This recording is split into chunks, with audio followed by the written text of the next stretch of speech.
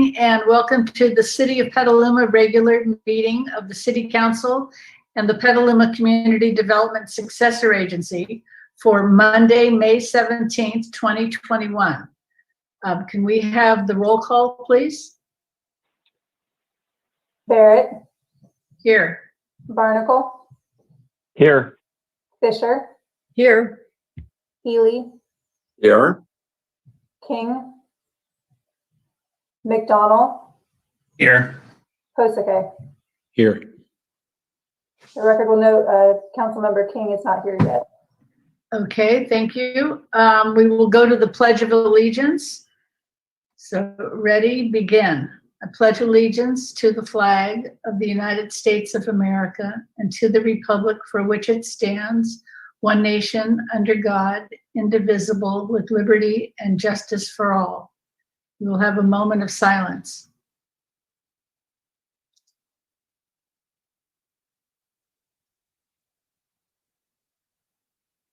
Thank you. I don't have any proposed agenda changes or deletions to the current agenda. Is that correct, City Manager? Yes. That's Okay. correct. Yep. Thank you. So then we will move on to proclamations, and we have 4 proclamations this evening.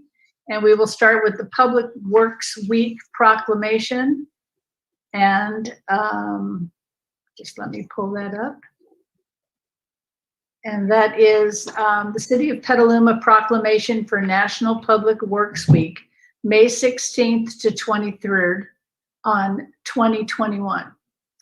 Whereas the City of Petaluma Public Works and Utility Department staff serves the community with dedication, professionalism, and integrity, and whereas their service is steadfast during emergencies, pandemics, droughts, and is adaptable to address the climate crisis, and whereas by working together, the impact that staff and public can have on our community is magnified and results in the ability to accomplish goals once thought unattainable. And whereas the Public Works and Utility staff helps maintain the community's strength by working together to provide an infrastructure of services in transportation, water supply, wastewater and stormwater treatment, public buildings and spaces, parks and grounds, emergency management, and first response.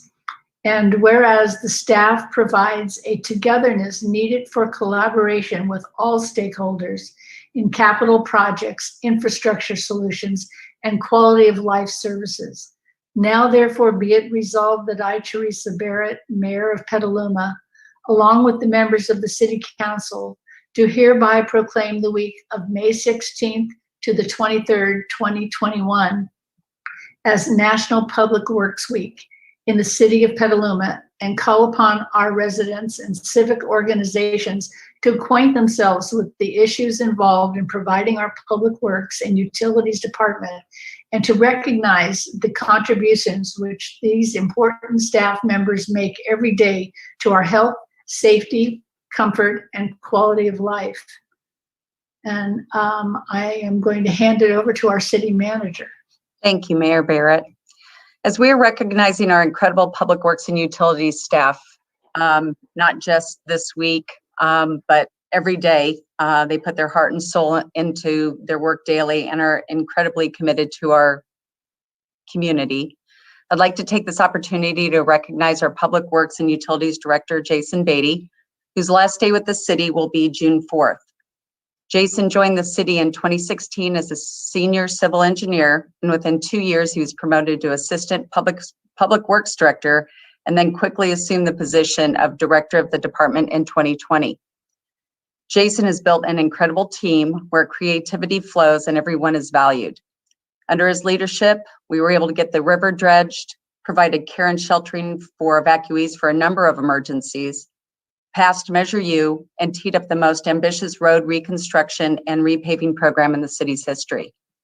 His contributions have been vast, transcending engineering and public works, and our city is a better place to live, work, and play in because of his presence and efforts. We will miss his thoughtfulness, humor, and collegiality, and we wish he and his family our absolute best in the next chapter of his life. And Jason, you will always be a member of our City of Petaluma team. Thank you for your commitment to your staff, your colleagues, and our community, Jason. Over to Jason. Yeah, thank you, Madam Mayor. Thank you, Peggy, very much for the proclamation and those very kind words. It was unexpected. This year's theme for Public Works is Stronger Together, and it's an acknowledgement of staff's integration with the community. Not only do we have dedicated staff, most who live in the city or just outside of our city, we are blessed in Petaluma to have superb nonprofit organizations with which to work with and to make the community better. Staff recognizes this and is grateful for it. As you know now, I'm taking a bittersweet step down from my position as director in the beginning of June to spend some more time with my family. I will have to say my 5 years with the city has been truly rewarding and inspiring. I'm inspired daily by the dedicated people whom I've gotten to know over the past 5 years, who are taking care of our water, wastewater, and stormwater utility systems, running a transit system, an airport, a marina, and are the stewards of our public streets, parks, and buildings that we all enjoy. As I depart the position, I'm grateful for your support of the public works staff and the rest of the city staff that supports their work. The city's infrastructure, although impacted by years of underinvestment, is looked after by a dedicated staff that through working together with its many stakeholders, including the public, has and will continue to do amazing things in running the day-to-day operations and planning for the future. And now some additional resources in the proposed budget and the Measure U fund. So I think you'll see some great progress in the years here ahead. Thank you again.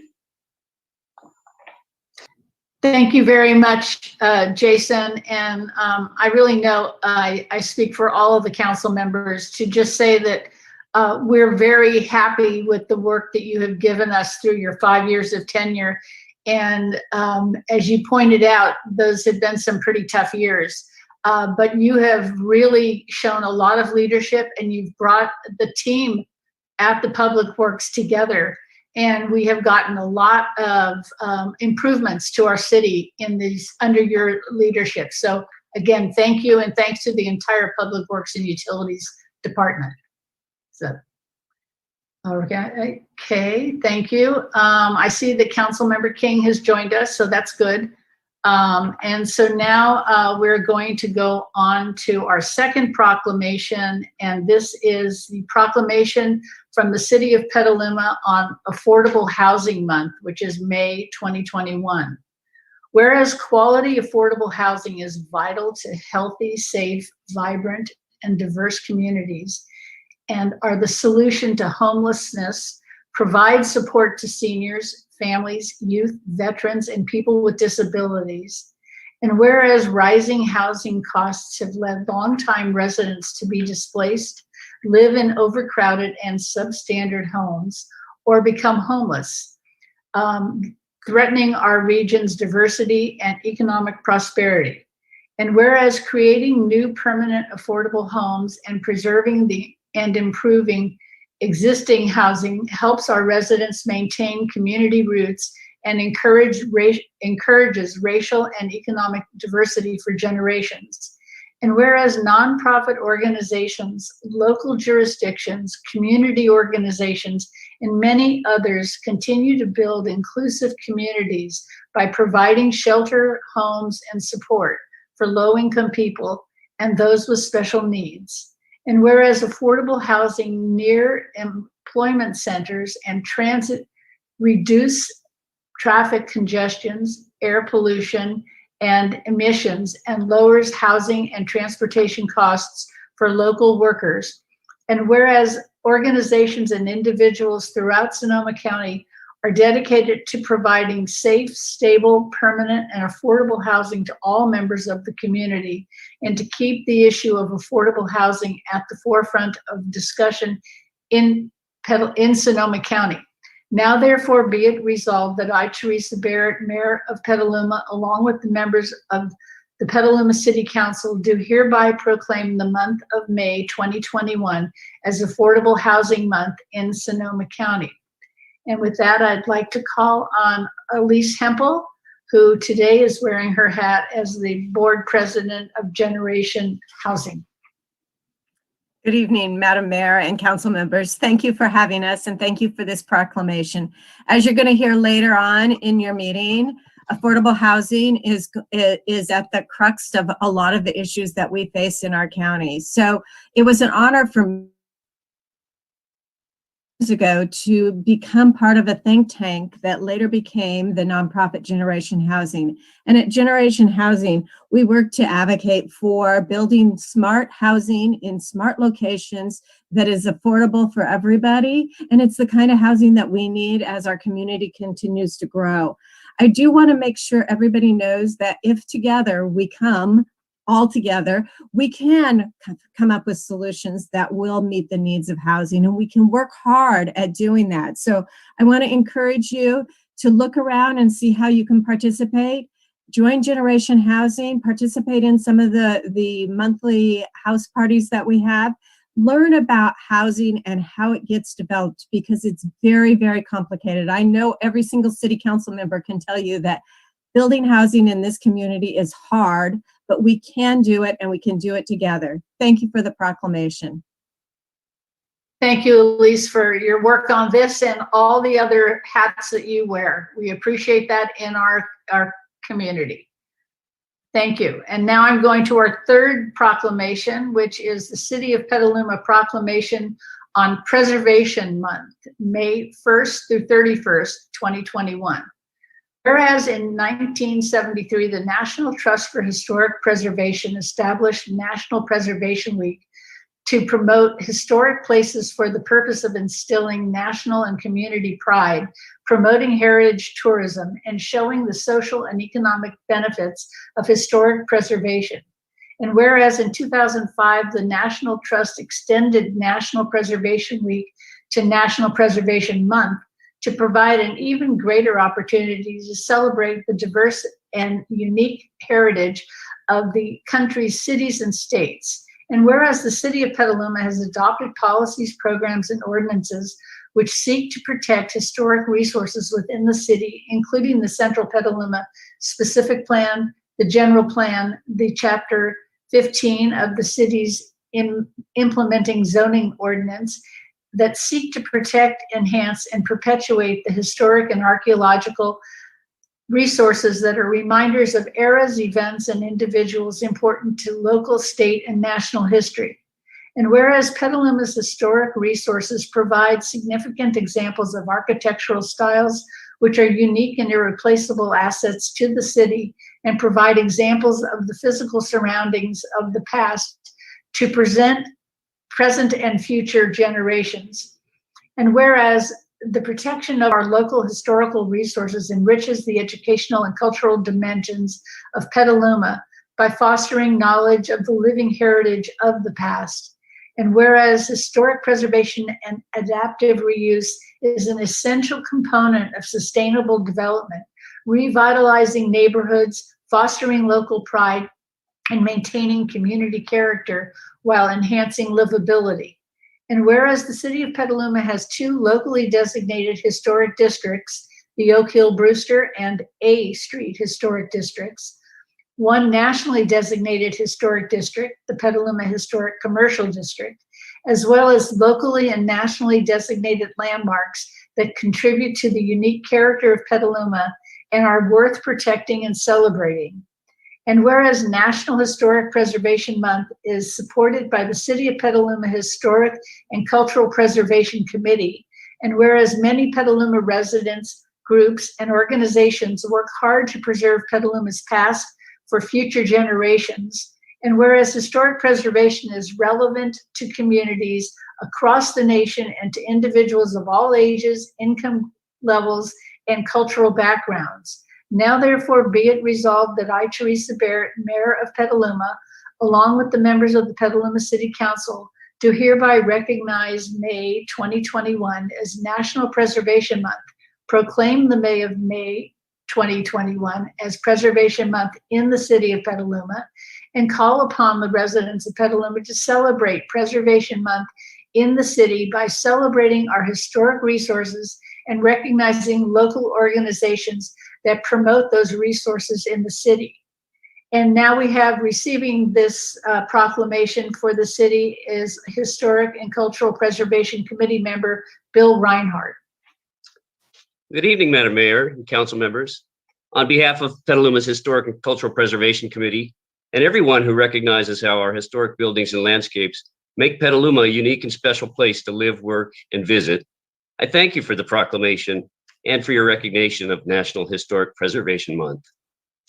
We've all seen what's happened in so many other towns where whole blocks of beautiful buildings and useful buildings are demolished.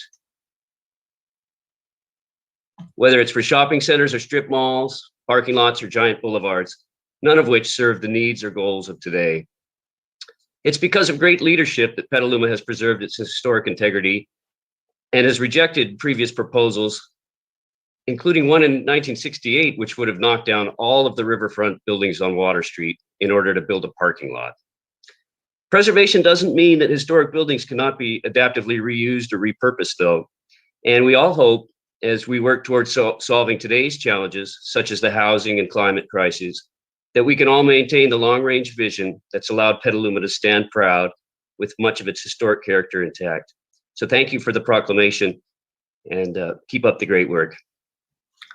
Thank you, Bill, and keep up the great work on our committee and commissions. I appreciate it. So with that, we will go to our final proclamation, and that is the proclamation by the City of Petaluma for Bike Month and Bike to Everywhere Day. Whereas the size, topography, and climate of Petaluma make it an ideal city for bicycling, whereas bicycles are a convenient means of transportation for short trips within cities, especially those less than 2 miles in length. And whereas 1/4 of all trips in the country are under 1 mile and 40% of all trips are 2 miles or shorter. And whereas reducing local vehicle trips into downtown central Petaluma and to and from our schools, shopping and working centers with bicycling, walking, or transit would help alleviate traffic and parking concerns. And whereas bicycling in lieu of driving benefits the planet, our personal health and wellness, fosters community connection, and is mode of transportation that is more accessible and equitable for many. And whereas throughout the month of May and beyond, the residents of Petaluma and its visitors can experience the joys of bicycling through free educational programs, bike challenges, and organized events by Sonoma County Bicycle Coalition. And whereas we are all in this together in fighting the climate crisis, improving our quality of life and happiness, and seeking equitable solutions to improve transportation, health, and living. Now, therefore, be it resolved that I, Teresa Barrett, Mayor of Petaluma, along with the members of the Petaluma City Council, do hereby proclaim May 2021 as Bike Month and May 21st, 2021 as Bike to Wherever Day. And with that, I'd like to call on Eris Weaver from the Sonoma County Bike Coalition to accept the proclamation. Thank you, Madam Mayor and City Council members, for this proclamation. The Sonoma County Bicycle Coalition is celebrating our 20th anniversary this year, and we've been doing Bike to Work Month, Bike to Work Day for almost that long. It's been rebranded since COVID to Bike to Wherever, since so many people are working from home or not working, that we're expanding beyond just focusing on the commute. The City of Petaluma has been an enthusiastic and energetic participant in the Bike Month festivities since, at least in the years since I have been here with the Bike Coalition. In the last Bike to Work Day, in the before times, before COVID, you easily had the largest, most happy and bouncy Energizer station of anywhere in the county, with seemed like every department in the city had people out there greeting cyclists as they came by and participating and helping encourage more people to get on bikes. During the COVID pandemic, many more people who haven't cycled in a while have pulled bikes out of the garages, and the bike shops can hardly keep bikes in stock. And your city staff exhibited amazing leadership in creating the Slow Streets program, and looking towards maintaining that. The other thing that I often say to other folks about Petaluma is that your pedestrian and bicycle advisory committee is a model of how to create such a committee for success. You are the only one that I know that includes members from the city council, from your planning commission, from your parks and rec commission, so that that body is integrated into the other parts of the city and what you do, which allows it to be much more effective than many others that I have experienced in my career. I wanted to let you know a week and throughout the rest of the month, we have a variety of classes free online and some challenges that people have been engaged with. They could sign up to bike so many hours, so many miles, so many days. And there are two particular events this week. On Wednesday, we commemorate, and on Friday, we celebrate. Wednesday is an international event, the Ride of Silence, which is a silent bike ride to commemorate and remember cyclists who have died on our roads. We have 3 different rides happening in the county this year, and the Petaluma Wheelman is sponsoring the ride in Petaluma on Wednesday. And given the recent drunk driving assault on 2 cyclists in Sebastopol last week, a lot of us are holding grief and anger around some of those situations. So this is always a very moving event, but we have easily 5 times as many people signed up to participate as we've had in the last several years. Then Friday, we celebrate. We don't have quite so many locations with, big things and people handing out stuff because of COVID. But we do have partners at a variety of the bike shops who will be handing things out. So Mike's Bikes in Petaluma will be a location where you can get your goodie bags full of bike swag, although they're running a little late because that ship stuck in the Suez Canal slowed down delivery of our bags made in China. So the bags aren't there yet, but will be in the next day or 2. We're also having a happy hour that evening at the end of the day, which is in Santa Rosa, but y'all can come up and hang out with the rest of us at any rate. So again, thank you for this proclamation. Thank you for everything that you do to strive to make your city a better place to bike and keep all of our residents safe. Thanks. Thank you very much. I appreciate it. And next year we'll get out there and all be much more active in person. So thank you. Now we're going on to a presentation, and this is the Youth Commission Annual Update. So we have a Recreation Supervisor, Rachel Beer. Do you want to do the introductions, Rachel? Great, thank you so much. Good evening, Madam Mayor and City Council. Thank you so much for having me here this evening. I have had the pleasure of being the staff member on the city's Youth Commission for the past 2 years, and I'm especially proud of how much they've accomplished this past year. It is my pleasure to introduce Fabian Romo Macias, our Youth Commission Chair, as well as Henry Winter, our Youth Commission's Vice Chair, to present the Youth Commission accomplishments for the 2020 and 2021 school year. All right, thank you so much. Let me just turn my video, okay? I'm just gonna do a quick moment so Henry can pull up our presentation.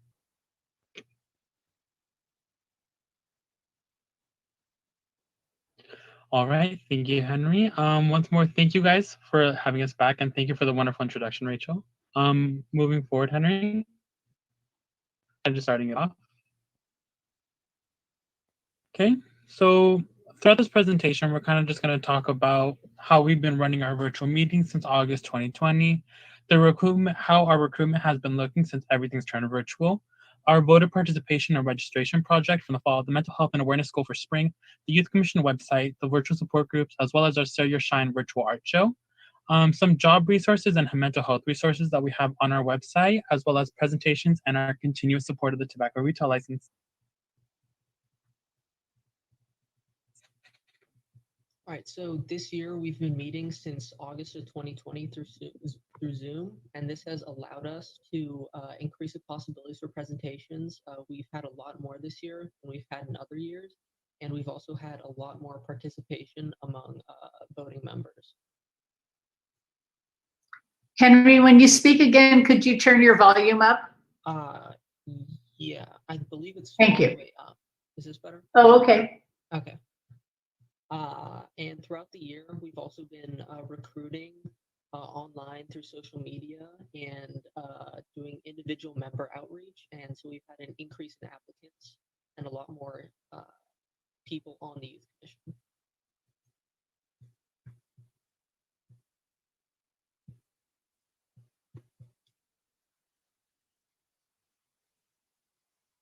Oh, okay, so now I'm going to talk about the fall goal that we set out at the beginning of the year, which was voter registration and like political awareness.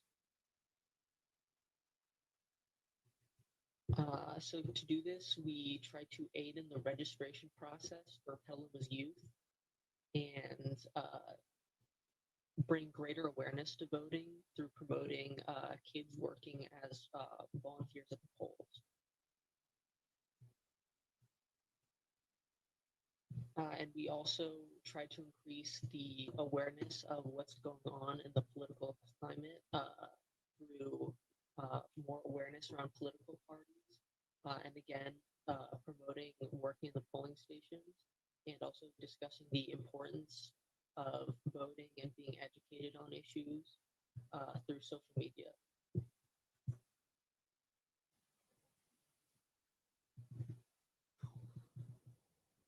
All right, so for our spring goal was stress, time management, and health resources for youth, and we approach that in a variety of ways. Next slide, please. One of the ways we approached this goal was through our new website. So in order to reach out to the youth and kind of get that more interaction with Petaluma's youth besides just our own commission, with everything turning virtual, we figured we might as well move forward and create a website for ourselves. If I can have Henry click on the link real quick, just to give you guys a quick glance. All right, this is our website. As you can see there are some of our members, as well as Rachel, as you guys just saw her. Our website, we formed as a way to kind of just get more in touch with our community and kind of as a way for our community to get more in touch with us. A lot of Petaluma's youth don't really know what it is we do. So we kind of wanted a way to get ourselves out there, as well as get an opportunity for more of Petaluma's youth, and not even more of Petaluma in general, to kind of see what we do as a community and how we play a part, or how they could possibly play a part in what we do. Right, thank you, Henry. Another thing that we did for the spring semester was the Share Your Shine art competition. Regarding this to our spring goal, we figured that because it's been such a hard time, especially for a lot of Petaluma's youth, with everything turning virtual and everyone getting locked inside, a lot of people have a variety of different outlets, and one of the outlets we thought they would turn to was art. So kind of what we wanted was a way for Petaluma's youth to be able to, sorry, am I moving too fast? Kind of slow it down, stop. Okay. Kind of a way that we figured to get Petaluma's youth to express themselves is through their creative outlets. We created an art show for Petaluma's youth to share with us their photography, their stories, their paintings, whether it's physical or digital art, as well as their dances or songs if that's something that they were interested in. There at the bottom are some of the art pieces that we got as part of our kind of our advertisement. So these are all Petaluma's youth. And then here we have our winning art pieces for our competition. So here we have for our winning art piece for physical art is a Maya Lunabis's art piece. For digital art, we have Evan Beaches. And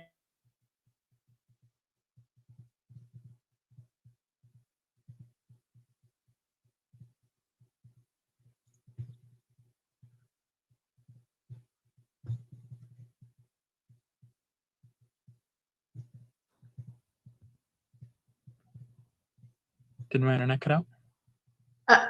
I think you're back on. I think you did cut out for a little bit there. Could you repeat? I think we lost you when you started to talk about the winning art piece for digital art. All right, thank you so much. Besides our winning art piece by physical art piece by Amaya Lunovis, we also have our winning digital art piece by Evan Beach, as well as our winning short story by Riley Hammock. These are all present on our website's homepage in case you want to check them out, get a closer look, as well as get a chance to read through the winning short story. Next slide, please, Henry.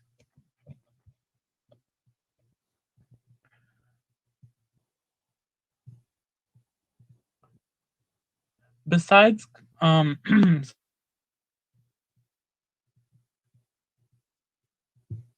think you cut out again, Fabian. Your audio has cut out. yeah, the mayor's talking, but I'm not hearing anything. I'm gonna turn my camera on. I'm camera Okay. off, sorry. Okay, go ahead. Yes, it is. Sorry, I apologize. So besides our art show, we have our virtual support groups. These were created as an opportunity for Petaluma's youth to get to know each other in a more social setting. Making connections was a way for Petaluma's youth to get to know each other.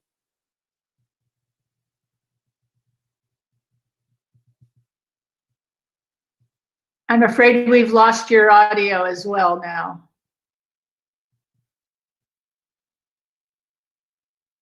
Or mute on and off again. Maybe Kind of resetting it would help.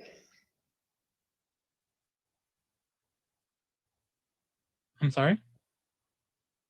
We can hear you now, so go ahead.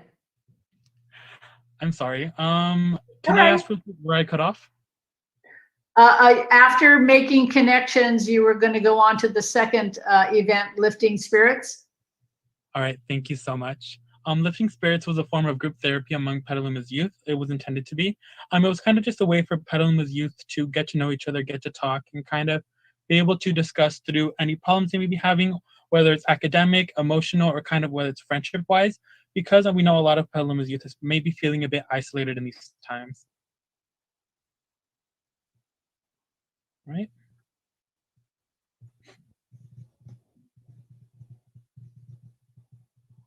Along with our website, we created a couple mental health resources, kind of just for anyone looking for more help than what we could provide.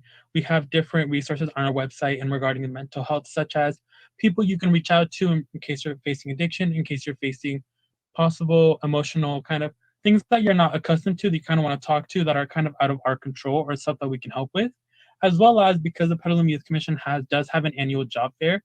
And with everything turning virtual, we couldn't help out that much this year. We also decided to put job opportunity resources, which is kind of just a variety of different job opportunities around Petaluma, for that they can look into with different information regarding kind of what these jobs may be looking for or what could appeal to the youth.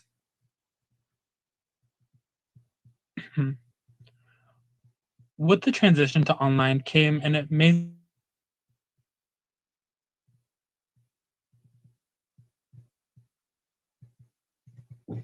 You've cut out again from the beginning of this presentation slide. more youth commissions around California have been uniting to kind of talk about what each commission is doing, kind of how it plays into a greater role.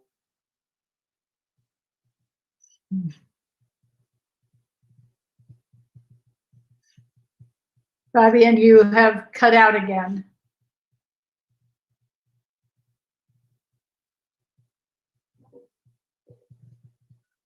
Such as the Sunrise Movement, the Sonoma County Public Health Impact, Sonoma, Tobacco Nicotine Prevention, and Tobacco Free. Next slide, please. All right, so previously the Petaluma Youth Commission had expressed its desire for the tobacco retail license. And obviously that was cut short last year due to the pandemic, but we just wanted to reiterate that our support for the tobacco retail license, and we want you as the city council to continue with it as soon as possible.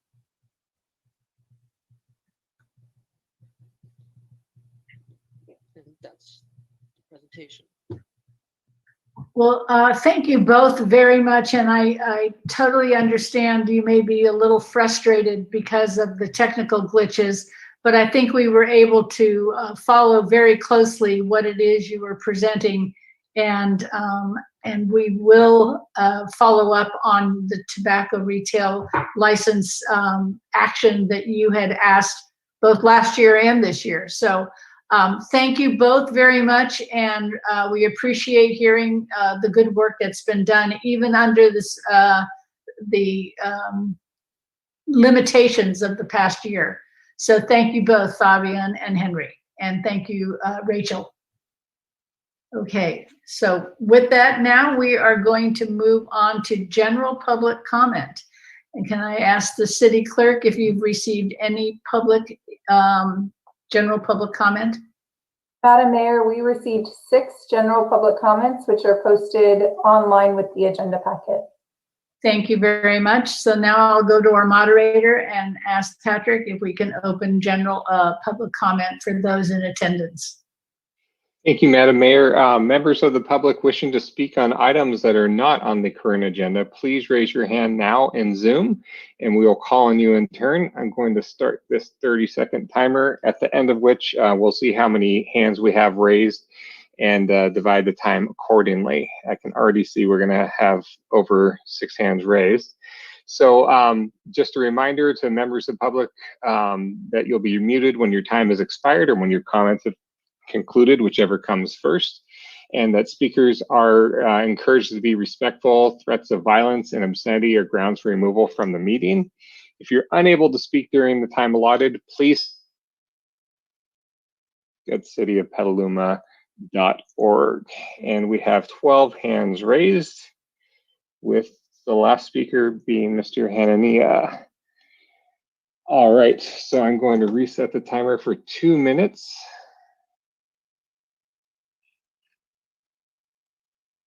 And our first speaker will be Pam Granger, followed by Ben P. So Pam, you may unmute yourself and begin your comments. Good evening, Mayor Barrett and council members. This is Pam Granger, and I'm wearing my community member, grandparent, and tobacco-free Sonoma County hats tonight. First, I want to give kudos to Fabian and the other youth commissioners for their thoughtful and impactful choice of focus areas for the fall and spring semesters. Thanks to them for their service to the young people in our town. Secondly, as a grandparent whose grandkids are just a few years away from being prime targets of 12 and a half years old for the tobacco/vaping industry, eager to lure our kids to maintain their bottom line, I thank the commissioners again for their passion around Petaluma passing a tobacco retail license ordinance. The TRL is one important strategy of the top 3 that is proven to reduce youth tobacco use and prevent a lifetime of potential addiction, disease, and death. And third, as the chair for the Tobacco-Free Sonoma County Community Coalition, I want to update the council and the commissioners on the good news that after a year of TRL inactivity due to the combo COVID-19 pandemic and fires, forward progress has been made on the development of a tobacco retail license policy. On April 19, coalition members Bob Curry and I, along with Carly Moore and Ariel Thomas Ehrlich of the county's Impact Sonoma Tobacco Prevention Program, met with police analyst Kate McCoy, offering ongoing technical assistance. We have continued our relationship and look forward to having information to share with you soon. Check your email for more details. Thank you. Thank you, Pam. Next speaker is Ben P., followed by Taryn Obaid. Ben, you may unmute yourself and begin your comments. Yes, Ben Peters. Good evening, everyone. This is actually a question for City Attorney Eric Danley. So in reviewing the annual budget, I just had a couple questions that you might be able to address at a future forum.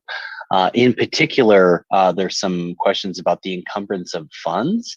As an example, on page 155 of the budget, bullet point 4, I believe it is, there's a purchase that was made that may not have been encumbered. And that's PDF page 167, budget page 155, bullet point number 4. And so wanted to understand how that specific action related to chapter 4, section 4, item 7 of the city's municipal code as it relates to purchasing. Now I know Measure U was obviously very successful and supported by the citizens of Petaluma. And I look forward to participating in the Measure U Oversight Committee such that our purchases receive the proper scrutiny that they deserve. So again, thank you for responding to that question at the appropriate time, and have a good evening, everyone. Thanks. Thanks for your comment, Ben. Next speaker is Taryn Obaid, followed by Abigail. Taryn, you may unmute yourself and begin your comments. Thank you, Patrick. Good evening, City Council members and Madam Mayor Barrett. A couple of weeks ago, I mentioned that I walk around a lot and that I've noticed that a lot of trees have been cut down over time. And most recently, I cited that most recently I've noticed that the trees on Petaluma Boulevard South on, I guess, the east side of the boulevard where the road diet's going in, were all chopped down to the ground. I think there are 11 of them. I've taken pictures. Unfortunately, I apologize, I haven't sent them to you yet. Maybe you've seen them, but I wanted to comment tonight because I walked down there this past weekend, and it's hot, and I know the road diet was a project that was discussed and presented and approved recently, but I just wanted to ask, I know it's a long shot, but given that carbon sequestration is so monumentally important for our planet and particularly for Petaluma because of the heat island that we are, and because we've lost so many trees, I did want to ask, please, if we can reconsider that plan, which I understand offers no trees, but I may be wrong on that, to consider, please, including some shade trees on that stretch of Petaluma Boulevard South, please. Thank you. Thank you for your comments, Taryn. Next speaker is Abigail, followed by Mark Kimberly. Abigail, you may unmute yourself and begin your comments.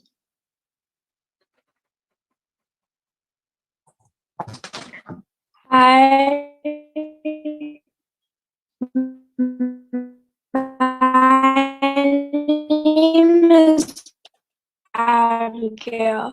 I am 10 years old and I live in Petaluma. I am involved with sport. It's like a second home for me. I have met many amazing and extraordinary people there. I would be sad to see it go. Please save the Petaluma.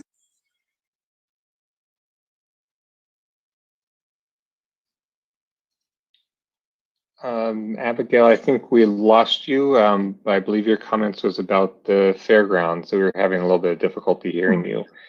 Can you hear us now? I can hear you now, yeah. Okay. Well, do you want to say something more?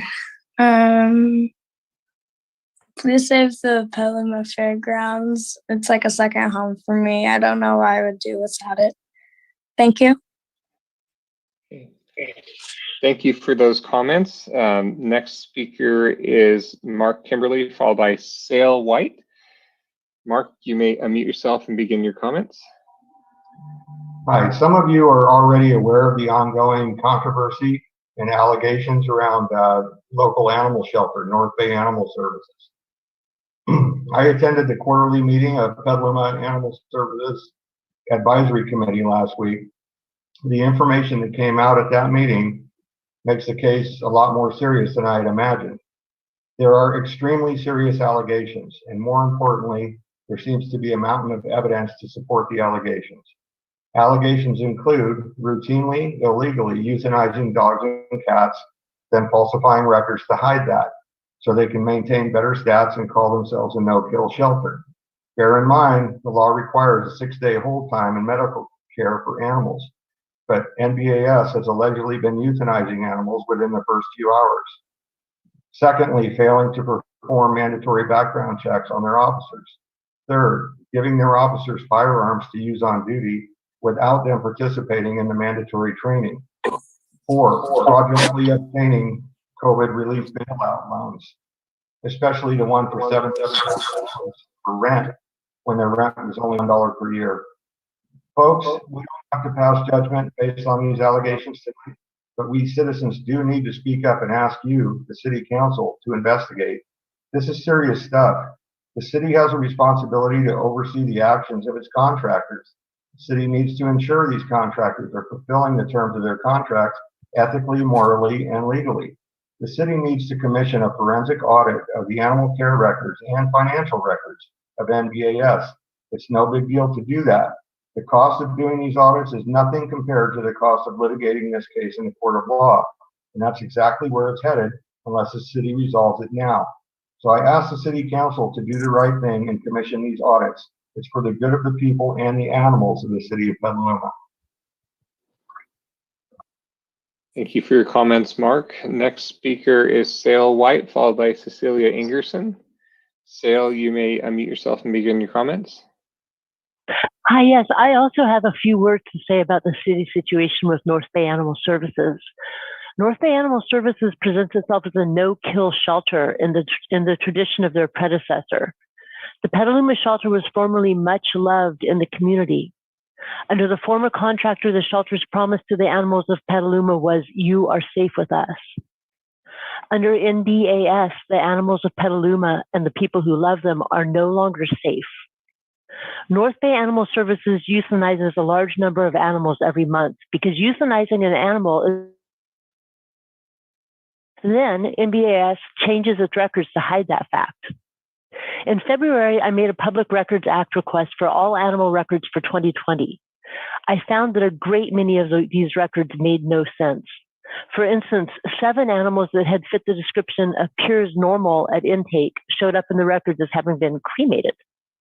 9 animals that appeared normal upon intake had an outcome of dead on arrival. How could this happen?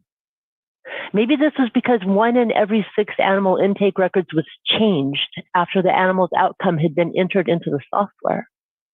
Last Wednesday at the Animal Advisory Committee meeting, Sue Davey of North Bay Animal Services confessed to having changed numerous animal records in the Pet Point tracking system, which is supposed to be a real-time log describing what happened to each animal that entered the shelter. I believe that Ms. Davey only made this shocking admission because I had asked about the timestamp discrepancies that I found in 158 dog and cat intake records. Ms. Davey also admitted that the 2020 euthanasia statistics reported by the shelter on their website were completely inaccurate. How many of our animals are they killing every year? We don't really know, do we? It's in the city's best interest to find out. Mr. Danley, I do hope you are paying attention to this. To close, I will read from a Yelp review of NBAS written on May 5th. I'm sorry, Sale, we had to stop there. Your time had expired, but please feel free to send your comments to the city clerk in the email address on the screen. Next speaker is Cecilia Ingerson, followed by Amy Taylor. Cecilia, you may unmute yourself and begin your comments.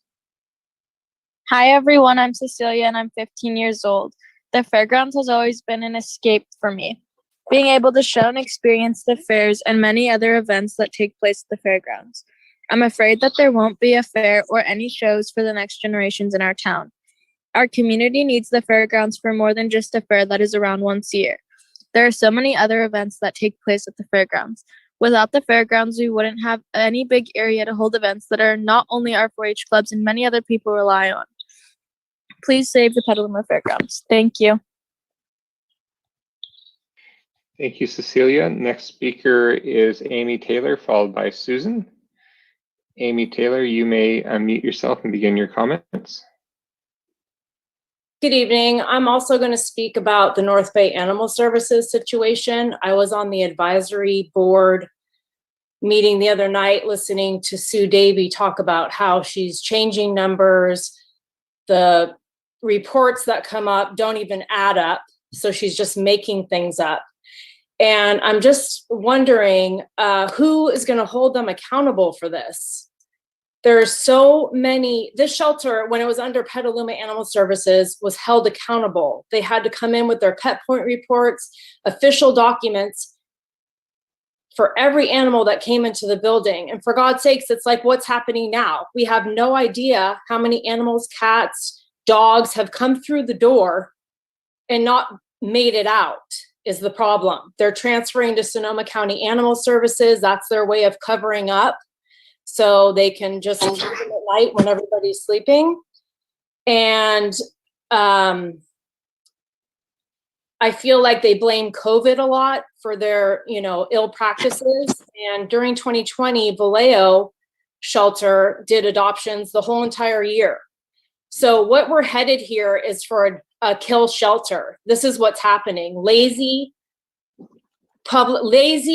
shelter employees who don't want to advertise animals, who don't even want to keep them alive. They barely make it through the door. Mark Kimberly's cat was killed 3 hours after entering the building by lying and telling the vet that the owner wanted that cat killed. If none of you see a problem with that, that's a problem for me.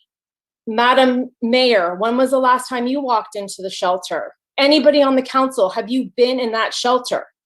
All you have to do is look at the records and know that they are completely lying to the public, and our animals are in a lot of trouble. Thank you. Thank you for your comments tonight, Amy. Next speaker is Susan, followed by Jessica. Susan, you may unmute yourself and begin your comments. Okay, thank you. I'm speaking tonight on behalf of the houseless folks that are living on our streets. And first, I want to thank the city for the measures that they have taken so far, starting with the affordable house proclamation tonight, where I just now learned about generation housing, so I will be checking that out. But the other measures the city has taken is having realtors looking for property that might qualify for the Home Key grant, mobile showers with wound care, additional staff, Cahoots starting up, and the long-term project of permanent housing, which I agree is the ultimate goal. And I know these all take time, but I do want to thank the council for moving forward and working on all of these pieces. What I am addressing here is, what about tonight and the next and the next? Where can members of this population be until a more suitable temporary and permanent solutions become available? So are there city-owned plots of lands where tents, temporary sheds, or tiny homes could be located? Is there a way to section off a portion of the fairgrounds? Are there private property owners that would be willing to work out an arrangement to have tents and services on a vacant lot? Can we find a level of coexistence? There are examples in other cities where tent camps are run effectively. They are neat. The people agree to clean up and avoid theft and violence, etc. And so I think it would be worth a chance to try to find a workable solution for us here in Petaluma. Thank you very much. Thanks for the consideration. Thank you for your comments, Susan. Next speaker is Jessica, followed by John Hanania. Jessica, you may unmute yourself and begin your comments. Hello, good evening. This is also a comment regarding the North Bay Animal Services. I am somewhat of a victim of North Bay Animal Services, as they euthanized 2 of my dogs without my consent. They had someone come in and claim that they were the owner, signed the paperwork, and paid the $84 for the euthanasia fee, and they were euthanized the next day. This happened to be my ex's sister, and there's no way she's the owner. My name was all over the paperwork, all over the microchips. Had the lazy employees taken a moment to look up that I was the owner, my dogs would probably still be alive. On top of that, they were claimed to have killed chickens the day before she brought them in. And if that's the case, the California state law says that they were supposed to be in holding for 10 days to check for rabies. So this is a public health concern, correct? So they're not even following California state laws. And I'm very concerned about that, as well as the fact that they're euthanizing dogs. They're taking these pets from people. No one even knows what's going on. I didn't find out till 3 months later that my dogs were dead. And they still never told me anything. No information. The only information I got was when I emailed the city of Petaluma. You guys, thankfully, I got the information I needed so I can get closure. My dogs will never know my baby. My baby will never know my dogs. And I lost family members because Mark Scott killed them because he didn't want to try to find the actual owner and take the time to know that these were sweet dogs. They did not deserve to die. Thank you. Thank you for your comments, Jessica. I'm sorry for your loss. Our next speaker is John Hanania, and that is the last hand that we had raised before the timer expired. So John, you may unmute yourself and begin your comments. Good evening. Well, there's so many things I'd like to talk about, but the first thing I want to say thank you to Dennis Persike. I did receive your message about ceding time to other speakers. You are absolutely correct, and I'm very well aware of that procedure, but that's not what Teresa did. Teresa denied me other people ceding their time to me, and if any of you, the council member or the public would like to see that, you will find it in the January meeting at exactly 1 hour, 32 minutes, and 40 seconds. And that's what I was talking about. But now I want to touch base on the wrongdoing and condoning wrongdoing. I've been saying the city manager is not doing her job. And all of you saying, oh, she's working too much, she's going to have a meltdown, she needs a vacation. So, simple questions. If she is doing her job, why there are so many wrong things taking place in the city? Why there's so many people complaining? I send a message to Brian Barnacle and Dennis Persike being very sarcastic. Actually, the first message was to Dennis Persike being very sarcastic. I asked him if he can recommend a doctor for my eyes because my eyes keep lying to me about what I see and the pictures I have sent him with all the violation. So what's going on? You know, you guys keep saying, oh, wrong things. Why there's so many violations? You know, I see it in every single day.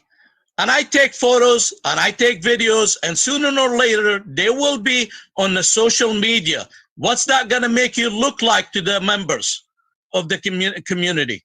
Thank you. Thank you for those comments. And actually, we had one person that lowered their hands and then raised it back up. They were there before. That was only 11 speakers. So Moto G Stylus, you may unmute yourself and please state your name for the record. Oh, okay. I'm sorry. This is actually, can you hear me? Yes, we can. Go ahead. Okay, good. This is Miguel Elliott. Let's see. Yeah, I'm not Moto G Stylus. So I just wanted to plant a seed to you all about a project I would like to pursue in Petaluma. I know this is not the time to do proposals, but I've been working down in Oakland, building a village at a homeless encampment. The project is called Cobb on Wood. It's underneath the freeway. And so we built a kitchen and a free store and bathrooms and showers and little houses. And we did them for very, very cheap. And we did them with Adobe. And well, actually with pallets insulated with natural insulation and then covered in an Adobe plaster. So they're fireproof and well insulated and durable. And the residents were involved in helping to build them, which was a great activity, you know, for like earth art therapy, a very empowering activity for them to do. And so, you know, Oakland has the emergency sleeping cabin ordinance that allows structures such as these to be built on city property without needing to follow any building permits. And so I would just like to see, if we can explore this possibility of doing something similar to this in Petaluma, kind of picking up where General Vallejo left off with the adobe construction, doing adobe abodes. And, and so I'd like to, like where there's tent encampments, I'd like to see, little adobe structures that were actually built by the residents themselves. And it's very safe to do. There's no real tools involved. So so that's just what I'd like to put out there. And I look forward to having conversations about this in the future. Thanks. Thank you, Miguel. And that is the last speaker, the last hand we have raised before the 30-second timer. Moira, I believe that's you. Please send your comments to the city clerk at cityclerk@cityofpetaluma.org. Thank you. Thank you, Patrick. Thank you. And with that, we will close general public comment. And I would like to recognize our Public Works Director, Jason Beatty. Yes, good evening, Madam Mayor. I just I did want to respond to one of the comments because we also have received a few inquiries into Public Works as well about the removal of the trees on Petaluma Boulevard South. Those trees there, unfortunately, there was gas main repair work done by PG&E where the trees were had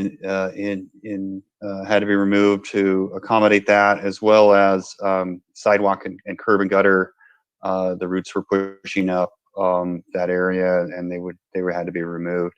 And this was ahead of the Petaluma Boulevard South Road Diet, which we hope to get into construction in the fall, where that whole area will be reworked. A planter strip will be put in, and then we'll be making plans to plant the shade trees in that area to reestablish, that shade canopy and that urban canopy. And in general, we are focusing on growing that urban canopy and hoping to work with groups like Petaluma Relief in our parks and along our streets as well. Thank you very much. And with that, we will go to council comment. And let's start with Council Member McDonald. Thank you, Madam Mayor. Appreciate getting to lead off tonight. I did just want to recognize how many folks we have on the call tonight. It's not an absolutely full room, but over 45 people from the public, so that's good public participation. One of my primary liaisons is to the Continuum of Care, the county's homelessness board, and it's been very active. At our May 5th meeting, we met to allocate funds for homeless projects Petaluma's programs were shortlisted for funding, and a decision should be coming this Friday at this Friday's meeting. And at today's meeting, we reviewed the effectiveness of the permanent supportive housing programs in the county to see if their funding will continue. Their HUD funding should continue in the upcoming year. And it's enlightening to see the amount of paperwork that any organization has to fill out, but also to see all the programs and efforts that each of these groups undertake when they in their mission.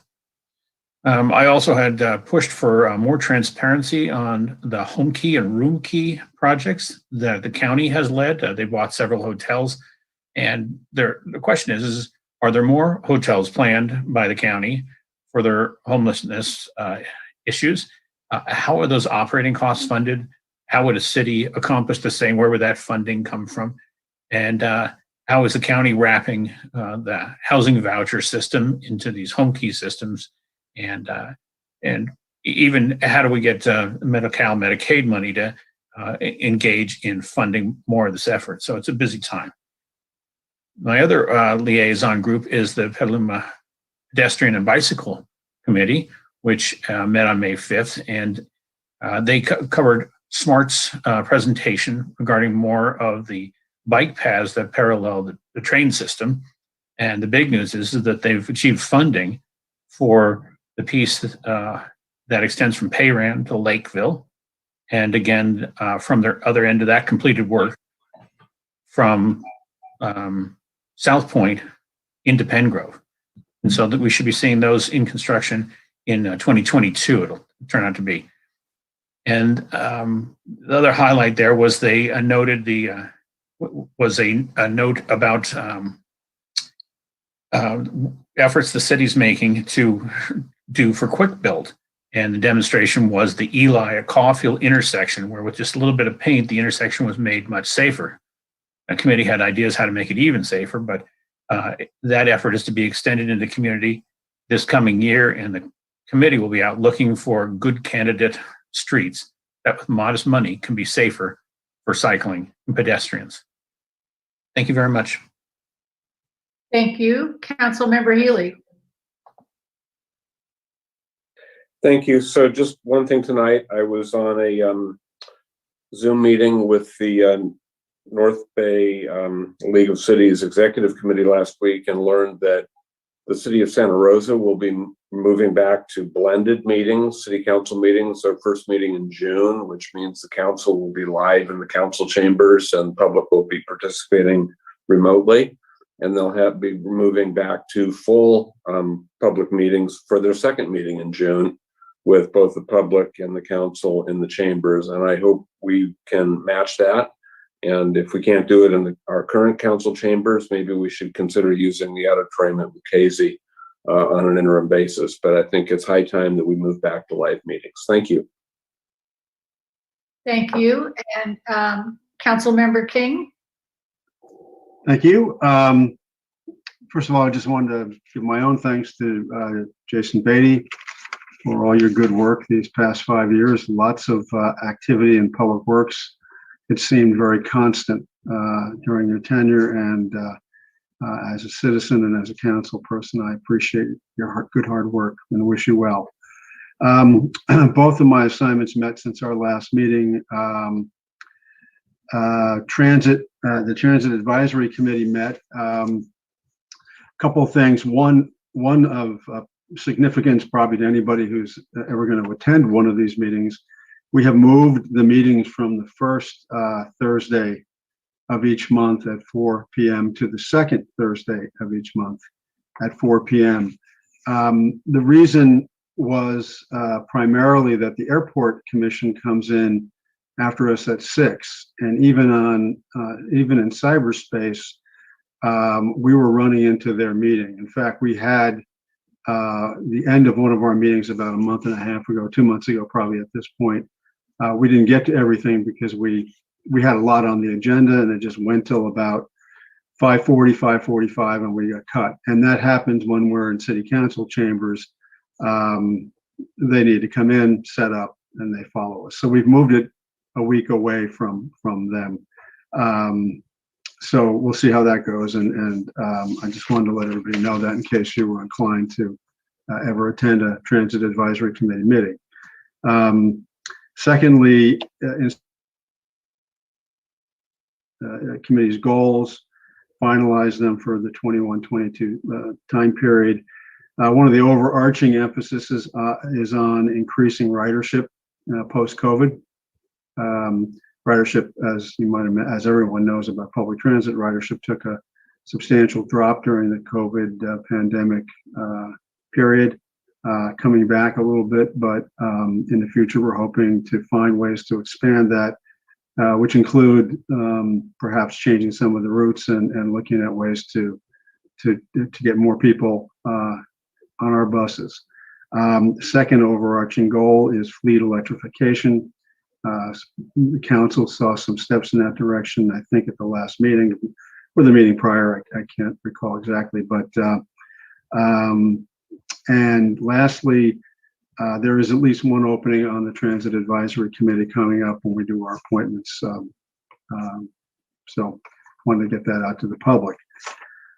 Sonoma Clean Power also met since our last meeting, and while there was a lot discussed, one of the things I'm going to be bringing back to the council, and I'll be making this request on the approval of the proposed agenda for June 7, is for the city to write a letter in support of Senate Bill 612. Council members, particularly if they've been around a bit, have heard me speak of this PCIA, or power charge indifferent adjustment, which I know we're trying not to use initials, but the actual description of what it is almost as bad as its initials. But what it is basically is a charge that PG&E puts onto agencies like and customers of Sonoma Clean Power and other California community aggregates, public electricity companies, for their long-term contracts that they entered into many years ago. It is a burden on rates, and it is a battle constantly between public electricity providers and private investor-owned utility advisors at the California PUC. I forwarded some information on to the city manager and city attorney this afternoon, but I'll be seeking a letter in support. And among other organizations that have supported SB 612 are the California League of Cities, the Climate Center out of Santa Rosa. I'm going to say, well, about 20 cities, counties around the state so far. This was as of the early part of the month, about half a dozen to 10 that are in the Bay Area, as well as other organizations in virtually every California community aggregate in the state. So I think this would be of substantial benefit to to the ratepayers. It would be an improvement for Sonoma Clean Power, because one of the things that we came up with when we went through our budget, which is the second item I'm reporting on, is putting $1.5 million for rate stabilization, so that we can limit how much we raise the rates of our ratepayers, which are in turn our citizens and our constituents in large measure. And what that does in terms of impact and how it affects the city of Petaluma directly is that it pulls money out of our potential at Sonoma Clean Power for programs that can help fund things like electric vehicle chargers and the like. So I'm hopeful to get support for that. We'll be making that request on item 2A. And that is my report. Thank you very much. Thank you. Vice Mayor Barnacle. Thank you, Madam Mayor. I have not had any meetings since our last meeting. I have had some exciting looks at the governor's May revision. Just to talk about a couple of the highlights: 1.4 billion for zero emission buses and trucks, 500 million for active transportation, 125 million for the food production investment program. So that's all the production facilities that are in Petaluma could qualify for that. These are all energy projects. 350 million for long duration storage. And so that caught my eye as we're looking at the potential backup generation for some of our facilities, and just seeing if some of those funds might allow us to not use fossil fuel generators. 6 billion for homelessness, including 2.75 billion for Project Home Key. So might be worth sleuthing through the budget revision and seeing if there's some money there that we might be able to go after. So it's exciting. Also, I'd just like to hear maybe the city manager, Peggy, you can just respond to some of the comments about North Bay Animal Services and what we are doing about any of the reports that we're hearing. Is that any response from the city manager could happen at her comments? Yeah, I'm just asking to hear what we're doing. Thank you. Thank you. Council Member Fisher. Thank you, Madam Mayor. Well, I had all three of my liaison assignments last week, starting with the Sonoma County Transportation Authority and the Regional Climate Protection Agency. Met on Monday, and so did the Executive Committee. And the highlight there is we approved all of our budgets, reviewed and approved. I had a planning commission meeting on Tuesday night, and we had a study session on the East Washington Place Shopping Center where we reviewed primarily a sign program and some new commercial buildings placed on the boulevard. And finally, obviously, you've heard that we had an Animal Services Advisory Committee meeting on Wednesday evening, and you've heard many of the comments. There's a lot of animosity and work to be done there. So I look forward to hearing the city manager's comments. And we were to review at this meeting, one of the reasons we moved it from April to May was that we could review the audit that is being done of the shelter's financials, but unfortunately those aren't ready yet. So they'll be to us next month. So thank you. Thank you. And Councilmember Posake. Thank you, Madam Mayor. All my commissions did meet in the last 2 weeks. We had a youth commission meeting on May 11. I think that Fabian and Henry have given us an excellent review of what they've accomplished this year, including recently. And would just mention that we'd be electing new officers at the last meeting of this semester next week. Had a Climate Action Commission meeting on May 13th, where we heard from the Sustainability Director of the Oakland Equitable Climate Action Plan, Daniel Hamilton. And he gave a very information-dense 15-minute presentation that I think will help focus some of our efforts. We also heard from Ramey and Associates regarding the climate action and the climate action portion of the general plan. And we formed another ad hoc committee to consider applying for something called the Cool City Challenge, which in short form is an opportunity to show what we've done to combat climate change and perhaps win a significant amount of funding for the cities and the Climate Action Commission's work. And finally, I'll reach out to the youth, to Fabian and Henry again for reminding us again of their work on the tobacco retail license ordinance. Thank you. Thank you very much. I had meetings on the Air District, both for the budget and also a deeper look at setting standards for land use, CEQA, and permitting done by the Air District for emitting sources, and a deeper look into the concepts to amend the permitting regulation based on what information is derived from the studies done on that. This information should come back to the Air Board in the third quarter, and we should probably be voting on it before the end of the year. And then these come to the different jurisdictions like our city and the county as Air Board standards, and they are advisory, but because they are from the Air Board, which is considered the primary source on air pollution, they carry a lot of weight. So this is very good work that the Air District is doing right now. I also had the opportunity to take part in the groundbreaking for directly across the street from City Hall.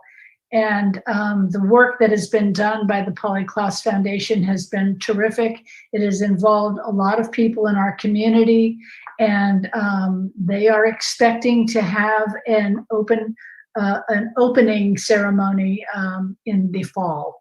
So there is progress being made all throughout our community, and that's just one more of the good things that are happening in Petaluma. I'm going to turn it over to our city manager for city manager comment. Thank you, Mayor. Wanted to let everyone know that our annual recruitment for our city commissions and committees is now open. Applications are due to the city clerk's office by 5 p.m. on Monday, May 31st. Applications can be found on the city's website, cityofpetaluma.org. And council meeting will be held on June 14th to review those applications and make those appointments. Also this week, tomorrow, we have our second meeting of our ad hoc community advisory committee on race relations, and it'll be starting at its new time at 6 p.m. And then Thursday, we'll have our second meeting of our general plan advisory committee at 6:30 p.m. And in response to Councilmember Healy's comments about getting us back in person, staff has been looking at and working really hard at trying to repopulate safely City Hall by city facilities by mid-May. And we are working with our IT folks to come up with a solution to ensure that we can maintain a Zoom presence while also being in person. And we're working with really old infrastructure. So we're looking at both city council chambers. The community center might be pretty difficult because we don't have any cameras up, and we'll have to figure out a way for PCA to broadcast. That was a problem with our goal setting 2 years ago, but we will figure out something, and we are just trying to make sure that it's safe for everyone, the public, staff, and council. And I'm going to ask Brian Cochran, who is the city manager's liaison on the Animal Services Committee, to make comment on the public comments earlier.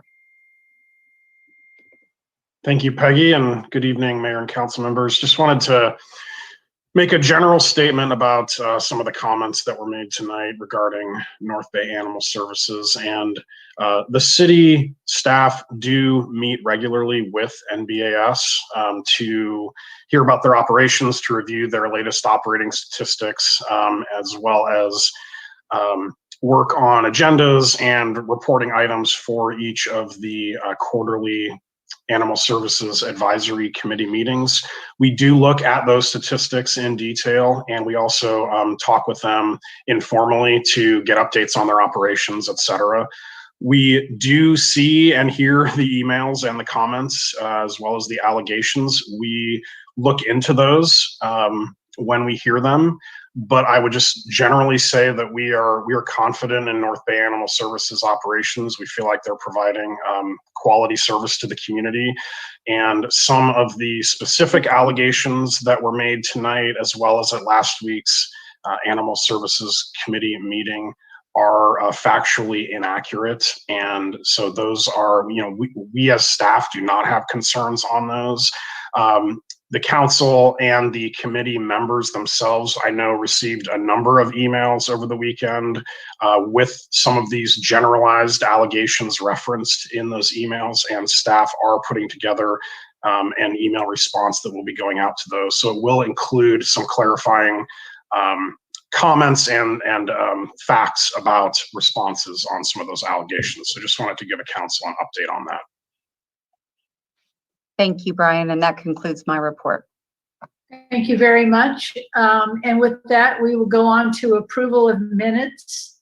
We have regular minutes for April 19th, May 3rd, and May 10th. If there is anyone who has any corrections, please raise your hand now.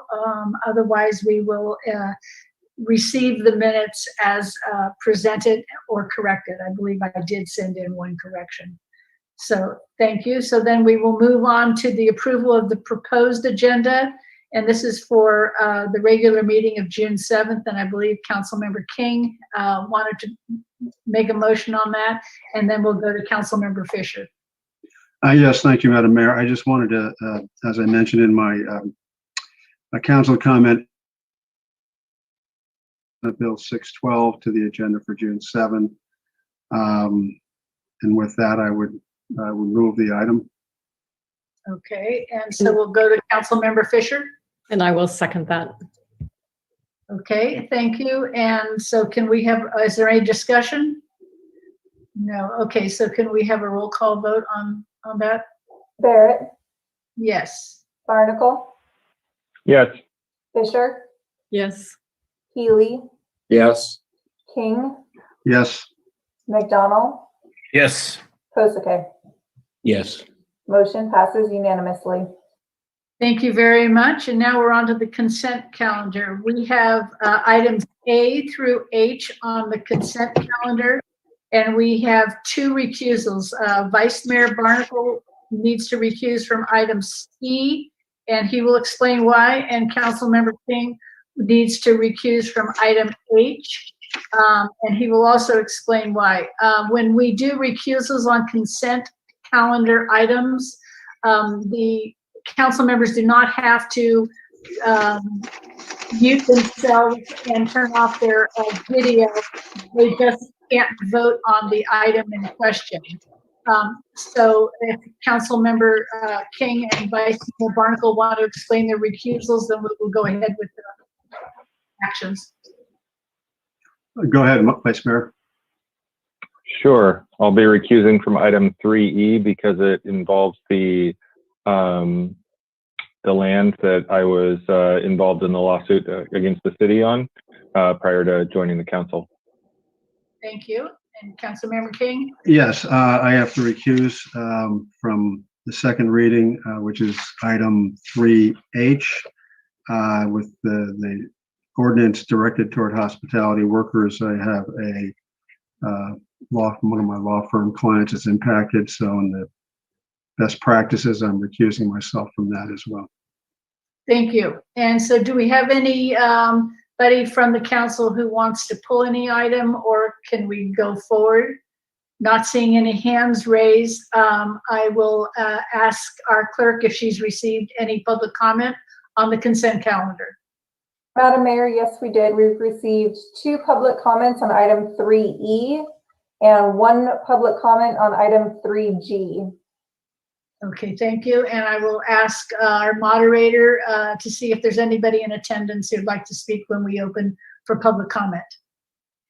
Thank you, Madam Mayor. Members of the public wishing to speak on the consent items, please raise your hand in Zoom and you'll be called on in turn. I see hands raised, so I will share my screen so we can get that timer going. First speaker is Taryn Obaid, followed by David Powers. Taryn, you may unmute yourself and begin your comments. Hi, thank you. Good evening again. I noticed that Relief Petaluma is part of the consent calendar. And I just want to say that what I've witnessed in this agenda item and from all that I've witnessed about the communications of this program is really exciting and inspiring. Trees are really important. Every decision has trade-offs up and down the state. Every little thing we do, we have to think of in terms of trade-offs. Is it going to sequester carbon? Is it going to reduce heat island? Is it going to clean our air? Is it going to cause more use of water? But trees are such an absolute win. And I'm really pleased that the city is going to partner with citizens, because I really feel like we can be better together. And how impressive is it that this is happening? It's really, really, really good news. So many trees get lost to us, and I'd like to see each and every one of them get replaced before a tree comes down. Have it put in place some sort of a plan or ordinance that it must be replaced with like. But I think this is a great initiative for our city, and I'm very appreciative. And thank you for putting it together. And thank you for the city council for putting it on the consent calendar. That's it. Thanks very much again. Good night. Thank you, Taryn. Next speaker is David Powers, followed by Blake Hooper. David, you may unmute yourself and begin your comments. Okay. Council members and city manager, I also want to take a minute or two to speak in support of item 3D on tonight's consent calendar. The mission of Petaluma Relief, I thought would be important to state clearly, it is to engage the community to plant and steward native trees and shrubs to improve the environmental health of the city of Petaluma and the Petaluma watershed, and to maximize carbon sequestration. This mission implements a number of goals, and both the community goals begun in 2019, the Climate Action Commission's framework, and also sections of the general plan. It's a very nice marriage of policy and implementation. We know that trees bring great benefit to the community because they increase shade, they reduce the effect of heat islands, they improve soil condition, they add to the beauty of the community, they increase foot traffic, and they add to the economic value of the homes and the neighborhoods in which the trees grow. The measure before the council tonight is a result of a very impressive effort of a group of residents who are dedicated to bringing all of these benefits to our community.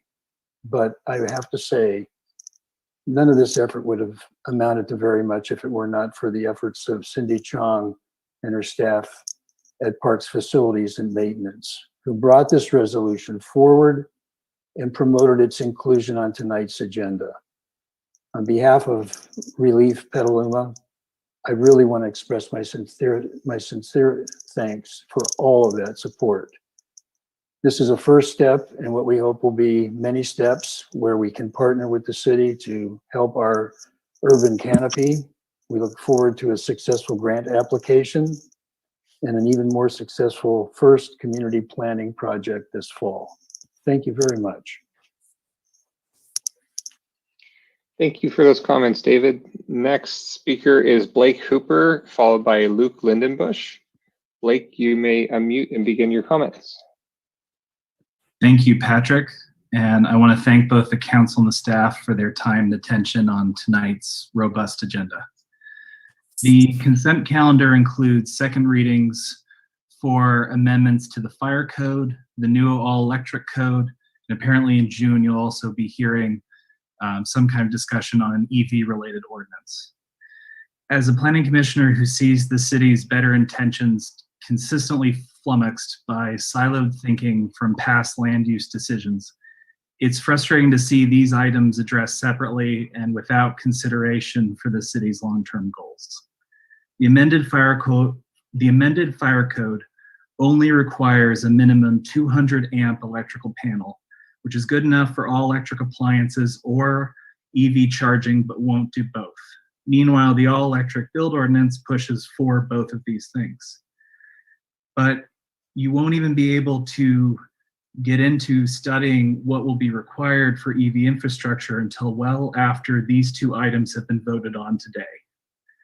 On the land use front, we are drowning in the short-sighted, siloed decisions that have come before us.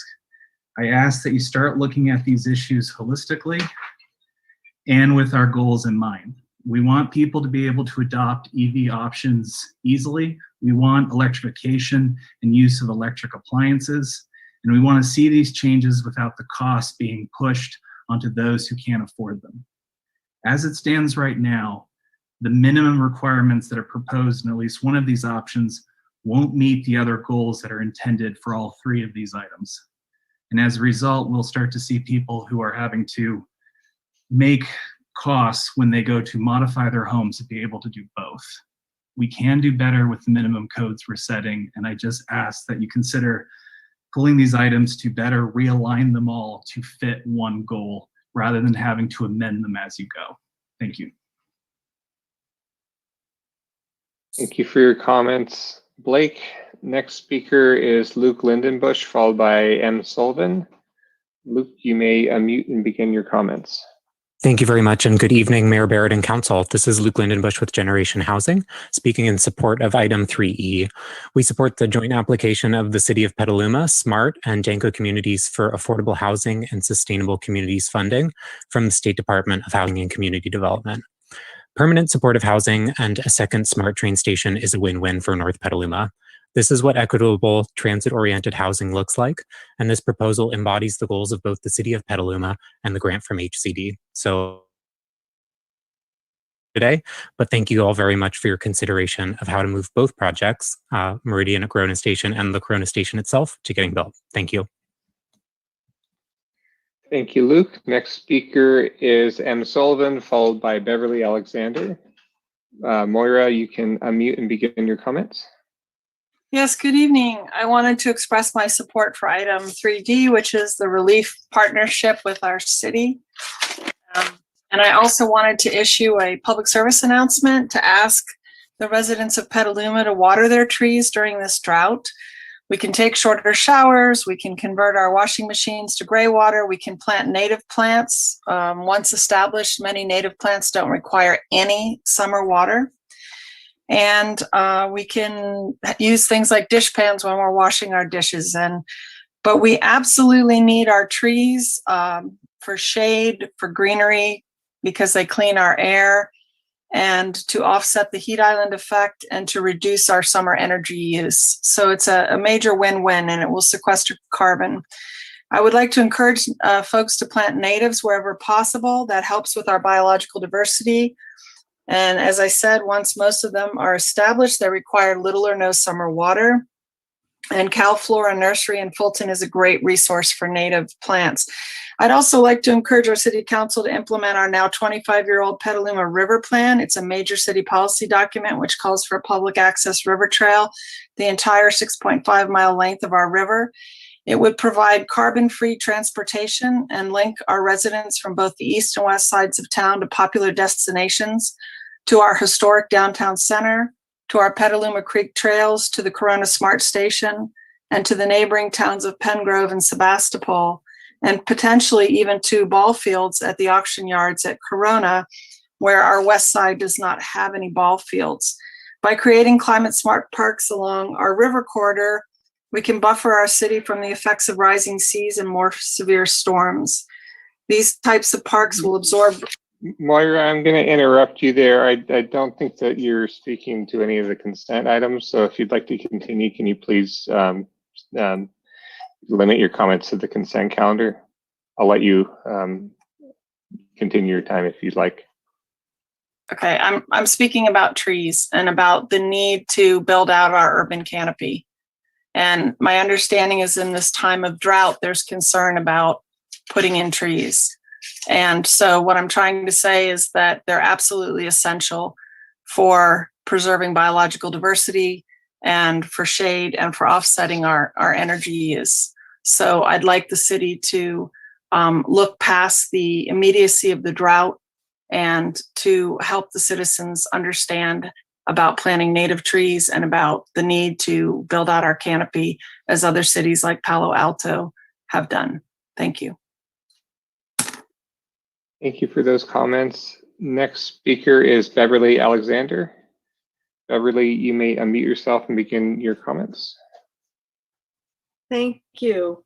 I also want to support Petaluma partnering with Relief Petaluma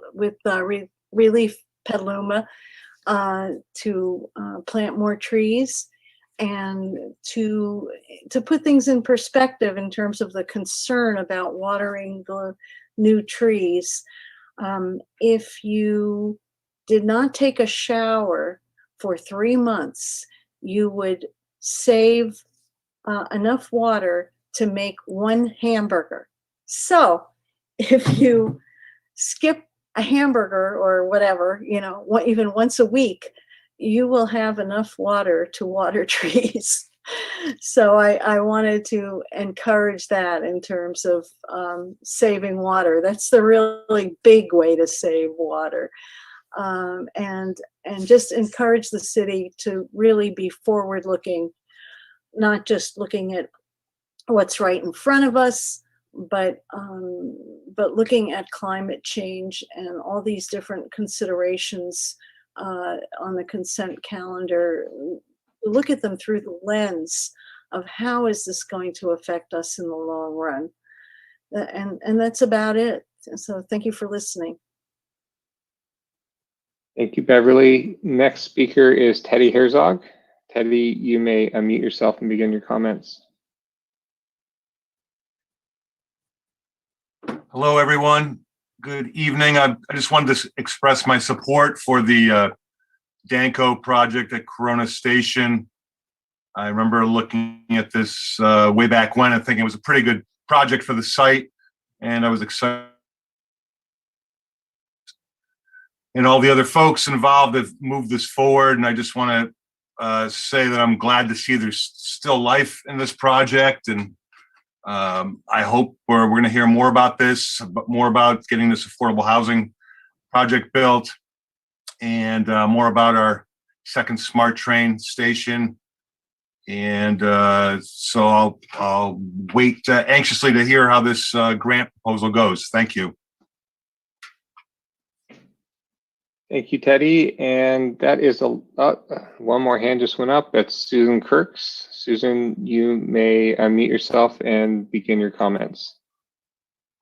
Thank you, Patrick. Good evening, City Council. I was just listening to the comments tonight, and I wanted to make a brief comment about your consent calendar item D. I think it's a very positive move to partner with Relief. I would like to add the habitat consideration element.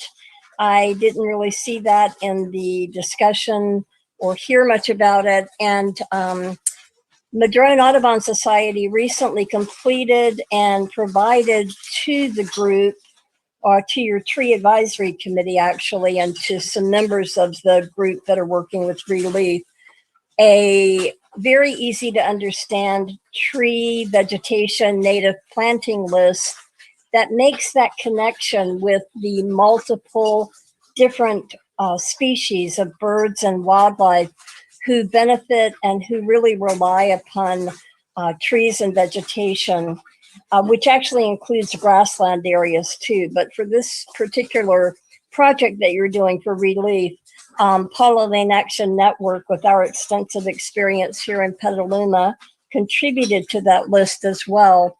And I know that the Tree Advisory Committee, as I said, has the list, and so does your Relief group. So I think we have to rely on the Relief group to make that information connection. And there is available information about different habitat areas in Petaluma for birds and wildlife, and Madrone Audubon would be happy to contribute to that so that when you make your selections for tree types and vegetation types, the combination of those can also address what's in the climate action framework related to local action to address the threat of species extinction.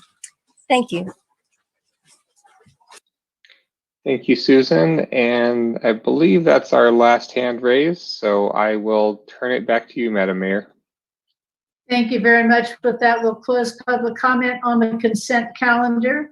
And I am looking for, well, I would like us to take, I'm looking for a motion for items 3A, B, C, D, F, and G. And I see Councilmember Fisher.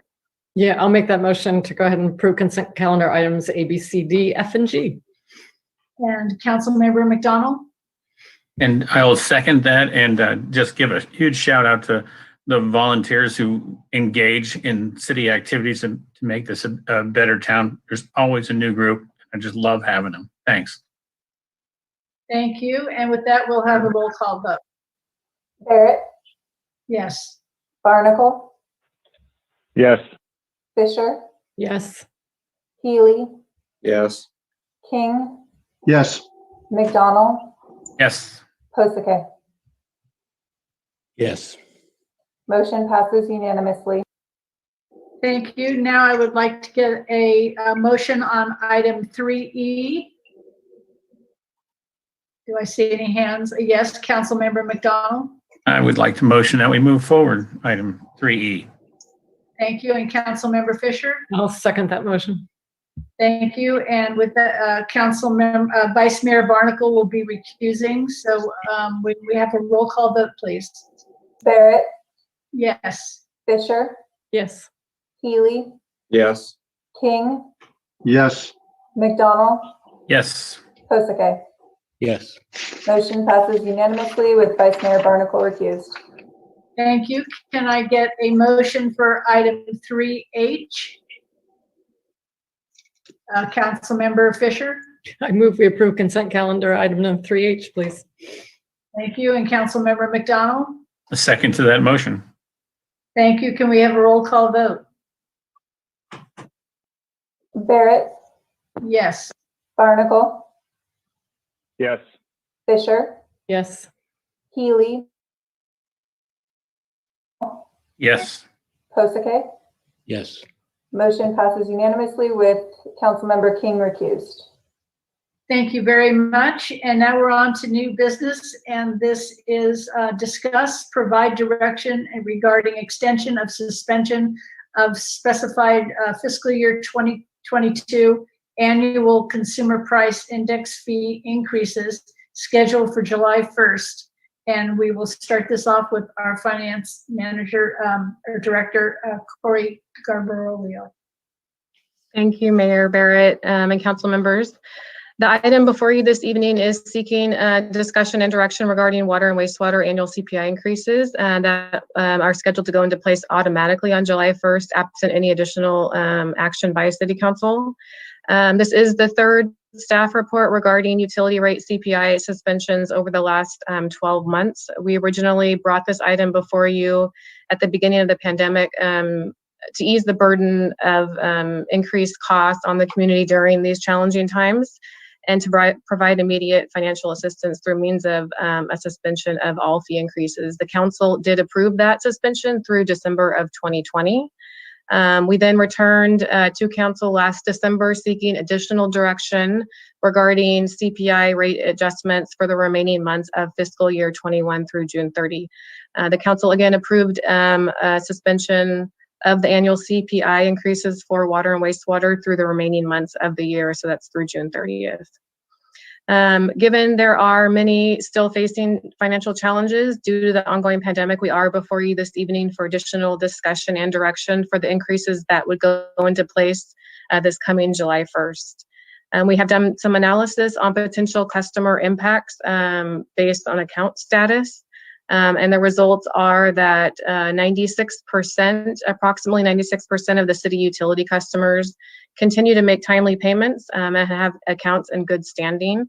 So that leaves approximately 3 to 4% of our total utility customers that have unpaid and past due accounts expected to be related to the ongoing pandemic.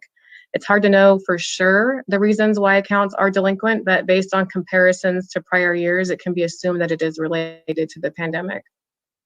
So included in the staff report are a series of options for council consideration. Our goal in creating these options was to consider both the monthly cost increase and savings to the customer, as well as the revenue impacts to the city from a possible suspension.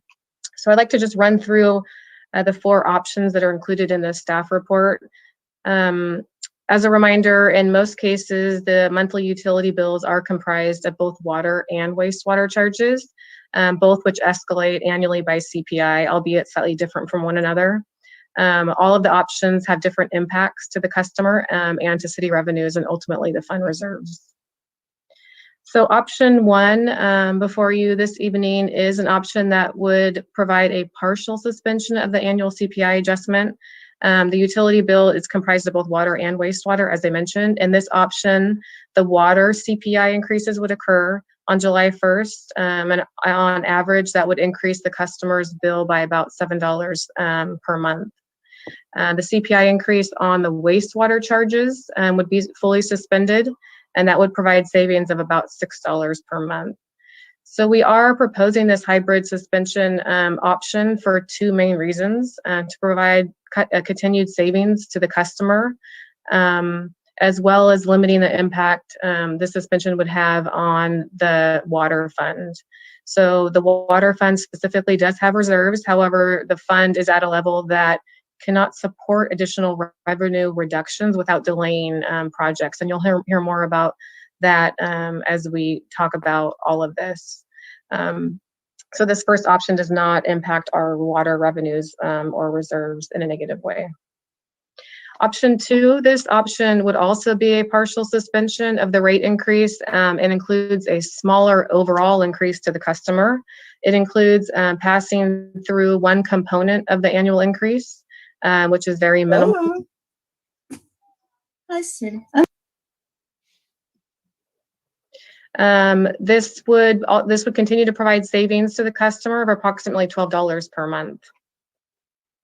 Option 3, this would be a full suspension of all increases on July 1.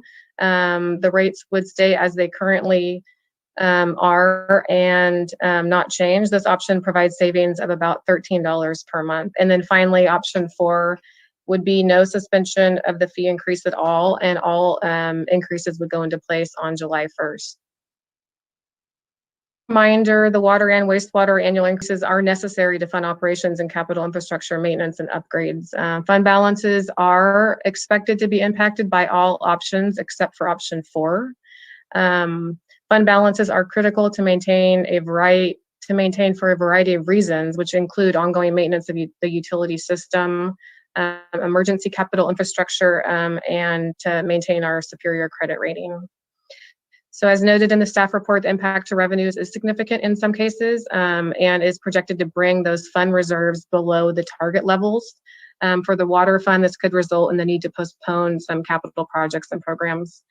The additional impacts that we potentially face from drought conditions are also shown in the staff report, and they will likely result in lower revenues in each of these funds. And also, we are, just to keep in mind, we are entering into a new rate study, which will reset the rates heading into fiscal year 23. So we'll be coming back to council once the rate study is underway for additional discussion. So with that, I'm happy to answer any questions you might have, and I believe our Public Works and Utility staff is also available to respond to any questions. Okay, thank you very much. I see Councilmember Healy has his hand up. Thank you, Madam Mayor. So, question with respect to the staff recommendation. So we had approximately 5% CPI adjustment scheduled for July 1 of last year, which was suspended and now will automatically take effect July 1 of this year. We also have approximately 5% CPI increase on water that will take effect July 1st of this year. So we're looking at a 10% increase. So is the staff recommendation for the 10% increase on July 1 of this year?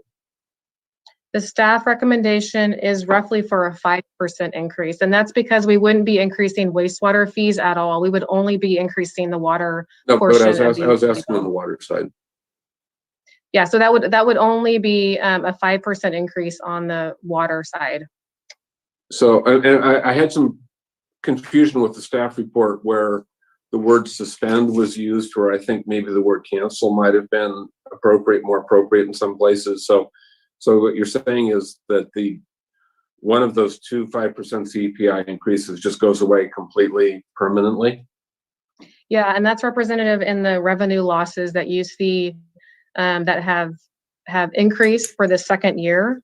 So for 20, you have the revenue loss in 21, and then you have the revenue loss in 22, but the revenue loss in 22 is about double what it was in 21, because essentially the rate study and the schedule would bring us right back to where we would be had that CPI increase gone into place. So what we're doing here is just fully waiving the CPI increase for water, but not for waiving the CPI increase for wastewater and not for water.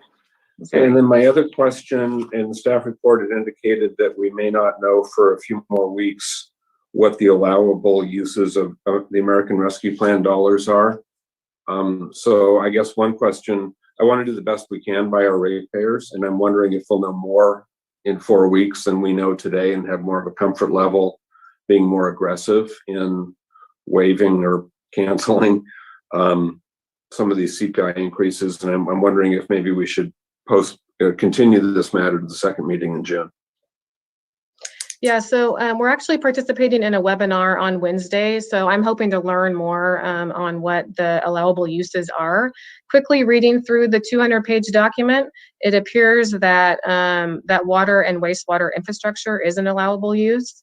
There could be some details in there that we need to, dig deeper on, but just scanning over what the information that we have, it appears that is an allowable use of that funding. Okay.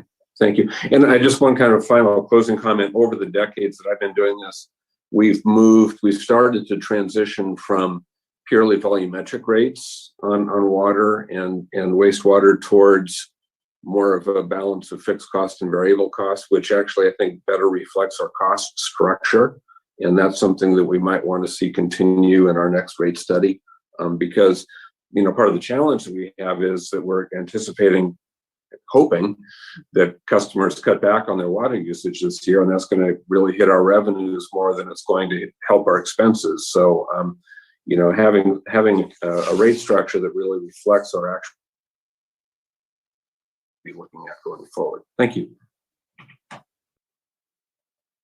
Thank you. And is there anyone else who has a question? I don't see any other hands up at this time. Okay, so one question I would like to ask is, part of option one is that the staff has put forward is to suspend the CPI, the Consumer Price Index, for a year. I wonder if we could possibly look at this on a quarterly basis and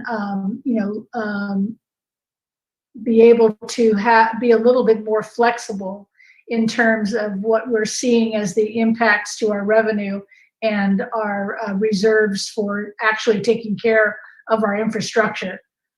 Because, the fact that we have finally gotten Measure U passed is allowing us to, reinvest in our city.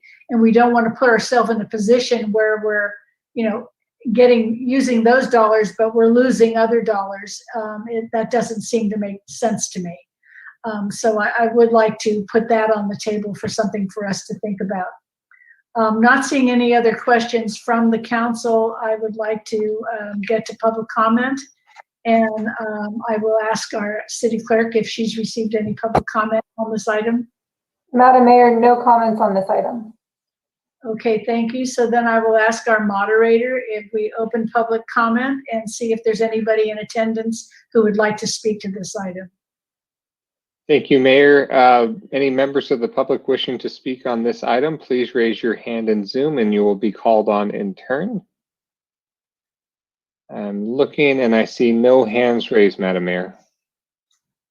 With that, we will close public comment and bring it back to the council. And I see two hands up, Councilmember Fisher, followed by Councilmember King. Thank you. I was just going to suggest that I was in favor of staff recommendation, and I too was wondering about the 12-month timeline and would suggest actually 6 months. I think 3 months is probably too soon. They probably have to get a staff report ready, almost immediately. So that would be my recommendation. Thank you. Okay. Councilmember King, followed by Councilmember McDonald and then Healy. Yes, I support the staff recommendation with a 6-month period. I believe when we did this in 2020, that our discussion led us to do it for a 6-month period. And I think that would be the end of the calendar year.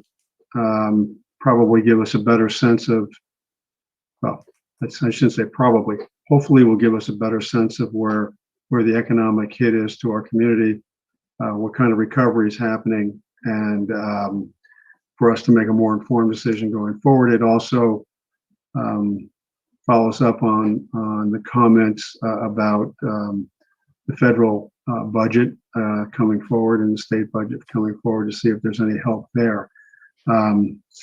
So I'm supportive of staff recommendation option one with that adjustment along as was mentioned by Councilmember Fisher just prior to me.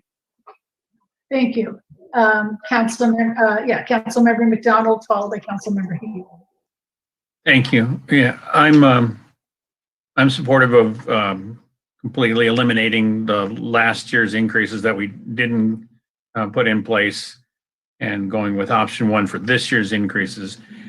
But I got to say, as a utility engineer, I know how far behind we are on all of our water and sewer pipes and how much work there is. And with the expanded labor that we're getting in Measure U and hirings in the utilities department, we'll be able to finally cut into some of that backlog of work that we've been building reserves in the utility enterprise. And now is the time to vent that reserve and be able to keep projects we need to keep our sewer in the pipelines, in the plant, and highly treated. I mean, I'd rather not see us fall further behind, but I like the idea of waiting and seeing what other things are changing between now and end of year. Thank you very much, Councilmember Healy, followed by Councilmember Posake. Thank you. I just wanted to get the response from staff to my suggestion that we continue this to the second meeting in June to see if we can do better for our ratepayers with the federal dollars that we anticipate receiving.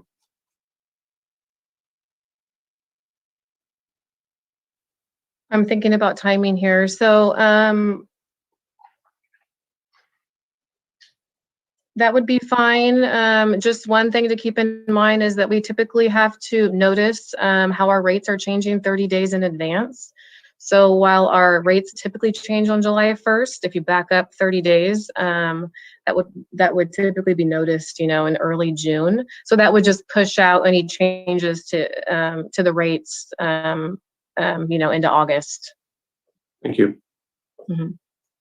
Okay. Councilmember Posake. I suppose I had a question first. I wondered if when we do our utility rate study next year, right, won't we be doing that? And if we let's just take option 4 to begin with, option 3, where we suspend all the fee increases right now. Won't that be a big hit to the our ratepayers when the next utility rate study comes out? Or am I wrong about that? It could be. We will definitely be looking at, what our fund reserves are, what our CPI plan looks like, what our operating costs are. And so all of that will drive what our rates are. And because we haven't had a rate increase since July 1 of 2019, our rates have stayed at that level. So if our rates end up increasing for a variety of those reasons that I mentioned, it could look like our rates are, jumping up by quite a bit. And so it's definitely something to keep in mind. And like I said, we'll be embarking on this rate study pretty soon. So we'll be coming back to council likely more than once with discussions on it. Okay, I would say that I'm in favor of the what I would consider a compromise proposed in option 1 by staff, and I hate to see it continued at this point because our schedule is always so full with lots of stuff, and so I'd be in favor of proceeding with the option proposed by staff. Is that a motion? Sure. Thank you. Okay. We have just to check with the city attorney. There's no formal action on this, correct? Oh, that's right. Is there on this one? Just direction. Yep. Just direction. Okay, so, thank you very much. So we don't need a motion, there's just direction. Councilmember King, do you have your hand up again? Did you want to say something again? No, I don't. I'm sorry. Oh, Madam okay. Mayor, I do have a question though. Excuse me if I may. There's Yes. a reso attached to the item, Corey. Were we planning on bringing it back or? That's true. And the reso is currently, this is a question, I guess, for you, Eric. So the resolution is attached currently is written up as though option 1 is adopted exactly as is.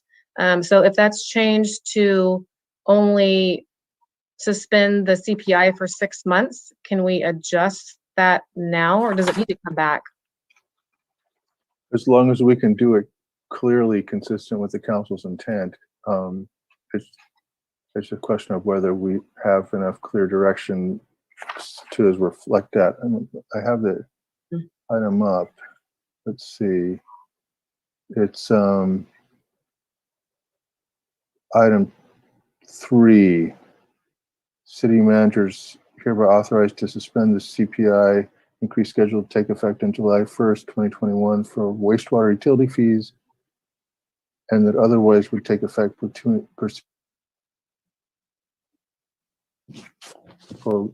specific section references to specific resolutions. Do you think, do we have enough clear direction to fill in those blanks and to adjust section 3 of the resolution tonight? Well, the resolution, excuse me for interrupting, but the resolution, the motion that was made by Councilmember Posake was to accept option 1 as provided by staff and just change the timing to come back and reevaluate that suspension in 6 months rather than in 1 year. That's a simple change. And I don't know if there's a second for that. I see a second from Councilmember Fisher. Nod your head, please. Yes, okay, thank you. So is that clear enough, City Attorney? Thank you, Madam Mayor. So let's see. So section 3, I guess, is it sufficient, Corey, if we just say suspend for 6 months? Yep. Through December 31st. I'm sorry. Yes, through December 31st. To suspend through December 31st, the consumer price index fee increase scheduled to take effect on July 1st, 2021 for wastewater utility fees. And we can then fill in the blanks regarding the current resolutions that affects. Yep. All right. So, okay. Okay, ready for roll call vote? Nodding. Barrett, Yes. Well, wait a minute. We have, were you trying to take a roll call vote right now? oh, I was. We need public comment. Sorry, getting mixed up on this item. Okay. Have we taken We've done that, Madam Mayor. public comment, but I have hands up. So even though we have a motion and a second, I would like to talk, get people who have their hands up, one of whom is our Public Works Director and the other is Councilmember McDonald. So please, Mr. Beatty, start. Thank you, Madam Mayor. I just wanted to clarify with the City Attorney and Corey. Section 6 has an expiration date for the resolution. Is that not what we would change, or would we change Section 3 of the resolution?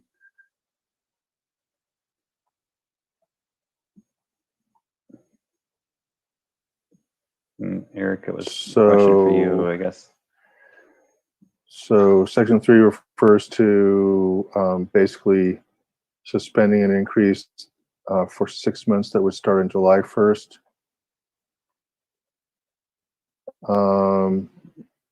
Section 6 of the resolution had an expiration date of I see that. of next year. Yeah. 2022, but the 6 months would only go to December. So that section needs to be adjusted. Well, and I don't know that we want it to necessarily expire, or the CPI adjustments to automatically resume. That was the issue Councilmember Healy raised. Section 6 was designed to have that action, prior action, operate as a suspension. Is it enough to delete section 6? Since we're going to, it sounds like we're anticipating we're going to revisit this issue. I believe the intention of the motion was to come back in 6 months and look at either extending or ending the suspension. So as long as we're timing that action to happen before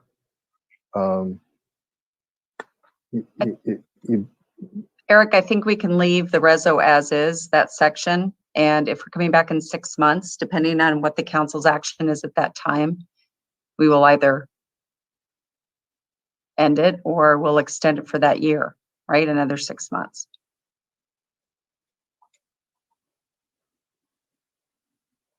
yeah, Okay. I mean, it's much later. Obviously, July 1st in 2022 is later. Right. It just make as much sense with respect to this action, but okay. Okay. I think that works too. So we're comfortable Corey, do you with see any issue with that? I don't. Okay. Okay. Okay, so we have a motion, and Jason, do you still have another question or comment? You know, Okay, City Attorney? pardon me, Madam Mayor, sorry to keep blurting in. It seems to me that it may be important in Section 3 to include and capture the fact, if it's in fact the case, and it seems to be, that the council direction is for staff to return in that 6-month period to revisit the wastewater utility fee rate. Is that part of the council's intent? I believe that was Council Member Posakay's motion. If he wants to weigh in on that. He's nodding his head yes. I think that's helpful to make sense of why, you know, it's okay to leave Section 6 intact and charge. Okay. Unless there's other staff like Peggy or Corey or Jason see a problem with that. It would make sense to me. I'm not seeing any of them raise their hand. I'm seeing Corey nod, so I think they're in agreement with you. And I did see Councilmember McDonald had his hand up. But it's down now. Did you want to say something additional? My question's been answered. Oh, okay. All right. So if everybody is comfortable going forward with the vote, then we will ask our city clerk to please take a roll call vote. Thank you, Madam Mayor. Barrett, Yes. Barnacle, Yes. Fisher, Yes. Healy, No. King, Yes. McDonald, Yes. Posake. Yes. Motion passes 6-1 with Healy voting no. Thank you very much. And thank you for the flexibility of making them change on the fly here. Never usually a good idea, but we move forward. Now we're going to the public hearing. So I'm going to open the public hearing and we have a public hearing and workshop for the 2020 Urban Water Management Plan and Water Shortage Contingency Plan. And we have Kent Carruthers will be providing staff on report on that. Thank you, Madam Mayor and council members. I'm Kent Carruthers, and also here tonight with Chelsea Thompson with Public Works and Utilities for the Urban Water Management Plan and the Water Shortage Contingency Plan hearing item. So I was going to start off, and then Chelsea was going to get into the meat of the Water Shortage Contingency Plan, where more of the discussion items. Overall, the Urban Water Management Plan is a document required by the Department of Water Resources every 5 years. The Water Shortage Contingency Plan is a part of the Urban Water Management Plan, and it's based on the original act in the guidebook that's done every 5 years. So we did the plan to the guidebook and the state requirements. The intent of the Urban Water Management Plan is to document that the supply of the water for each community exceeds its demand. So it's just supply and demand, and to also illustrate the details of the water system. It looks at the past and the future of the water supply condition and contains entitlements for the water supply and the overall management. There's a few changes from the 2015 Urban Water Management Plan that include include the drought risk assessments, water loss monitoring, and now the coordination with the Petaluma Valley Groundwater Sustainability Agency efforts. The changes from the water shortage contingency plan from 2015 include additional water stages that Chelsea will be talking about, the drought risk assessment over the next 5 years. So quickly, we get our majority of the water from the Sonoma County Water Agency from the Russian River. We also get recycled water from Ellis Creek and for wells, but the wells are just for emergency purposes. We started the urban water management plan about a year ago to determine the city's projected demand for water. And this was done in conjunction with all the other water contractors from that take water from the water agency. And those demands go through 2045. They include the population projections based on ABAG projections, and then they also look at historical water use, passive water savings, and proposed developments and water loss. Then the consultants give that information over to the water agency for the demands so they can use it for their projections and their use in the water agency urban water management plan. So there's a lot of coordination between the water agency and each city, and then all the cities regionally. So just going over the type of water, 50% is single family use, followed by 20% for commercial, industrial, institutional, and then we have commercial institutional irrigation use at 10%, and then multifamily and recycled water is about 12%. So through the restructured agreement with the water agency, we have an entitlement of 13,400 acre feet per year for normal operations. So we don't show demand over 10,000 acre feet from the water agency going into 2045. And then we also have the offset of recycled water. So the water agency uses models in water system reliability to determine the drought risk assessment and supply projections to determine how much supply they can provide. And then, so the water agency has determined that there's adequate supplies for the normal year, and then there's adequate supplies for the 5-year consecutive dry periods to meet the demands through 2045. Now that the water agency has identified that there is a shortfall to supply out of the Russian River to meet the demand of a single dry year water use, and that's what we're in now. So this is requiring water conservation measures, demand reductions, and then running of our groundwater wells to meet the reduced allocations that we're looking at. So I'd be happy to answer any questions on basically that, or I can hand it off to Chelsea Thompson to continue the presentation. So unless we have, well, I do have 2 hands up right now, so I think you have some questions. So Council Member Healy and Council Member McDonald. You got the 2 water nerds on the council. That's great. So, Kent, I'm just curious, what's the trend line difference from the 2015 urban water management plan? And I'm just looking at the year 2040, for instance, on your table 3, which showed 9,255 acre feet of purchased water. I was wondering what the comparable figure was from the 2015, if you can pull that up quickly, or maybe you want to circle back to that. But is the trend line down in the out years from what we saw 5 years ago? Yeah, I would say it's down, but I'll confirm exactly what and get back to you. But because in my sense of urban water management plans is that the out year projections tend to be conservative in the sense that they're high, because no utility engineer wants to not have enough water to meet demand. But when you get closer to it, those demand projections start trending downward. Is that a fair characterization? Well, we do want to assure that we're close to our entitlement, but we're getting more realistic, I would say, in not overestimating and keeping that entitlement.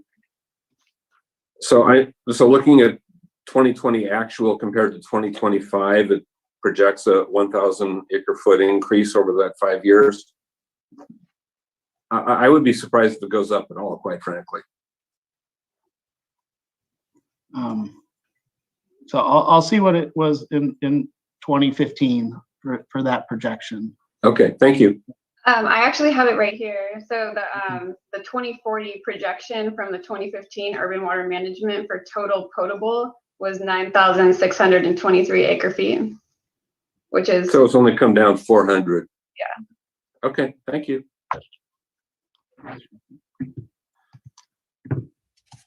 Okay, Councilmember McDonald. Thank you very much. I'm kind of asking this a similar question from a different side. So the ABAG projections that are in the Urban Water Master Plan for water and population projections, are we tracking the population the way the master plan? And since it's a 2020 plan, does that mean that our current numbers are pretty accurate? When we started the demand projection exercise, it was based on 2018 ABAG projections, but we went back with the planning department and just confirmed that we're pretty close now. Yeah, that was my concern. Thanks. Okay. All right. So I think now we're ready to hear from Chelsea.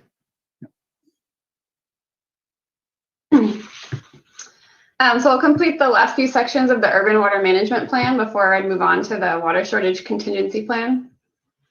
In 2009, the Water Conservation Act set a goal of a 20% reduction in statewide urban per capita water use by 2020. The act required urban water retailers to set an interim per capita water use target for 2015 and a final target for 2020. The city surpassed its 2015 target and met its 2020 water use target without the implementation of additional measures. And this table shows the city's current 2020 compliance target of 102 GPCD, which was well below the SBX 7-7 target of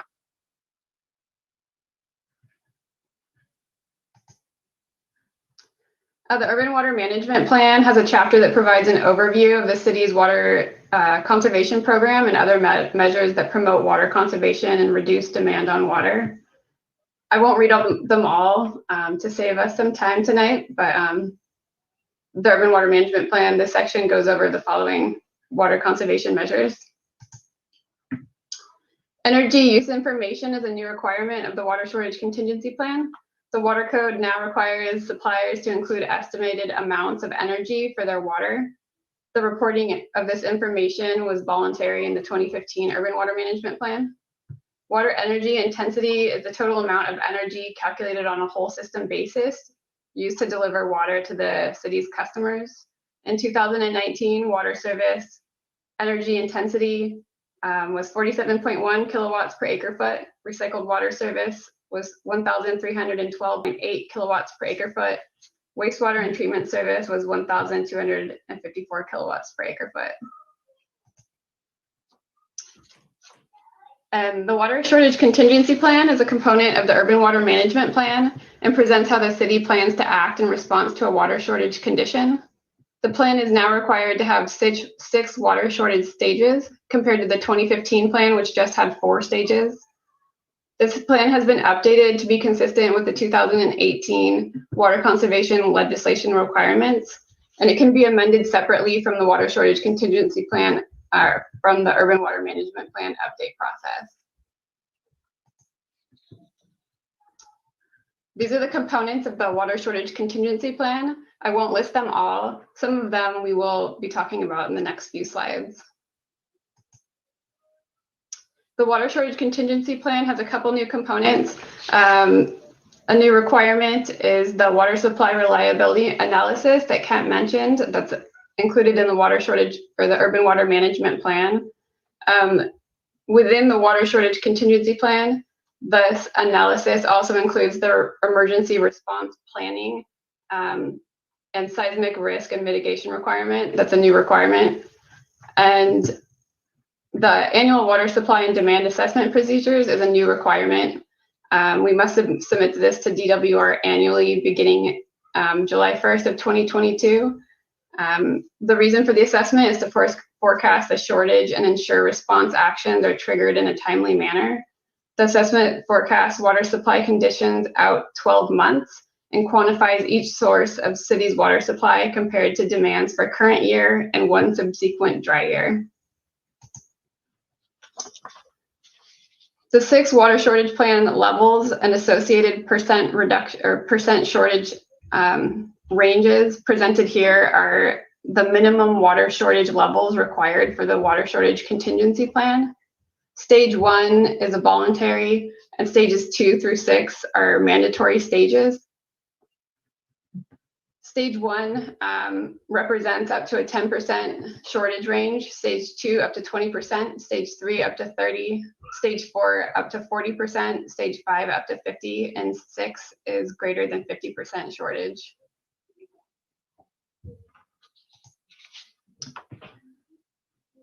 The recommended water shortage response actions associated with stages 1 through 6 will be presented in the next slides. They consist of a combination of supply augmentation, demand reduction, and operational changes.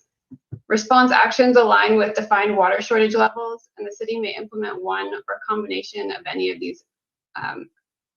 these actions of each stage. Water shortage level 1, demand reduction target of up to 10%. The recommended action for shortage level stage 1 are adopt a resolution implementing stage 1, requesting voluntary demand of up to 10%, expand the public information campaign, contact the Coast Guard, to which we supply water, to discuss the demand reduction target, expand leak detection and customer service programs, implement water waste patrols as needed, hire additional staff or increase overtime as needed, conduct enforcement. And the customer mandates are landscape irrigation is limited to the hours of 8 p.m. to 6 a.m. and no application of potable water for washing down pavement except for health and safety, including sanitation. Shortage level stage 2 is a mandatory stage of up to 20% demand reduction target. I won't list all of the demand reduction actions. All the demand reduction actions established from the previous stage apply to this stage. This one also includes the implementation of a customer reduction plan as needed, an evaluation of city landscapes for water conservation opportunities, and the customer mandates of this stage, including irrigation of landscape with potable water limited to specific hours and days. Restaurants may only serve water upon request. Vehicle washing at commercial facilities only.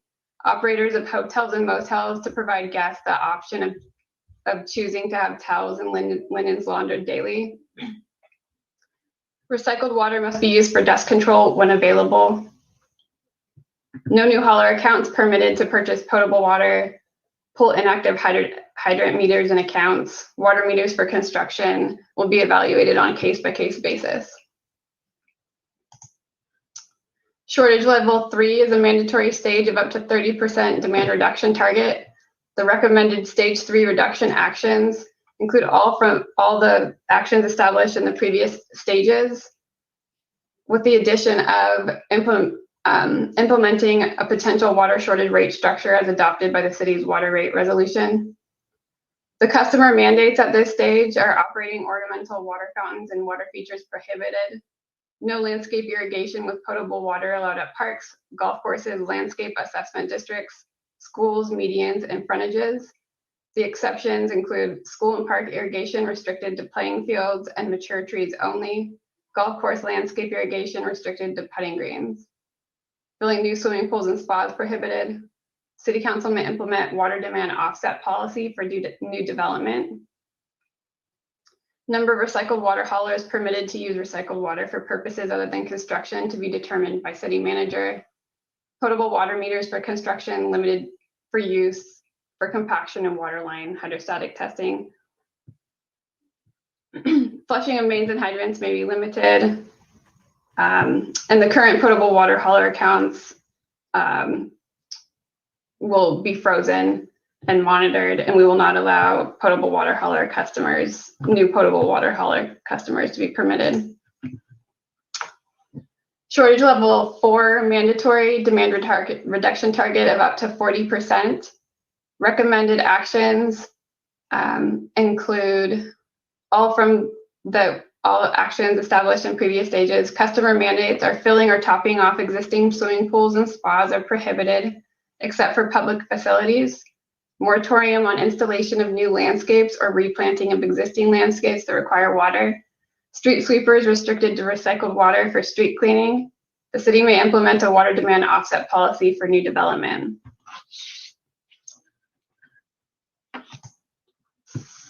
Shortage level 5 mandatory reduction target of up to 50%.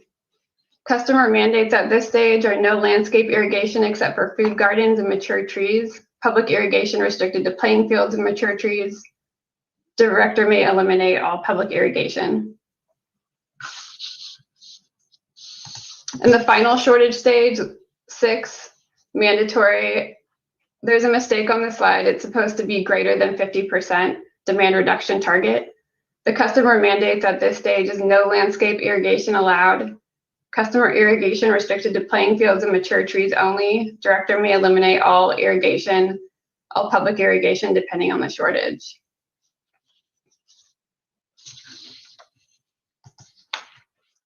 The water shortage contingency plan requires a section or a table to be filled out on the effectiveness of each action. It's not provided here, but can be found in the water shortage contingency plan. It provides an estimate of water reduction associated with each shortage response stage. So as an example from the table, in water shortage contingency plan stage 1, the demand reduction action of expand public information campaign is estimated to reduce the shortage gap by 15 to 20%. And on June 7th, staff will come back to City Council for the adoption of the 2020 Urban Water Management Plan and Water Shortage Contingency Plan. And at that time, we'll recommend the implementation of stage 3 mandatory of the newly adopted 2020 Water Shortage Contingency Plan.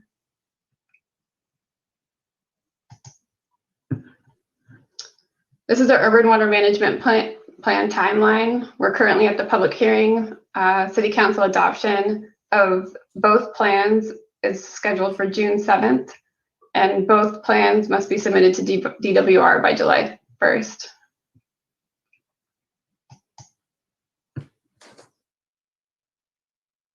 Resources at the bottom of this page, or bottom of the screen, and we're available to answer any questions.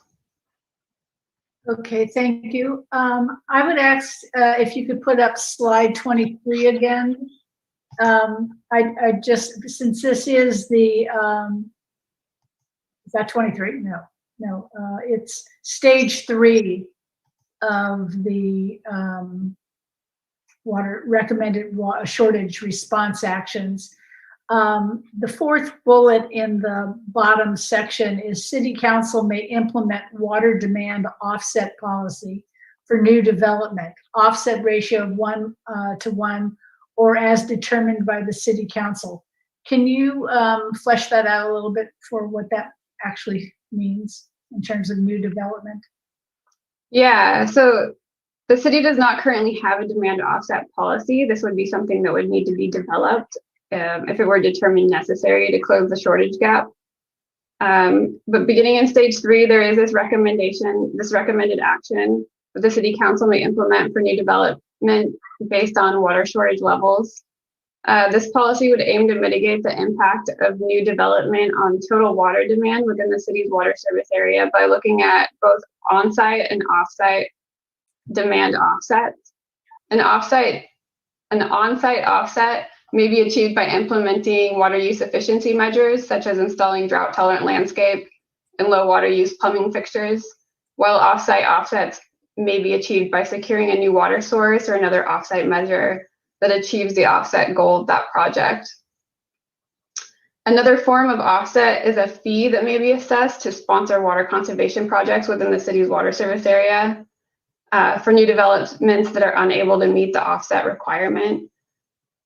Because the city does not currently have a water demand offset policy, we do not have this structure. The city of Santa Rosa and Marin Municipal Water District both use this policy as a demand reduction action of the water shortage contingency plan. A 1-to-1 would, this offset ratio can be determined at the time of the shortage, and this determines the water offset that needs to be that's the goal for that project. So would that, when you have it at a 1-to-1 ratio, is that equivalent to 0 net additional water use? I'm seeing you shake your head. Yeah, I believe so, yeah. Okay, yeah, because if that's something that we're being recommended to adopt in June, I would like to see us have a little bit more of a plan about what that might look like. But thank you. Okay, I see Councilmember Posake has his hand up. Yeah, I had the same question, but I'm still a little confused as to, when you use the term ratio, I like to know what the numerator is and the denominator is in that ratio, just to be sure I understand.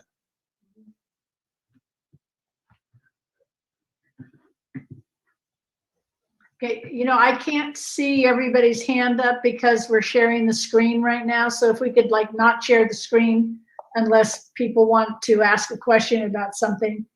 I'd appreciate it if we could just bring it back so I can see all the people. Thank you. Okay, so Dennis has a question, or Councilmember Posake has a question about how that ratio is determined. Does anybody want to jump in on that one? Okay, well, we're not making a vote today, so that is something that we would like to get answered, I guess, to come back to us before we have a vote on this issue.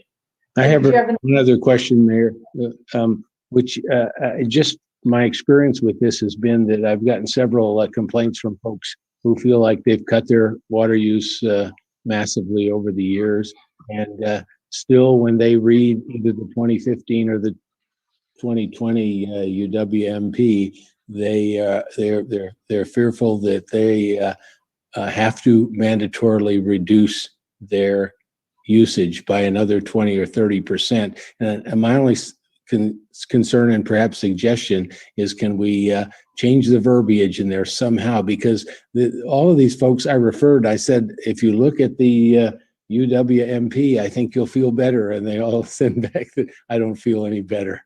And so I'm wondering if we could just change a little bit of the verbiage, or maybe just add a disclaimer at the end that if your water use is very low, you're not 20%. I don't know what I'm sure there's legislation saying how we have to do that, but okay, that's all. Thanks. Thank you, Councilmember McDonald, followed by Councilmember Healy. Thank you. I was two areas I was more interested in, and one of them would be that offset policy. I mean, I think what that means is that no new development connections unless there's water for that new one. So you'd have to offset somewhere. And I was thinking, well, what are those examples of that? I mean, we do have recycled water along the eastern side of the city, and we could run it into the school bathrooms to run flushing water.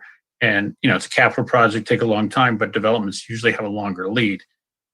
So I could see where there's projects out there, but it would be a real stop to to any new housing until the drought is over. And so that's an interesting area to kind of explore. The other area I had interest in was, first I have to ask a question of staff. Is the city's water meters, are they radio reads or, AMR, AMI? Are they real-time data to a central system, or are they just once a month collections? They're just collections. They're AMR. Yeah. So I see a lot of these North Marin, Cotati, others that have gone to AMI, which is real time, so that you get instantaneous conservation or leak, like if you have a toilet leak, the system reports it to your house immediately because you're connected on email to them. And we would not lose that long volume of water. Customers would get real time. But really, that's an expensive program. Is there a funding opportunity now? Is that part of what we can toss in under the Biden effort? Or if we have a windfall from our rate reduction period is there any path forward on that concept? We're getting prices. We got prices last year, so it is something we can add into the rate study. It's pretty substantial. Yeah, lots of millions. Thank you. Yep. Did you have other questions? Good, thank you. Okay, Councilmember Healy, followed by Councilmember Fisher. Thank you. So I was just curious, since we're already in the phase 1 conservation tier, how come the Keller Street garage was being power washed for several days last week, which would seem to be a violation of that. And I think a lot of people in the community see that. If we need to walk the walk and not just talk the talk. Thank you. I'd like a response to that. I'll have to look into that because the Keller Street garage should be like vacuumed, heat cleaned, and no power washing. So we'll have to look into that. Well, we have Public Works on the line here, so it was clearly being power washed, and it appeared to be by city staff. So I would appreciate if city staff could respond to that. Councilmember Healy will look into it, and it definitely wasn't by city staff. We have a contractor doing that. So I will find out offline and we'll report back to council. Yeah, we can look in that. I'm not aware of that either. Thank you. Councilmember Fisher, followed by Vice Mayor Barnacle. Thank you. I actually don't have a question about this, but I do have a question about our water bill. And I remember asking a question about it last year. I keep learning more every year, but is there a way to actually, on our water bill, put the usage in gallons as opposed to the figure that we use now? So people have a real sense of what it is. We all think in gallons and not cubic feet and cubic yards. So just a suggestion. Thanks. Thank you. Vice Mayor? Yeah, it kind of builds on Councilmember Fisher's comment and Councilmember McDonald's comment. I would support making sure that we look at AMI in the next rate study and rate basing that. I know it can be a cost, but I don't think we should expect that droughts are going to go away. And it seems like something that it's a good job creator too, I guess. So that's my comment tonight, is to just let's figure out what it would cost to put in the most state-of-the-art systems and make sure that we look at that in our rate study. Okay, you're done? Okay, thank you. I would just like to say that, because we've always been so really invested in extending our purple pipe nearly as much as that would have served us if we had that done now. Because we should not have fire hydrants that have potable water to put out fires. We should not be sprinklering houses with potable water. We should definitely be looking at using this recycled water as much as we can where we are not drinking it at this time, because at some point it probably will come where we will be drinking it once it gets more refined. But so that is another thing I would like to suggest, that we are definitely looking at how our investment in expanding our recycled water is going. I did note that we pretty much flatten out as we go out with how we're increasing our recycled water. So I'm not exactly sure why that is, if we're at capacity in our plant and not able to make more, or if it's just a lack of infrastructure. But I really would like to hear more about recycled water, because I do feel that that is probably in our future. So, and businesses like car washes or things like that also, could be using recycled water. They could be hooked up to the purple pipe. They don't need to be using potable water. I also saw that we were going to be contacting Two Rock Coast Guard Station about reductions in their use of water. And I really do feel that we need to set a standard that, whatever the people of Petaluma are being asked to do, those people who are receiving our water outside the city of Petaluma have to be held to at least the same standards that we are.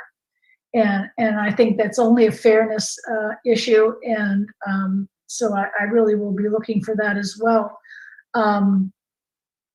So this is serious, and it's a very different program than we had even 5 years ago. So, but I do think that, as the vice mayor said, this isn't a one-off. This is the future. So we need to be looking at this even more seriously. So thank you very much. Jason Beatty, I'm sorry, I didn't see your hand up. So go ahead. Yeah, thank you, Madam Mayor. I just wanted to talk a little bit about the recycled water program. We do have a program built out to support agricultural users and expanding and urban water as well. We have plans to expand those. We are trying to accelerate those plans, and you'll be seeing some of those projects coming forward a little more quickly with the drought, as we enter the drought, and we're trying to get especially the urban offsets where we are offsetting potable water use, trying to get that going. But I will, we are looking at our capacity out there at Ellis Creek in order to supply tertiary water, and we have the tertiary expansion coming, but there is a limit to that. We are if you look at the dry season, when we are providing that water, we have a limited capacity once of water in our pond to use there. So there will be a point where that supply is flattened out after the tertiary expansion. So just bringing that up. Okay, I appreciate that. Thank you.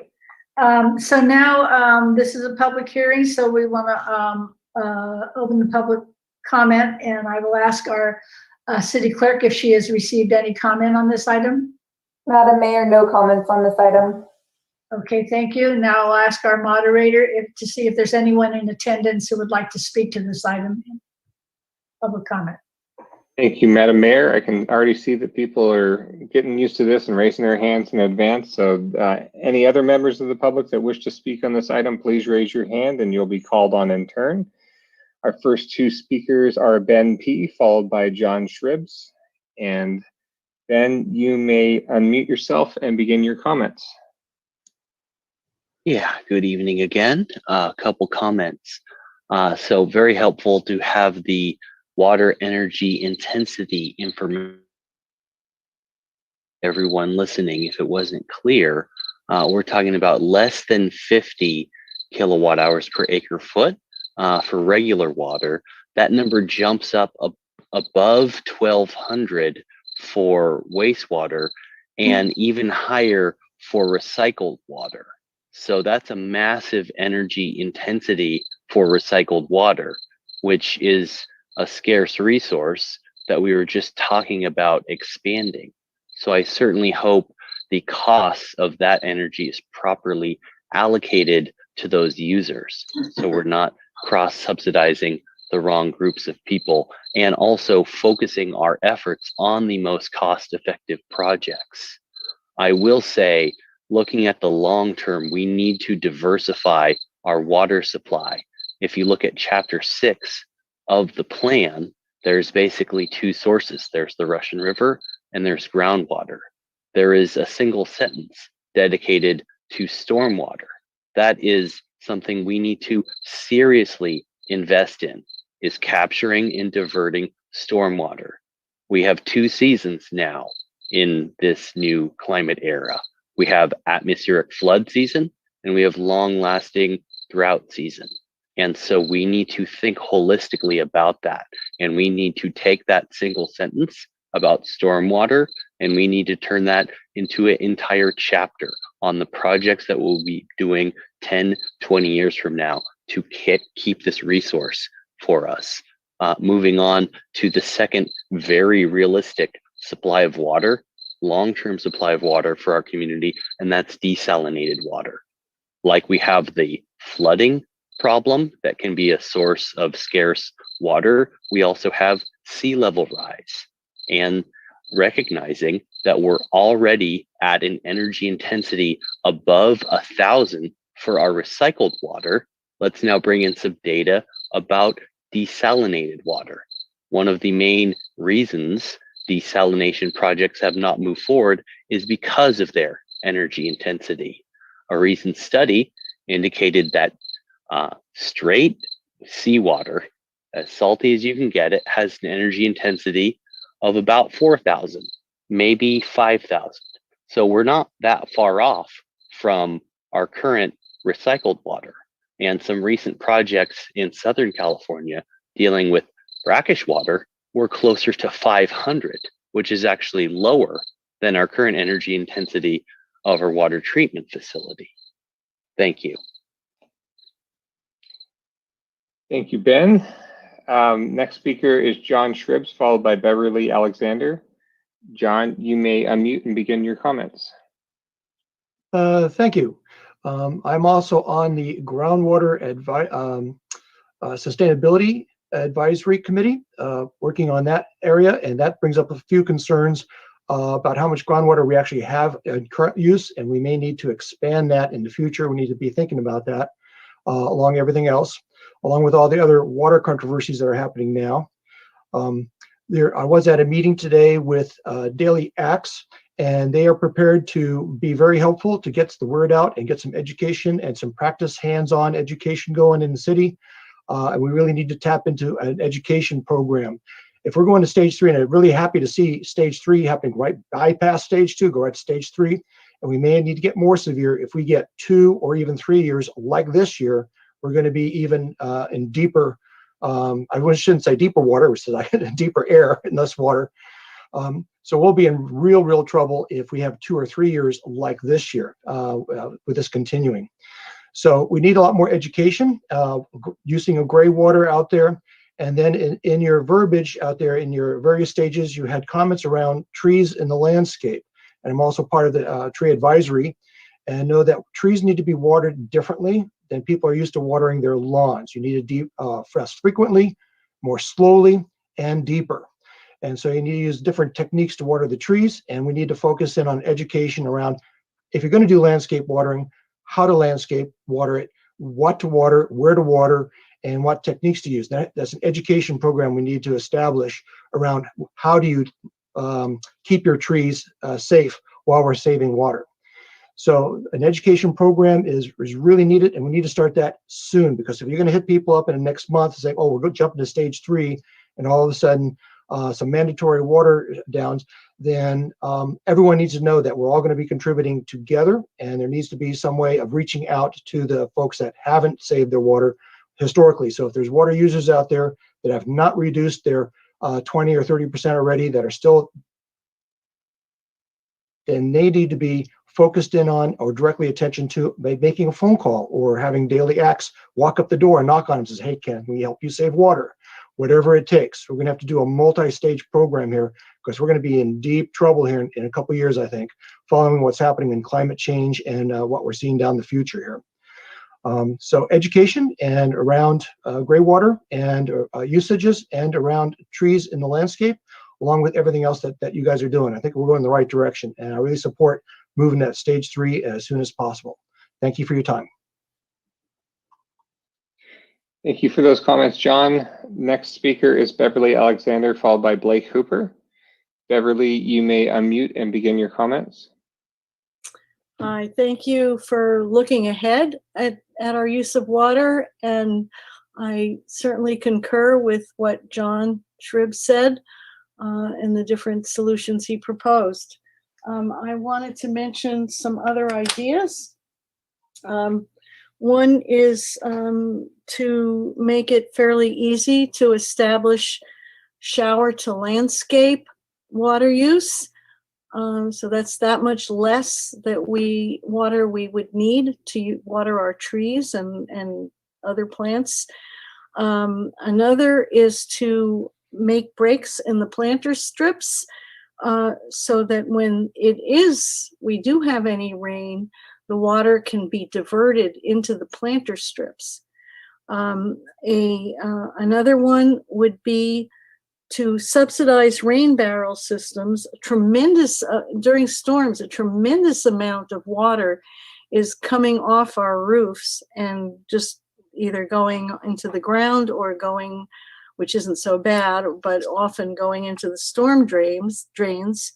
And those could be subsidized both with the cost of putting them in and also a rate reduction. In fact, all of these things should give people rate reductions if they're implementing them. And the last one, which might sound a little controversial, is composting toilets. Instead of using water, potable water, to flush away our wastes, we can have composting toilets and actually use those wastes as fertilizer. So those are some things to think about. And I think Occidental Arts and Ecology has a number of things about water use as well as daily acts. So thank you very much. Thank you, Beverly. Next speaker is Blake Hooper, followed by John Hanania. Blake, you may unmute and begin your comments. Thank you, Patrick. I really appreciate how this discussion has gone thus far and how forward-thinking the staff and the council are being about our drought. I would just ask that the city prioritize mitigation measures that target some of our highest water users first, especially some of our larger industries, so that the burden isn't put on individual users first who are maybe making these efforts already. It also, to the point made by the vice mayor with regards to the drought, it's not going away anytime soon, and there'll be more in the future. So investing in offset projects now and extending our purple pipe, while yes, costly and time consuming and might impact how we move forward with our housing, in the long run, that's going to save us a lot as this keeps happening, and it's going to ensure that the people who can least afford to make these changes aren't paying the price because we're not willing to invest in the long term now. I also wanted to say that I agreed with the previous speaker's points with regards to the collection of stormwater and greater education, but we also just passed on an opportunity to build in a real cost to excessive water use. Rather than foregoing the CPI increase now, it would have been great to see a discussion on a restructuring of the fees so that there's higher tiers for larger water users so that we can actually start to see a cost change people's habits. Because education's probably only going to get us so far at this point. And finally, one comment had mentioned the concerns around our groundwater situation. Given the current drought and given how severe it seems to be, or at least that it will become, it would make sense that this is something that we should be really focused on. And I'm just wondering if the city's been working with the county to see how that management process is going to pan out, especially working with the city to make sure that any users who are relying on the city or vice versa aren't negatively impacted when agreements haven't been made or plans haven't been put forward in order to make sure that our groundwater supply. Thank you. Thank you for your comments, Blake. Next speaker is John Hanania. John, you may unmute and begin your comments. Well, you asked the community to conserve water. The community have done that year after year after year. But when the community asks you to do certain things, it falls on a deaf ear. Myself, including other members of the community, have attended city council meeting God knows how many times throughout the years and asking you to stop development since we keep having a problem with the water. Some of you who are sitting on the council right now sold out Petaluma time after time to get developers donation for their campaign. And the one thing I like to make a very good point of, and again, thanks to Mike Healy, and I do mean that, he's making my points 100%. You know, walk the walk, don't do the talk. And when I say when there's a problem, you guys just want to make it hush hush, make it go away. Peggy Flynn just proved that when, oh, we'll look into that, you know, off the line. Well, regardless who was doing the pressure washing on the garage, okay, it wasn't supposed to be done, whether it was public work or contract with the city. But it's funny how Peggy Flynn right away, oh, no, we'll talk about that offline. Why don't you talk about it online, as Mike Healy asked? But also strange that the city council, when they are passionate about something, they want to talk about it and they want to bring it up to the surface. But when a member of the community is passionate about something else and they want to talk about it, it falls on deaf ear. And to Dave King, that's what I mean when I say you got wax in your ears, okay? I don't mean to be rude. I don't mean to be, as, you know, the language I use, but you guys frustrate the people so much because people are telling you time after time, we don't have water. Why are you giving development? 2 weeks ago, you're talking about you want to build a new hotels. Well, hotels don't use water. I mean, you guys are going wishy-washy. You know, it's like a sailboat without a trolling motor. Whichever the wind blow, it's going. Why don't you guys get your heads together and start making some sense?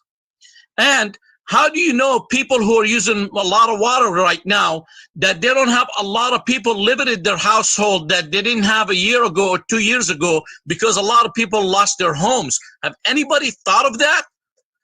I don't think so. The only thing you guys think of, numbers and money. That's the only thing you guys think of. Wake up. Wake up. What's it going to take for you guys to do your job right? Thank you. Thank you, John. Next speaker is Susan Kirks. Susan, you may unmute and begin your comments. Thank you. Well, I'm not quite sure how to say this, but I do want to make a comment on this agenda item, and I have listened to all of the speakers and the city's plans and your contracted entities to help with water conservation and addressing the future. And I guess what I'd like to say is, you know, we live in a city of over 60,000 people. And very often it does seem like the city's approach and your selections of partners are related to what makes certain people most comfortable. But in reality, outside of, say, the west side of Petaluma and downtown, the remainder of the city of over 60,000 people, they need to be engaged where they are. There needs to be neighborhood outreach. There needs to be an understanding of how people are living and where they're living, and simple, straightforward relationships with communities within our city to, I'm not sure I would call it education. I would call it respect our citizens and find ways that people can empower themselves to do what will help our whole community. Sometimes I think your views are so myopic, although you don't understand that or see that to be the case, that I really think that there's a view among a selected group of quite a bit of enthusiasm, and it just actually doesn't quite segue to your climate action framework and your need for community engagement at a level that is in much smaller segments with authenticity and the information that you need to provide, but somehow the translation from the bureaucracy and the top-down type of approach that's used by the city, I really think may fall very short. And really, I think all of us in the city of Petaluma want to do our part related to climate change and climate action. But I believe some different models need to be integrated into what you're doing. And I'd like to address this with the Climate Action Commission and have been doing that. And I'm really grateful that some of the commissioners have been listening, but I'm glad to make this comment tonight. Thank you. Thank you, Susan. And that is the last hand we have raised. So I will turn it back to you, Madam Mayor. Thank you. And with that, we'll close public comment on this item, and I'll bring it back to the council to see if there's anyone who'd like to say something before we leave this. And I see the Vice Mayor has his hand up. Yes, Madam Mayor, there was some of those comments jogged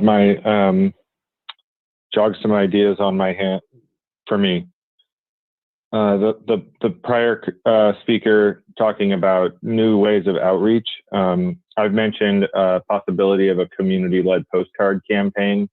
If we just give people postcards with stamps on them when you're walking down the street, I'm happy to write a postcard to someone when I get home if I let them know that, you know, they're spraying over on things. And there's a little bit of like Big Brother, but also like you're letting your neighbors down, and this social pressure thing that goes into stuff like that. Also more grassrootsy and really community engagement, right? It makes everybody more aware of it.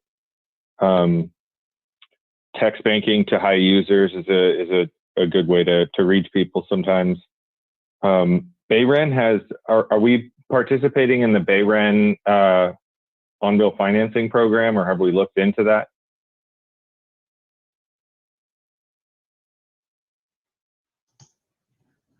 We are currently not participating, but we did have a meeting with BayRen about a month ago, and are looking into participating. Cool. Okay. I'm glad to hear that. Something else, and this is probably not for this year, but something around land use and heavy users. Like we did what we did with gas stations on the land use front, and I wonder if we could do this something similar with car washes. Sort of like just really heavy users, and make sure and like zone, you know, areas on the purple pipe or something like that for areas that, you know, uses like car washes where we just absolutely don't want them just spraying potable water out.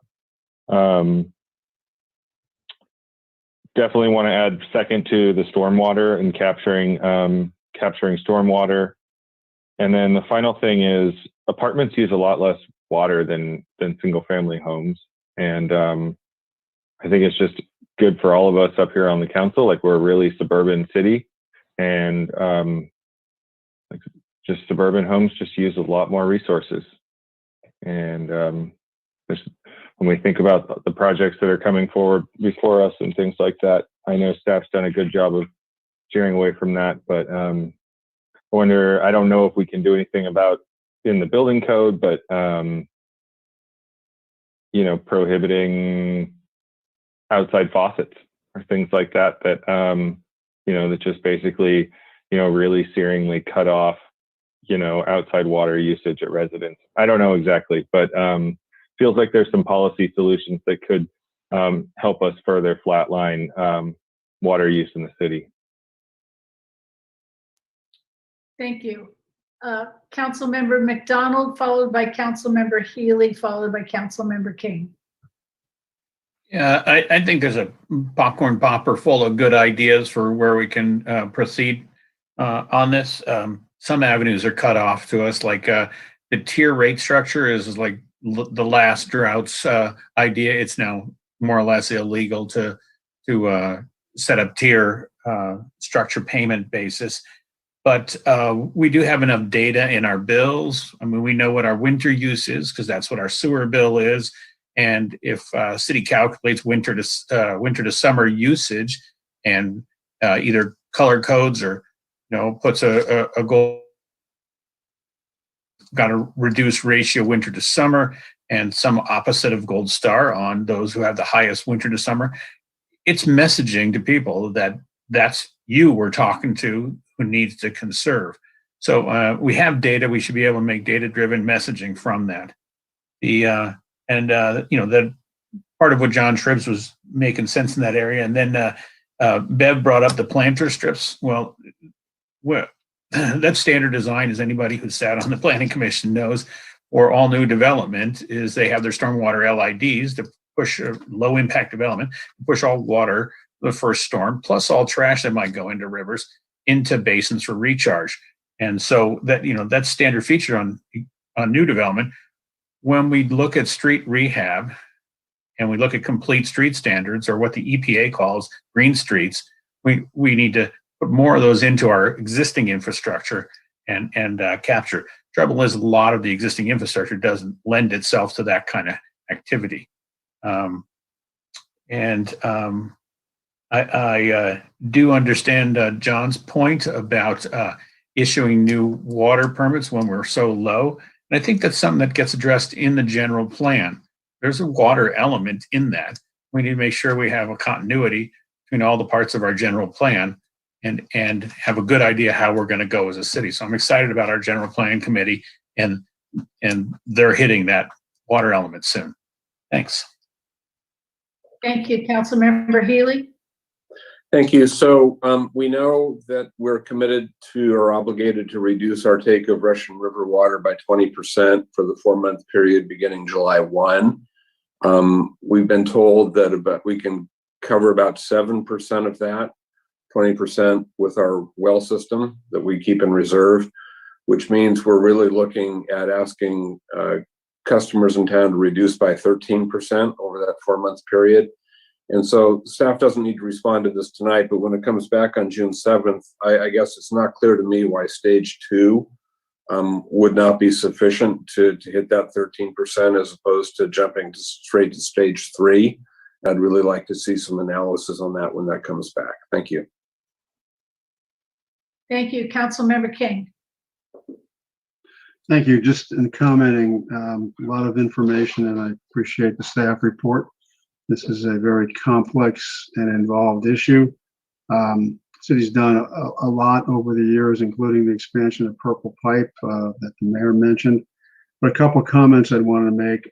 Perhaps we can take John Shribbs' comment about the effective watering of trees to place some information on the city website, or maybe something that goes out with the water bills.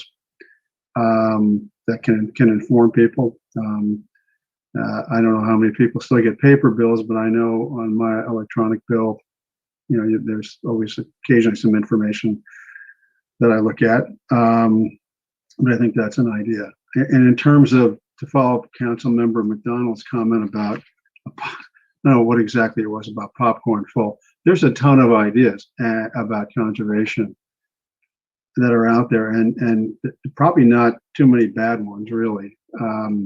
But the cost of doing some of these things is enormous. And the other thing I would be caution on in terms of meeting our goals is trying to enforce, we're trying to figure out that we're going to enforce certain things on apartment owners and homeowners that we may not have the capability of enforcing.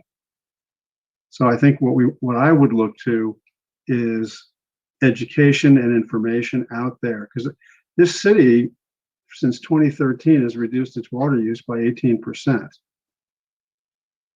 There was very little government enforcement on that. It was some, but mostly information and awareness. And I don't know quite how we're going to get 13% more on that, but I do think that information, awareness of the true crisis that this could ultimately become. I mean, we're fine, so to speak, for this summer, but as every person that spoke tonight touched upon, this is not just a one-year thought process. I mean, this is I haven't been on the council forever, but this is the second time we've had this discussion at this level in 6 years. We did this in 2015 or 2016, maybe both years. So those would be the things that I would emphasize people to do things on their own. And then, look toward the future where we can create individual, whether they're ordinances or programs for water saving and adjustments into things like gray water, expansion of the purple pipe, and reuse, because I think reuse is definitely our future. So those are my comments. Thank you. Thank you very much. I don't see any other hands up from council members, and there is no action on this item. So I'd just like to ask staff if they feel they heard direction or our comments tonight. Okay, I'm seeing Kent shake his head or nod his head. So thank you with that. Thank you for your presentation. And I'm seeing. I had one thing to add, and I was going to invite Chelsea to speak a little bit about the water conservation program that she is so amazing at championing for the city and partnering with partners like Daily Axe. And Chelsea, if you wouldn't mind speaking to some of the things that you have planned for that are ongoing programs and what we've planning on ramping up kind of going into this summer. Yeah, of course. So for the current stage 1 drought, we are rolling out a public outreach campaign that includes, we're currently producing banners that are going to be all over town with information to our website. We have a drought page now that has up-to-date information on the drought stage. They'll be continuously updated. We have bill inserts coming out. They'll be in every water bill, electronic and paper, from June through October. We have a postcard that's going to hit every water customer's mailbox in the coming weeks. We have a downtown movie theater ad that'll be showing from June through October. We have a water conservation tips handout that goes to every person that gets a WaterWise house call. And we'll be tabling at outreach events as everything starts opening up again. So we'll be at the Tuesday East Egg Farmers Market on the 1st and 3rd Tuesday of the month from June through October. And then we'll be scheduling other events as they are confirmed throughout the year. We are working with Daily Axe. We've had several meetings with them about how we can coordinate water conservation messaging and come up with different public outreach campaigns. So we're working with them on a campaign right now called the Drought Hero campaign. That will be coming out in the next couple of months as we develop that. And that will be calling for residents who have already taken action for reducing water demands to submit their story, and we'll pick a winner, every month and send out information in a postcard or bill insert to water users about the drought heroes or these water heroes. We're also talking about creating outreach. We've been hearing a lot of what John Strobes mentioned about watering trees. And so we're currently creating outreach and tips on watering trees throughout the drought, planting recommendations throughout the drought. All this information will be up on our website shortly, the water conservation page, and we'll be sending this information out in mailboxes through direct mailers. We also do direct water conservation targeting or messaging targeting the highest water users. So we do direct mailers to the highest water users. As one of the council members mentioned, that information is available to us, and we can use that for targeting those who are the highest water users. We can get good demand out of that. And then for recycled water, this last item, we are currently looking at 2 parks for conversion in the next couple of months. We're looking at Bond Park and Meadowview Park. And additional things we're looking at are the Barron program and gray water rebate program. Thank you very much, Chelsea. Did you want to say anything else, Jason? No, Other Chelsea is amazing. Thank you. thank you. Okay, so with that, we're going to conclude our discussion on this item. And it is 9:50, and we will take a 5-minute break before we come back for our housing workshop at 9:55. Thank you.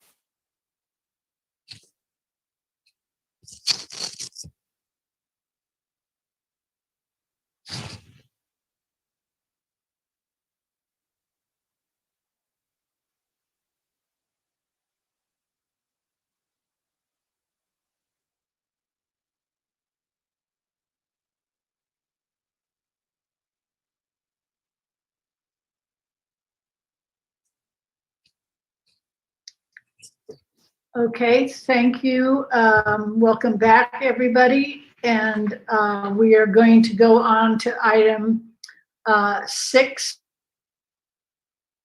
and discussion on the status of local affordable housing production, consideration of best practices and affordable housing financing, and City Council feedback on short-term initiatives to facilitate production and preservation of affordable housing. And we will start by hearing from Karen Shimizu, our housing manager.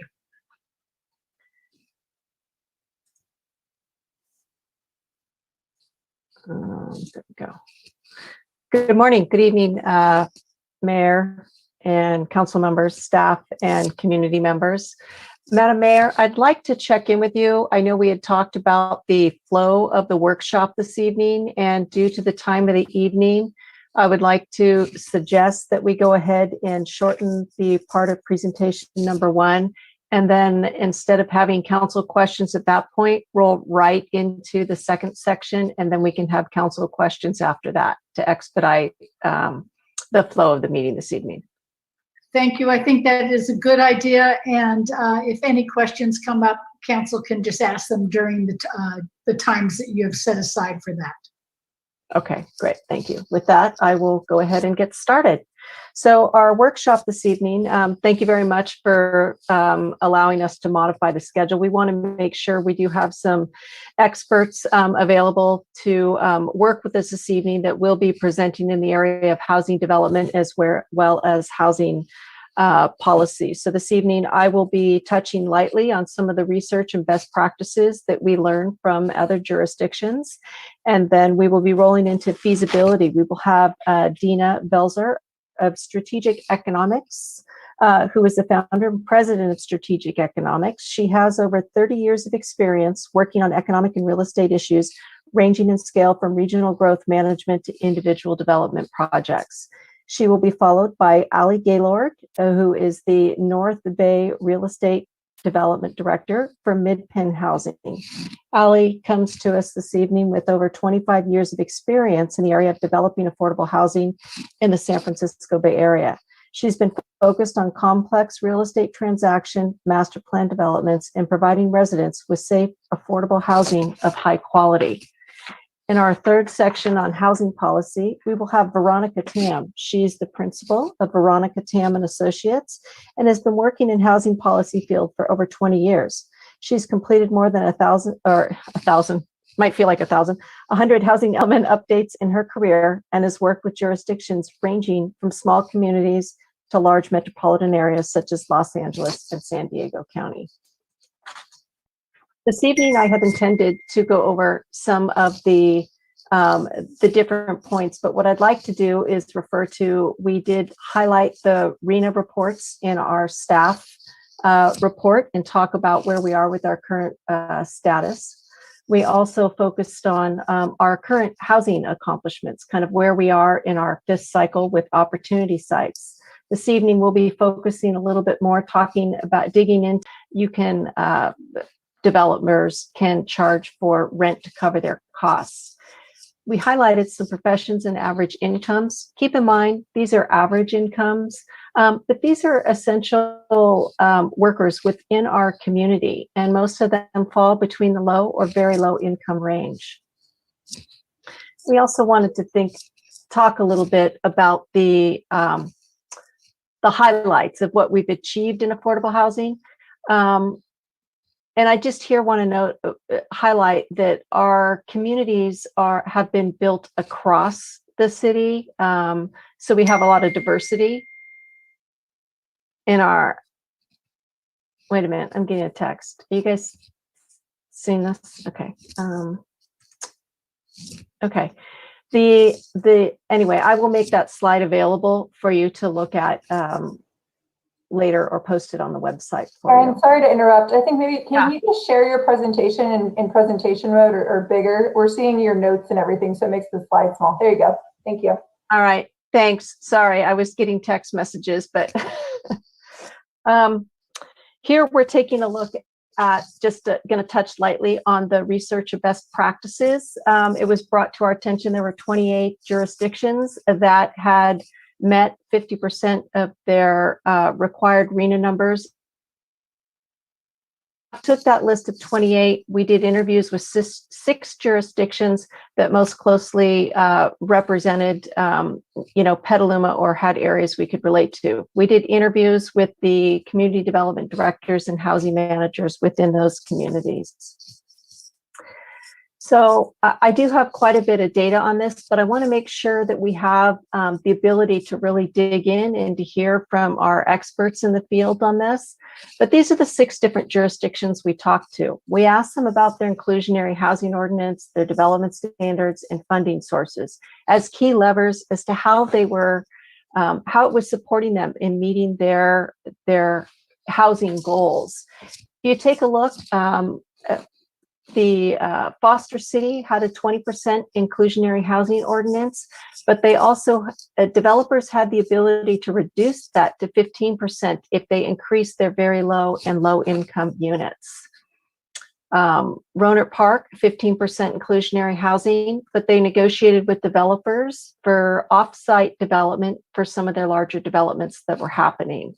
We found that the 15% was pretty standard across.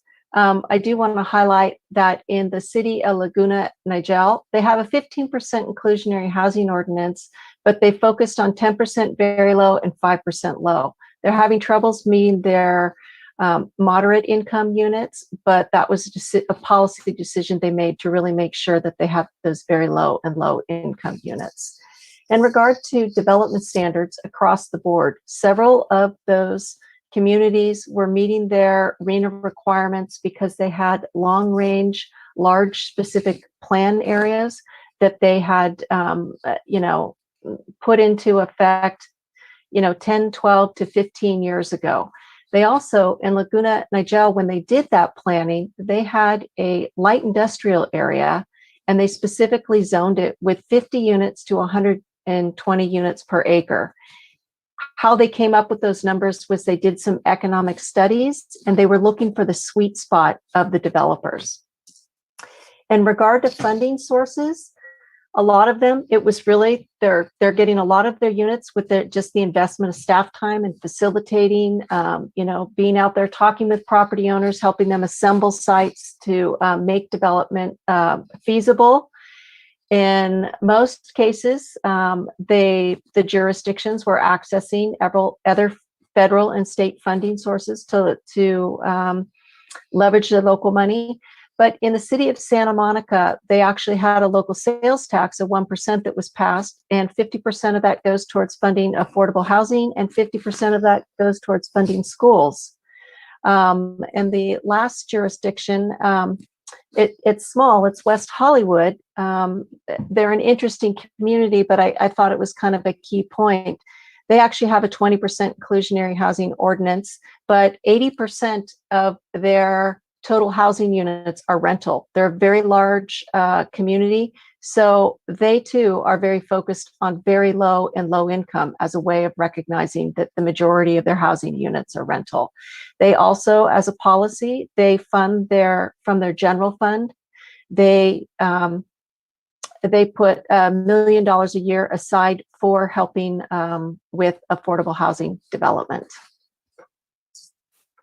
I feel like I really flew through those topics this morning, but as I said, I really wanted to make sure that we had time available to hear from our experts that we have to talk more about this evening. The items that we want council to be thinking about when we get to the end of our workshop this evening, staff had drafted some specific questions in the area of thinking about our inclusionary housing ordinance, our development standards, and our funding resources. And we will be bringing those back in front of you. And at this point, I will go ahead and introduce our next speaker. And as I stated, there's a lot of data and research that's gone into this. I'd be more than happy to provide more details, either in questions this evening or as a follow-up email. Thank you for your time. So our next speaker this evening will be Dina Belzar with Strategic Economics. Thank you, Karen. Good evening, Madam Mayor and members of the City Council. Tonight I'll be talking to you about housing finance and housing development so we can understand the basics of financial feasibility. Next slide, please. I know that you often hear from developers that projects in Petaluma, it's not always clear what that means. So this first slide is intended to illustrate what feasibility means. And on the left bar, you see the market value or the revenues that are generated by a project, either through the rents or the sales prices for the units. And on the right side, you see the costs. And a project is feasible when a developer can cover all of their costs, land costs, hard costs, soft costs, and I'll go through those in more detail in a minute, and then get their return on investment. If the revenues, that green bar, is lower than the colored bar on the right, then the project doesn't pencil out. We'll talk a little bit more about this, but it's important to remember that both costs and revenues are dynamic. You all, I think, are probably familiar with the concept of market cycles. And so what's feasible today might not be feasible next month or next year, and something that's not feasible today might be feasible next month or next year. It's sometimes hard to predict. Next slide, please. So let's talk about these components of project costs. And the first is what we call hard costs. And this is the largest component of costs. This is lumber, drywall, the plumbing fixtures, all the tangible materials that go into actually building a unit. And it also includes labor costs. And it's important to remember that in the Bay Area and basically nationally, the cost of construction materials and the cost of labor have continued to go up and up. There's been a high demand and a shortage of both. The other thing to keep in mind about construction costs is they are regional. It costs the same to buy a 2x4 in Petaluma as it does in Menlo Park or Palo Alto. So as you'll see in a minute, revenues are local, costs are regional. So that makes it hard sometimes for one community to compete with another. Next slide, please. The next biggest component of project costs are the soft costs. And these are the costs for the people to kind of pull the project together, for the architects, the engineers, the impact fees, all those kinds of activities that are built around actually getting the building built, the time spent to get the entitlements. Next slide, please. And then there are land costs at the bottom, and there are rule of thumb percentages on all of these costs, although again, each of these is variable and each is dependent on the conditions on any individual project. But the land costs are something that a developer negotiates with a property owner. So this is why we call this a residual, is because it's the leftover amount that the developer is willing to pay once they've figured out what they estimate their hard, soft, and investment return costs to be. So as markets go up or markets go down, the pressure is often on the property owners, the landowners. And one thing that prohibits development from occurring sometimes is that property owners have unrealistic expectations about what they think their property is worth versus what developers think they can pay in order to have a project work out. And again, in order to make these two bars, the green bar and the colorful bar, balance each other out. So that's land costs. And the last component, next slide, please. The last cost component that I want to talk about is investment return. And again, developers don't build large size development projects using their own checkbooks. They often put up some money and then they borrow both equity, which is money that gets paid in to cover all these upfront costs. And then the equity investors get paid back based on the size of the return. And then they have debt. They borrow money, and that's a fixed amount of money that's paid back in a fixed term with a fixed interest rate. So there's not a speculative component to debt like there is to the equity investment. And it's important to remember that interest rates, particularly for equity investors, are tied to the perceived risk of the project. So the less risky the project, the lower the interest rates. So investment return is also variable. And again, it's often at risk because developers don't know how long it's going to take for them to get their project approved. Sometimes construction costs go up in the period between when a project is submitted for approvals and when it actually gets its approvals. So the investment return is where that uncertainty gets absorbed. So this is why it's often easy to think of developers as just, being able to write their own ticket in terms of their profits. But in fact, that's not the case, particularly if they end up absorbing unanticipated costs, including that the project just takes longer to get approved, or costs go up, or other unforeseen things happen. Next slide. So on the market demand side is where we get the price, the setting of the price or the value of the units. And consumers are willing to pay a price or a value for a unit based on a full set of utilities that they think they're going to get. And these prices are very local. People will pay one price to live in Petaluma. They'll pay another price to live in Healdsburg. They'll pay another price to live in San Francisco. You could be buying the same unit, but the value would be different depending on where it is. And again, this is based on the consumer's assumption about what they value about the location, the amenities around the area, and other kinds of factors. And when a developer goes in to do a market study, they again calculate their costs. And from that, they know what revenue they need to get in order to cover all of their costs and make their expected return. So when we talk about the pro forma rent or the pro forma sales price, that's what the developer is expecting to get or needs to get as a floor in order to pay back all their costs and make their return. But again, these prices are very local. So costs are regional, but prices are local. The other thing is that developers may be building a project, but they only need to sell 50 units. So while the units might seem very expensive, they're only looking for 50 people who will come in and buy those units. They're not trying to sell them to everybody. They're trying to sell them only to the segment of the market that can afford them. And so this is where this issue around affordability comes in. Next slide, please. So what residents can afford to pay and what developers need to charge could be two very different things. And when we talk about what is housing that is affordable, the idea is that any given household should be paying about a third of their income for housing. And any household that's paying more than about a third of their income, it can between 30 and 33% is sort of the gold standard. Any household that's paying more than that, 40%, 50%, 60%, those households are considered cost burden.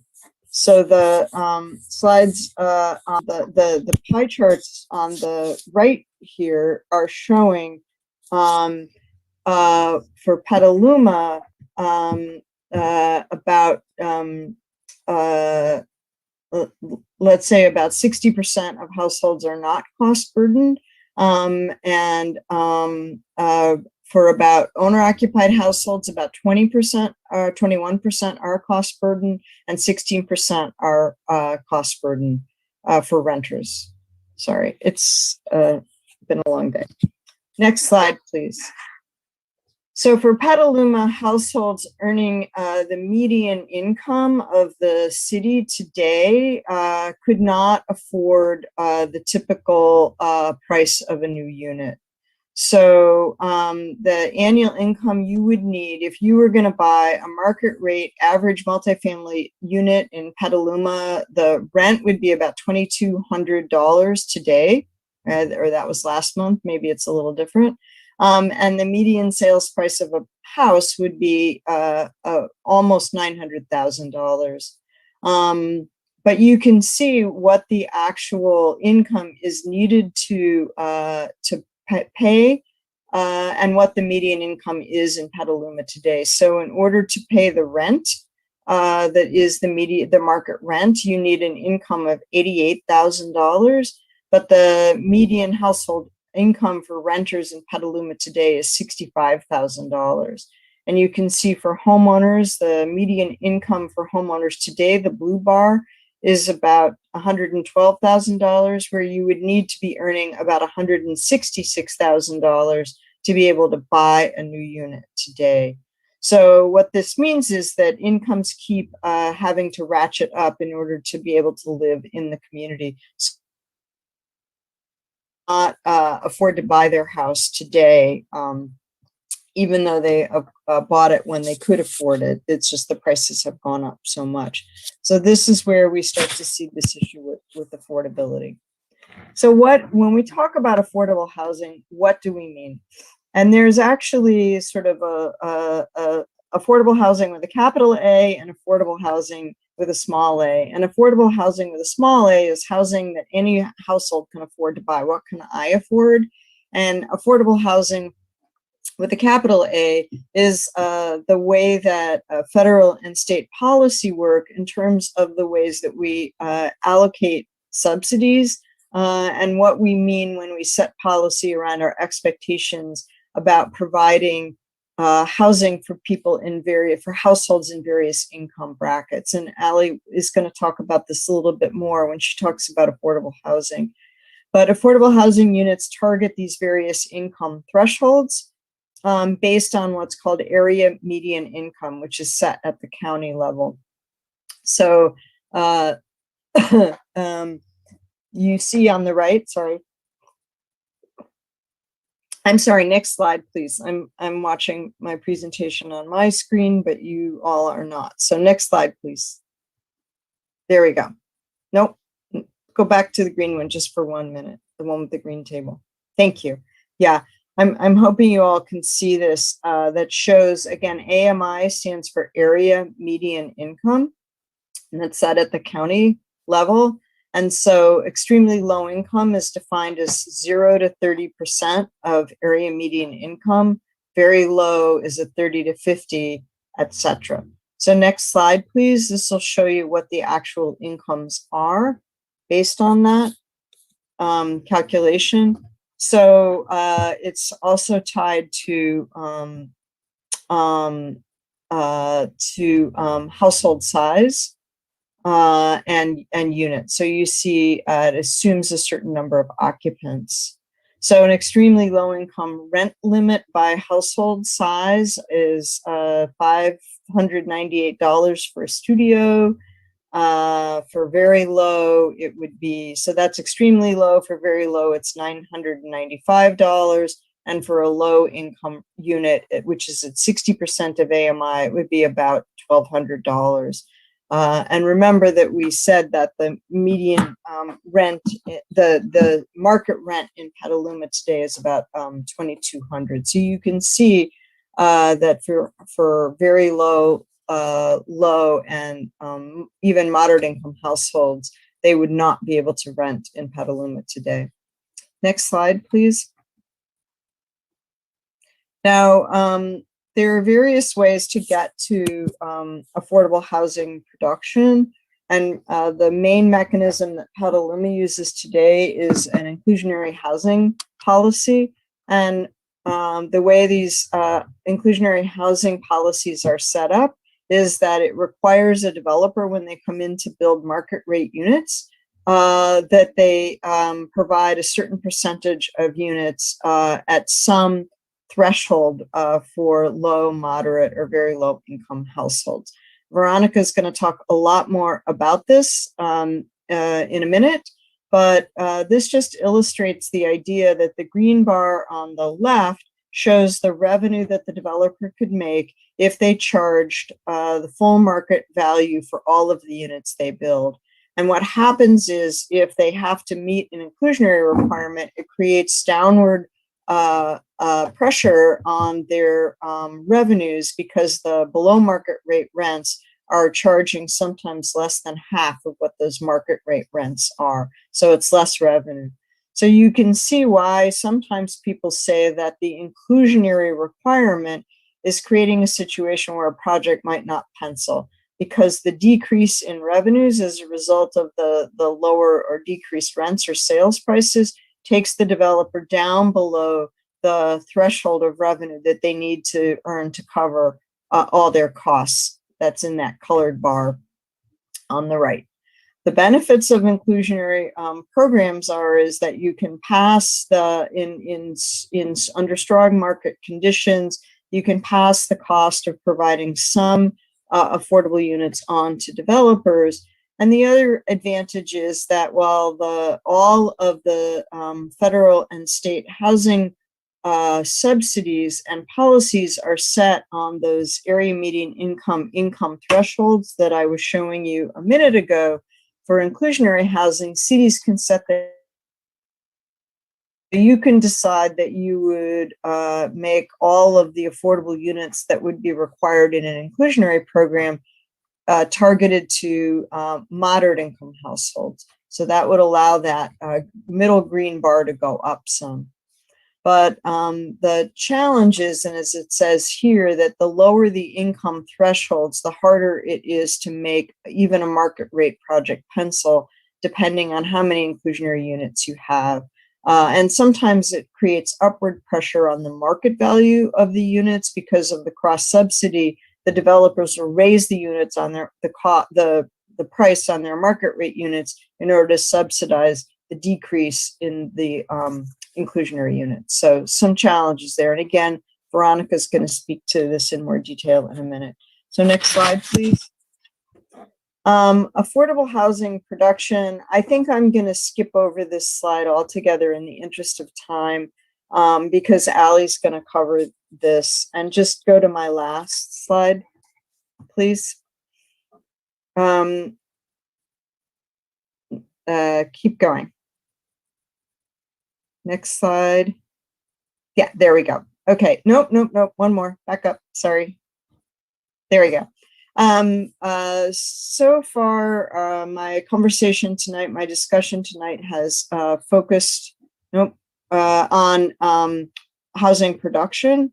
But as when you listen to regional conversations in the Bay Area about affordable housing, we've begun to talk about the 3 Ps of affordable housing. So I just want to put these ideas in your head. One is production that we've already talked about.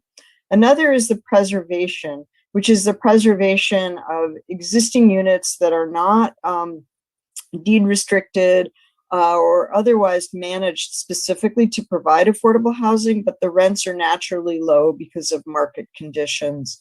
And the preservation of these, what we call naturally occurring affordable units, is becoming a greater priority in the region because it's sometimes less expensive to do preservation of naturally affordable units than it is to produce a lot of new units. And then the third item is protections for tenants, so that they're not subject to certain kinds of eviction or other kinds of pressure to get them out of their units, so that the unit can be turned over and rented at a much higher price. So those are the 3 Ps of affordable housing, or the other 2 Ps of affordable housing. And I'm going to stop there and hand it over to Allie, who's now going to talk about affordable housing. Thank you. Thank you. And thanks to the council for inviting me tonight. MidPenn is a 50-year-old nonprofit housing provider. We're a property manager and resident services provider. We're long-term owners and operators who serve low-income residents, seniors, and people with special needs. MidPenn has developed more than 100 properties and owns and manages more than 8,500 units in the Bay Area. We serve Northern California from Monterey up to Sonoma, Napa, and in between. Next slide.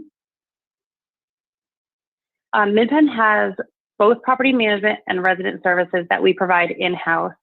We believe that providing professionally managed building and services on site is the best way to deeply connect with our residents and focus on their goals. We provide on-site services at all of our properties, either in partnership with our own services staff or partners from the community. Examples of our services are our award-winning academically based after-school program. We also do health and wellness programs, job readiness, and our on-site property management helps maintain a deep connection with our residents and build the greater community. Next slide. Midpen has just completed a 5-year strategic planning process, and we've renewed our focus on serving extremely low and very low income, so that 0 to 50% of area median income bracket. These members of our community often have special needs and need help to remain housed, and our resident services providers and case managers are a key to helping those folks remain housed. This is an important distinction to recognize, as housing is a complex issue, and just giving someone a roof over their head isn't enough to support someone to remain housed. They often need to overcome barriers to access other services, medical care, nutrition, or need assistance navigating through public programs. And I just wanted to raise that as something to consider when thinking about potential inclusionary policies and setting residents up for success. That the resident services that we provide VLI residents in market rate or inclusionary properties. So ensuring that the council adopts policies that lead to getting the very low and extremely low income folks the support that they need is key. Next slide, please. So I wanted to talk a little bit about the overall development process and timeline that we undergo for an affordable housing development. Our process typically takes from 5 to 7 years from kind of concept to keys, and can be longer if the deal is particularly complex, part of a master plan, or if there are other extenuating circumstances like environmental remediation with the site. But this graphic provides an overview of the development process and our approach to development. As you can see, that we do a lot of the pieces in parallel, and we take the opportunity to have a lot of community input during our design process, land use, and financing. Next. And then I'd like to provide a kind of a high-level example of 2 fictitious projects to illustrate the difference between market rate and affordable housing financing. This is kind of similar to what Dina was talking about in her colored bar charts, but mine is just kind of numbers here. Starting with the same project, so same location, same number of units, theoretically the same cost to build. The affordable housing has higher operating expenses because we fund those things that I was talking about, like services and property management, compliance, audits, and things like that we have to pay for. And then we have a lower property income because we are limited by law, the deed restriction, on what we can charge for rent. So this limits the amount of mortgage that the property can actually support. In this example, almost by half versus the market rate example, because the market rate rents support the project cost. Otherwise, the deal wouldn't pencil for the market rate developer, and they wouldn't build that project.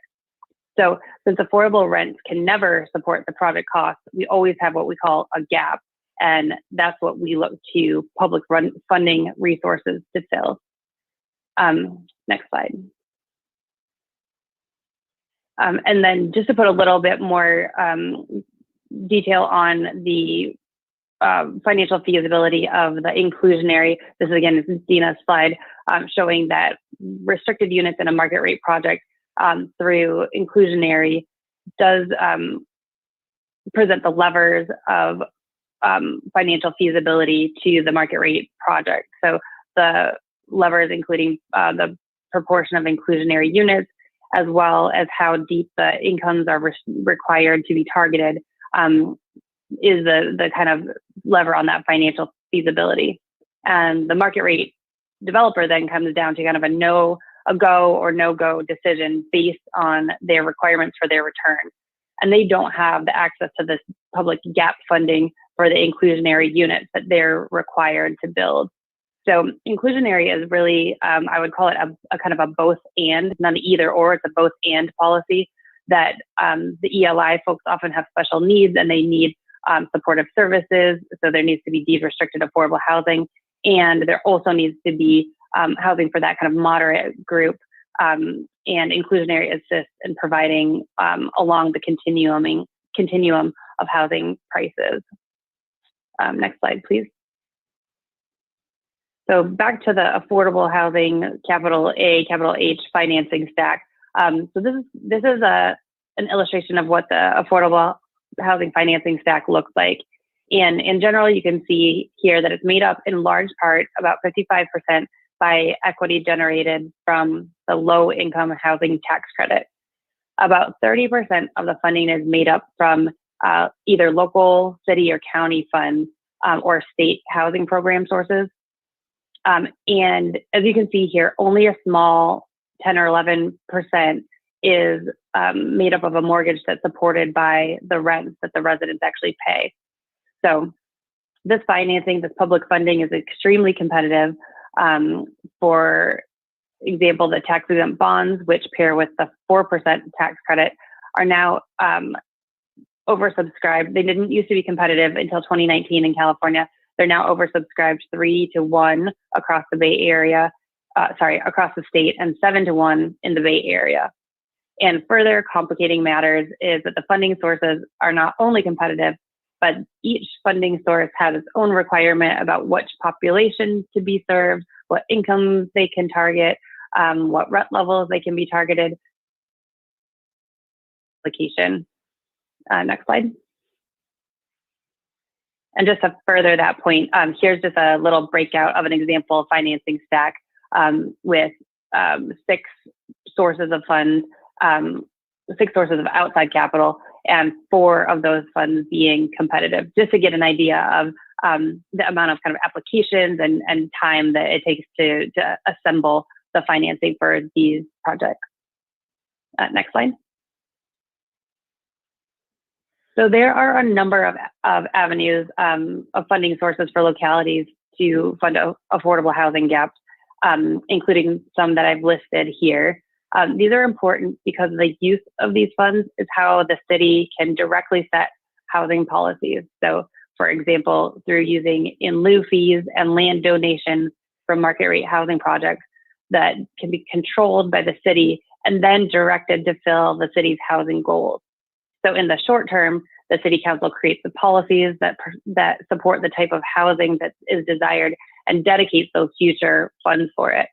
The affordable housing timelines are long, like I just talked about, and developers need to be sure that there's some amount of local funding support in order to start working for those number of years on a site in that locality. So there's always the need for that longer term policy and predictability, and cities having the clear policy goals and the direction helps affordable housing developers set up a project that would then fulfill the city's goals. Expectation-wise, an in lieu payment from one development is not going to get an affordable housing development fully financed, but it is a piece of the puzzle.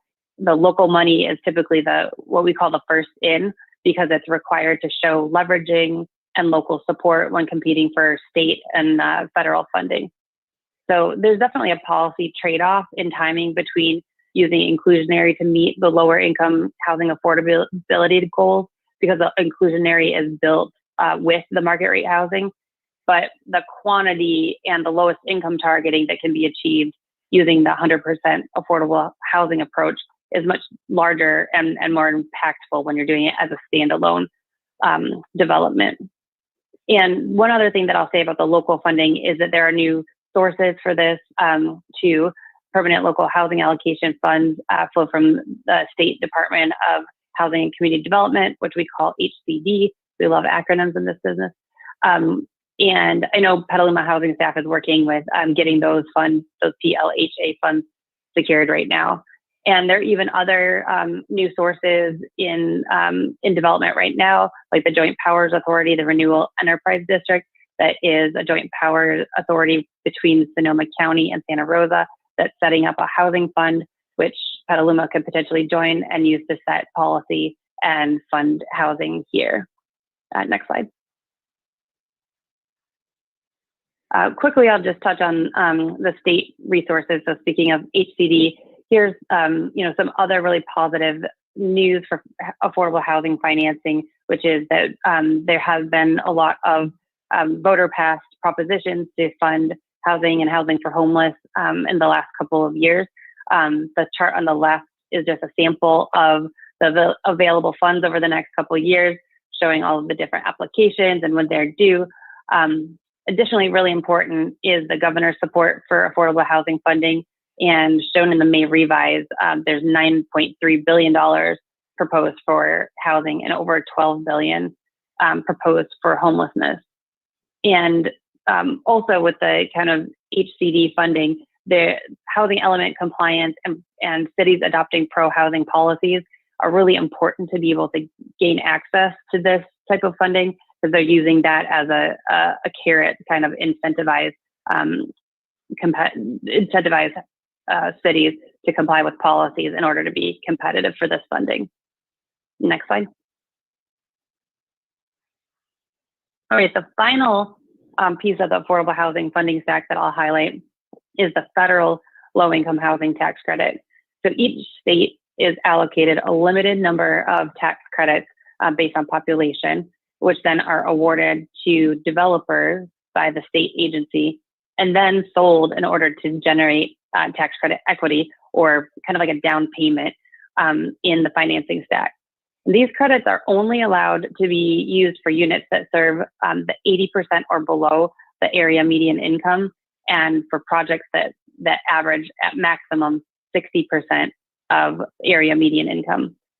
So there's two types of housing tax credits that you might have heard about, the 4% and the 9%, but they're both scoring that each project has to compete many times before they can get one funding source secured. So that all kind of ties back into the longer timelines that we find ourselves working in to finance affordable housing. So next slide. I'll run through just a few real life examples before I wrap up. So some examples of financing stacks is Fetters Apartments, which is a mid-pen housing property in unincorporated Sonoma in the Valley. 60 units for families, about $29 million of cost. And you can just see here we have 3 county funding sources. So those were over a certain number of years that those were allocated and assembled. A small federal home loan bank and subordinate loan of $1.2 million.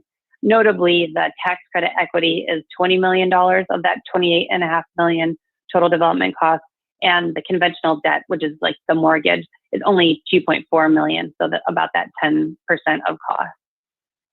And next slide, please. Often we're asked about how the financial picture of the capital stack changes if we're not using tax credits on some of the units in the development. So maybe you want to target moderate income and have a mixed income development.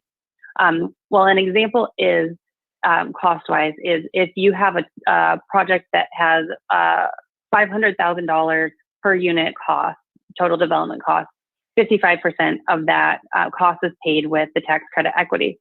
So if you're serving folks 80% or more of median income, you are not eligible for the subsidy for that unit. So that's $275,000. That's a loss of subsidy and needs to be made up. It can't be made up by the differential in rents because you're still keeping the rent below market. So there's another source of subsidy that needs to come in to make up that loss there. Next slide. So an example of this is Delaware Pacific, which is a mid-pen property in San Mateo, 120 units. It was actually built and financed as 2 separate projects. One project is a moderate income project that was done by a different developer, and the low income project was done by mid-pen, financed as 2 separate standalone projects, but they share a podium, garage, and some amenities in common. Public subsidy was required for both sides of this because the partner did moderate income, so they have a below market ground lease from the city. Next slide. And another example of serving a mix of incomes in the same building is an educator housing building that we're working on in San Francisco, serving educators for San Francisco Unified School District between 30% and 100% of the area median income. Public subsidy was required to serve the moderate income over 80% AMI units. And San Francisco had actually passed a bond previously that specifically targeted moderate income, serving moderate income housing. So it was a unique source of funds for this purpose. And the public subsidy required also includes the below market rate long-term ground lease. We have a 75-year ground lease with the school district, which we pay, or which we will be paying $1 a year, which saves about $20 million that the project won't have to pay. So that value of the land is really important in the full capital stack. So I think that wraps up my presentation. And Karen, I don't know if you want to take clarifying questions now. May I unmute?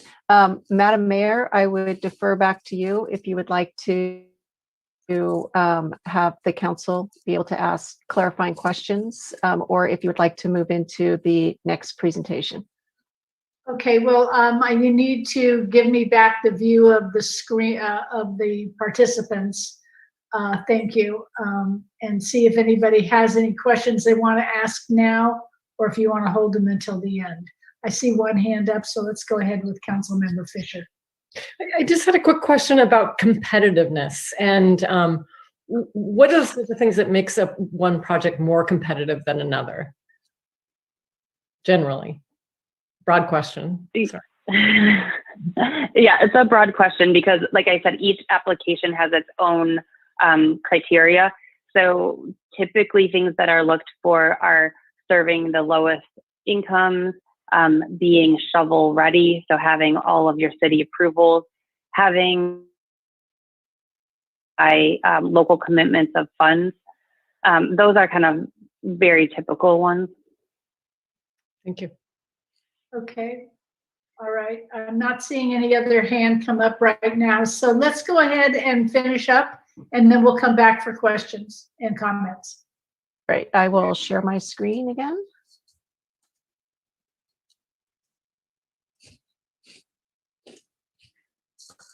Okay.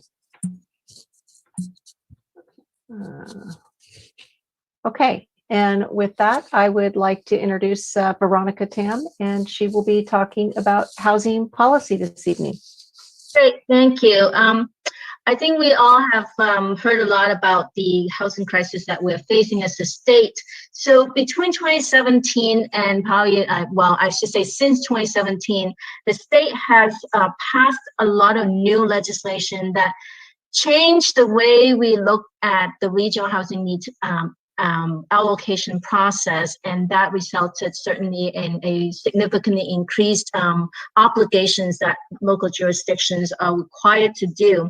But on the other hand, they also have tightened what constitute a site and what would be eligible to receive credit as a site, and what's the city's responsibility as you continue to develop as a community. So that the two things together, increasing the regional housing needs allocation and tighten the qualifications of sites, makes it much more challenging this round when we're doing the housing element and trying to meet the regional housing needs allocation. So one particularly useful tool a lot of local jurisdictions now are doing is affordable housing overlay or housing overlays, because we really practically run out of spaces to build housing on, especially on residentially zoned land. So a lot of communities have to reevaluate redesignating certainly commercial land or industrial land or some other uses.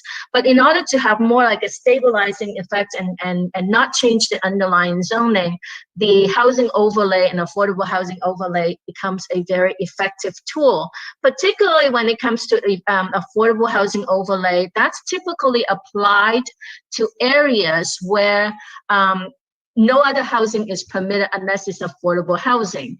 And that makes it, I guess, help with affordable housing production in a way that you eliminate the competition from a market rate developer for the same piece of land.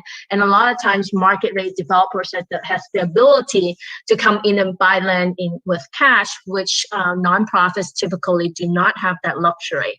And so by doing an affordable housing overlay in particular neighborhoods, you have the ability to give the affordable housing developers an edge. So that is a tool that we're seeing a lot of communities using these days. Next slide. And another thing that deals with affordable house, the adequate sites requirement regarding the regional housing needs allocation is a new bill called No Net Loss, SB 166. SB 166 says, well, you've done the housing element, you've identified the sites that you need for the regional housing needs allocation at the time of the housing element adoption.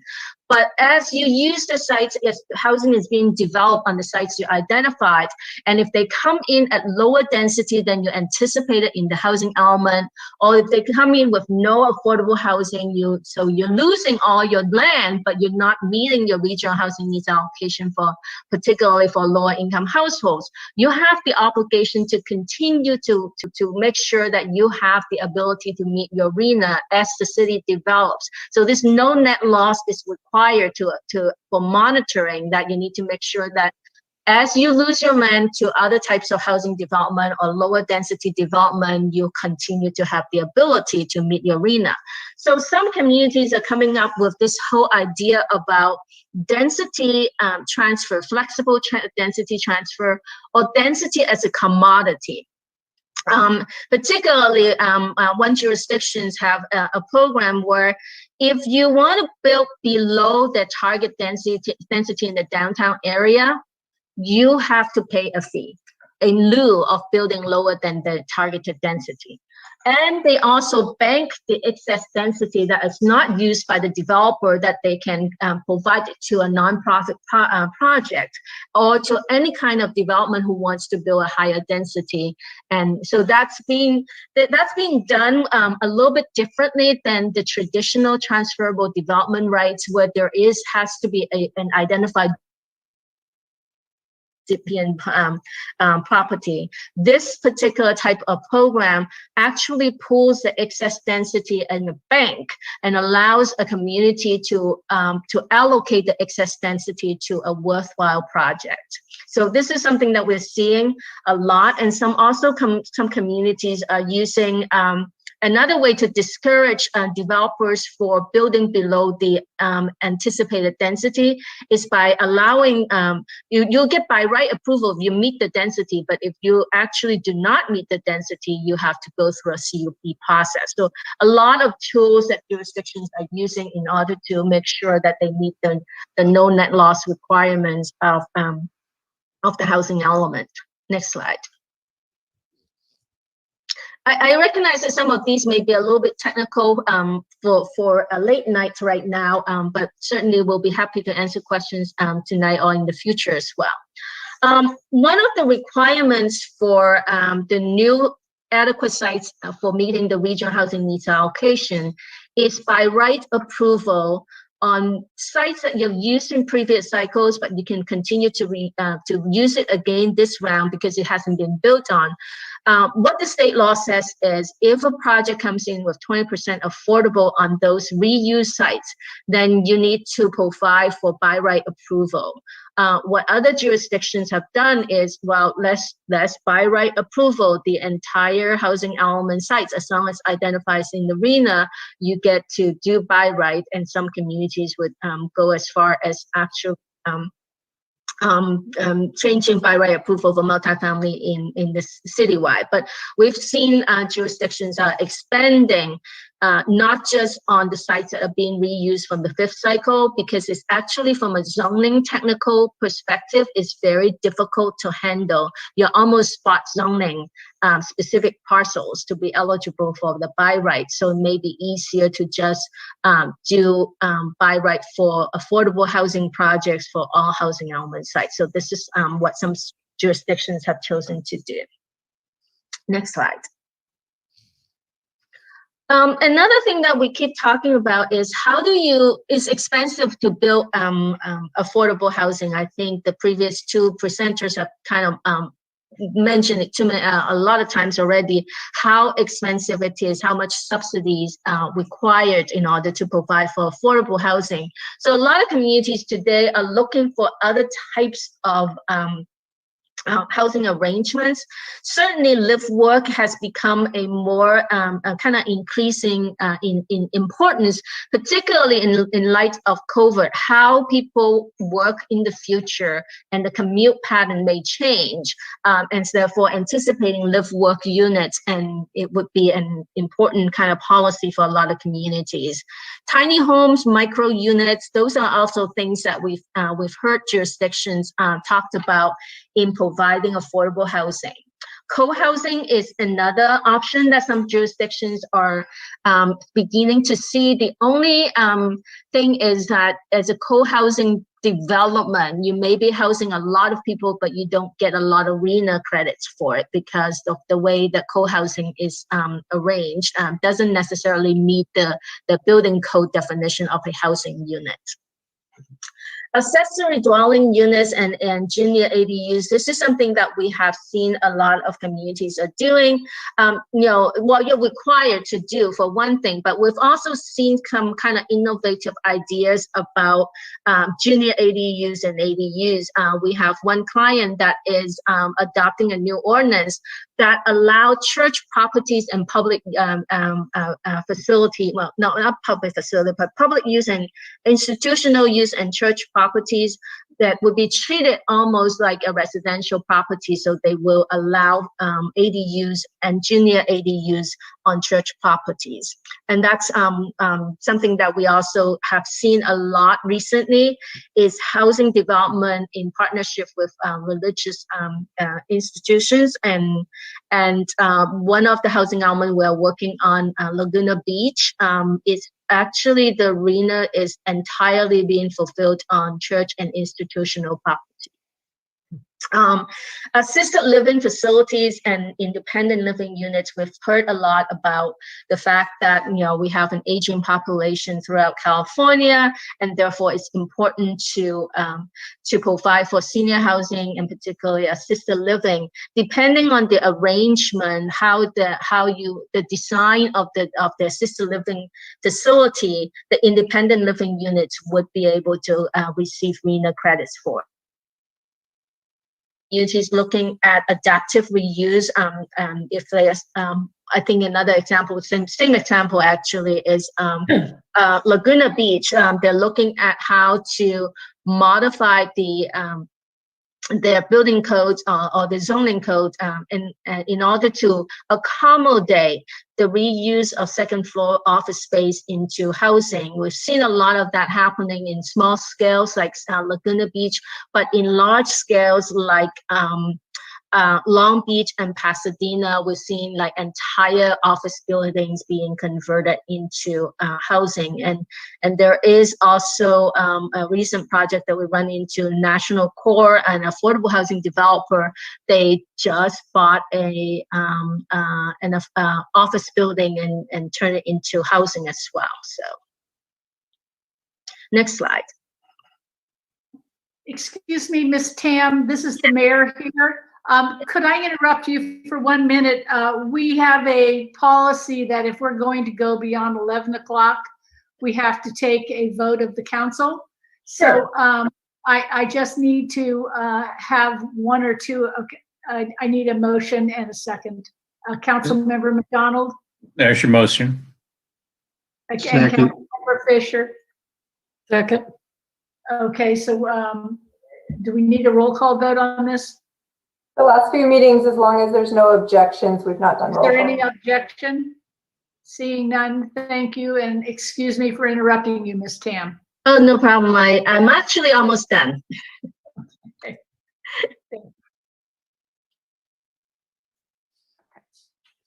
The next slide that we talk about is funding sources for affordable housing. Again, you've heard a lot about how important it is to have financial capacity. Inclusionary in movie, that's definitely one of the significant, in some cases, an important source of funding for local jurisdiction without the redevelopment. We have also started seeing linkage fees for commercial and industrial development. In some cities, industrial development actually has been really thriving, and so getting a linkage fee is important. Local housing trust funds, that is a little bit more difficult. It's a way, local housing trust funds is a way to organize your fund, to dedicate your fund, but you still have to have the source of funding to begin with. Typically, we see that comes from general funds, and also doing it not independently as one jurisdiction, but doing it on a more regional basis. That also involves soliciting donations for private from industries, and that's been successful in some regions, and it just depends on whether there is the capacity to organize that. We have also seen, particularly in localities where tourism is an important industry, then the use of sales tax, hotel bed tax, and short-term rental fee being dedicated a portion of it for affordable housing. It is a little bit difficult because a lot of times it would a lot of those funding sources have already been dedicated for particular uses, so the competition for that limited funding is quite a bit significant. And so we haven't seen a lot of jurisdictions with a successful use of those, but we were told that Napa just recently adopted using the hotel bed tax. So that's encouraging encouraging kind of trend. Employer contribution is a little bit different than linkage fee. Linkage fee is charged to the developer, and linkage fee is charged at the time of the development.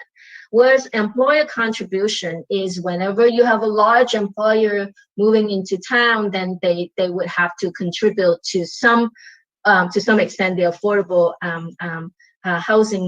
housing scene in the community. That's a little bit different than the concept of linkage fee, but a lot of times that is probably almost like voluntary basis or some negotiated process.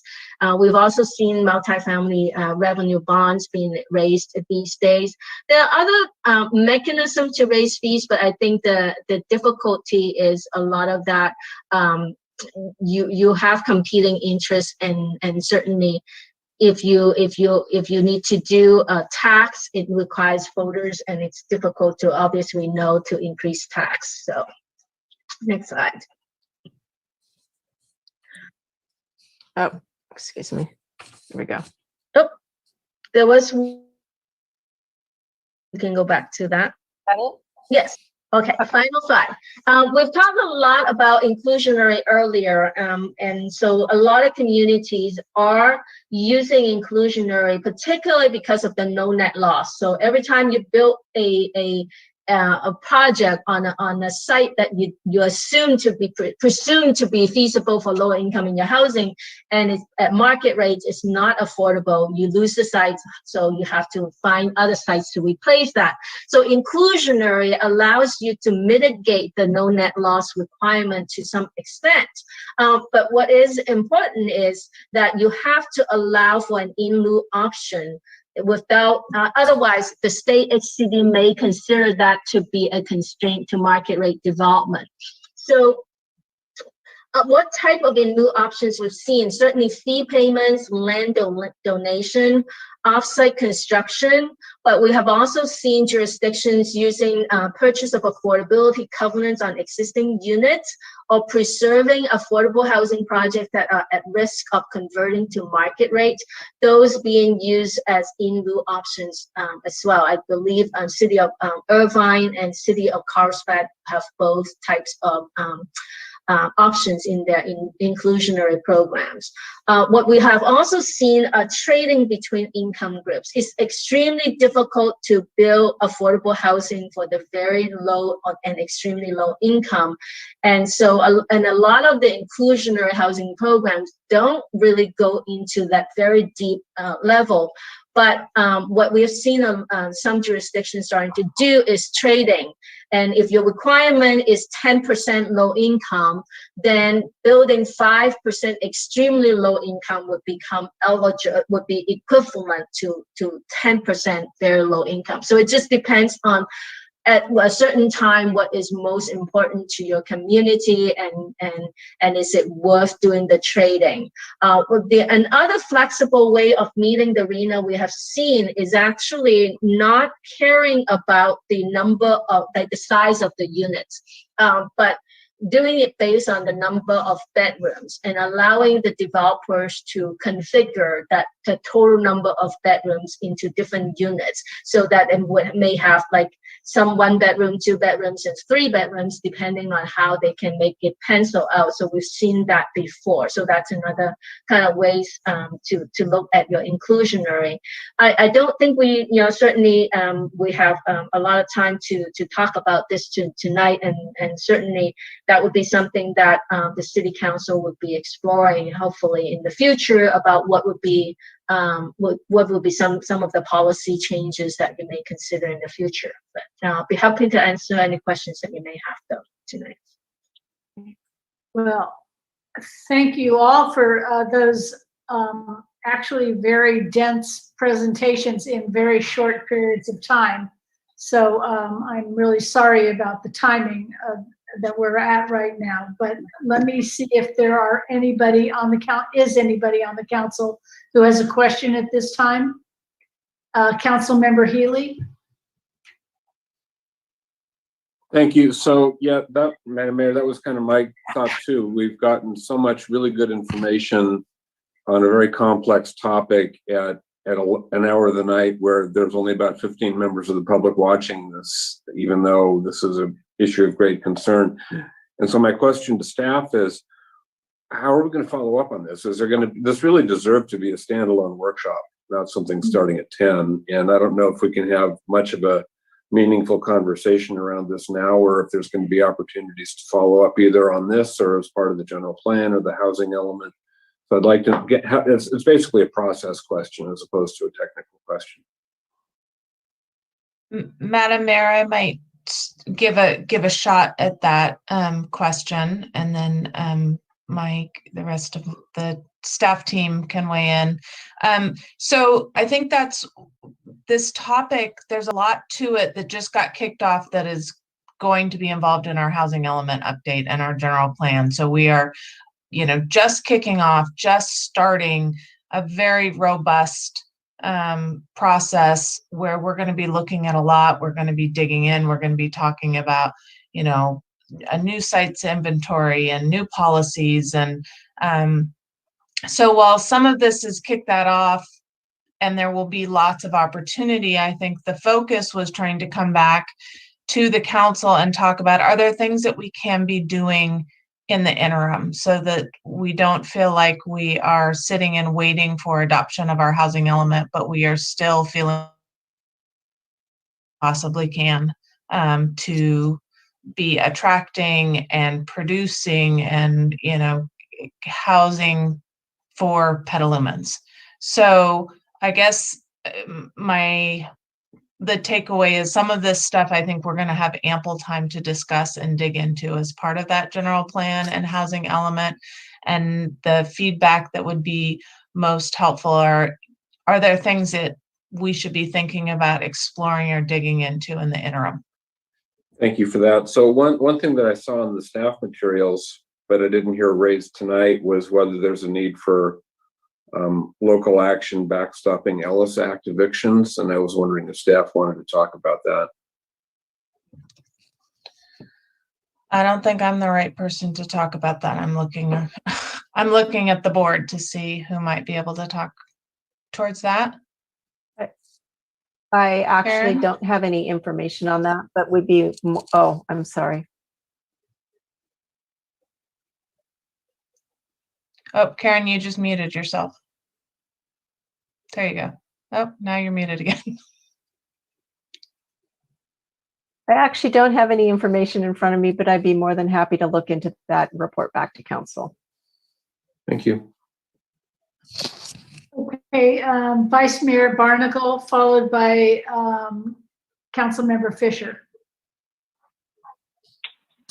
First, thank you very much for the presentation, everybody.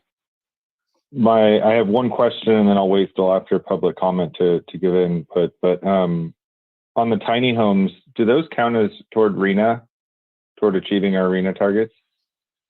And Karen, you want me to answer that? Yes, please. Sure. The bottom line is whether it meets the building code definition of California building code definition of a housing unit, which requires plumbing and cooking facility. So as long as they do, and the most important thing is how your building department reports it to the State Department of Finance. And if they report it to the State Department of Finance as a residential unit, then you do. If it's as a commercial development, like a lot of, I don't know how they would permit it, but for some reason, if they permit as a commercial development, then it would not. Okay, and then quick follow up on that. And you mentioned co-housing has some problems with counting towards RENA because of I'm presuming it's the same thing as what you just mentioned, where you might have 10 rooms in one giant kitchen or something like that. And yeah, is that the situation? Yeah, we have a client who just built one for 87 beds or 87 beds. So housing 87 people, but they only can count it for like 15 or 17 units because of the way it's organized. So, but following up on that, and Veronica, correct me if I'm wrong, if you had a co-housing where each unit had its own kitchen facility and there was also a shared kitchen facility, a larger facility, kind of like I'm thinking of the co-housing on Yulupa in Santa Rosa, where each of the units has its own kitchen and then they have a larger shared kitchen, shared guest facilities. You can then count each unit towards your RENA as a unit. Yeah, I think, again, the most important is communicate that with your building department, because HCD's bottom line is that the RENA is generated based on building records submitted by the building department. So you cannot not count it as a unit for generating the RENA, but then count it as a unit for fulfilling the RENA. I think that's HCD's standard. Okay, thank you. Did you have another question at this time, Vice Mayor? I'm sure that I'll have more questions, but I'm going to hold them because I think there are more comments. Okay, thank you. So we'll go to Councilmember Fisher, followed by Councilmember McDonald. Yeah, actually, I don't have a question, but I do have a comment or suggestion. And thank you all for the presentations. Wonderful to have all this female energy in the room. Thank you. And I was particularly in the staff report looking at the development standards and the things we can do in our zoning code to achieve more affordability. So, having maximum number of square footage for units and building smaller as affordable. And so I'd like us to pursue those goals as well. Thank you. Thank you, Councilmember McDonald, followed by Councilmember Kosake. Comments at some point, but I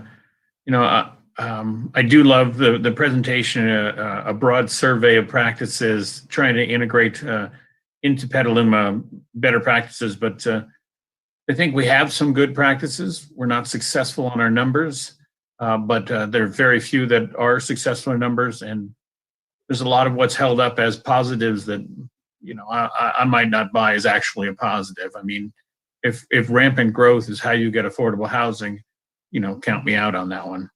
So I'll come back with comments. Thanks. Thank you. Councilmember Kosake, followed by Councilmember King. Yeah, just a couple of agreements. And again, thanks to everyone who took part in this. I really appreciate this. But I think I agree with Mr. Healy that I think something we could do relatively sooner than later is Ellis Act implementation. I also agree with Councilmember Fisher that I'd like to address dealing with our building policies and standards in terms of building smaller, building just being more flexible with I don't know. It seems like we need to have a need to find developers who will think a little bit harder about doing what we and some of the people we're trying to house think they need.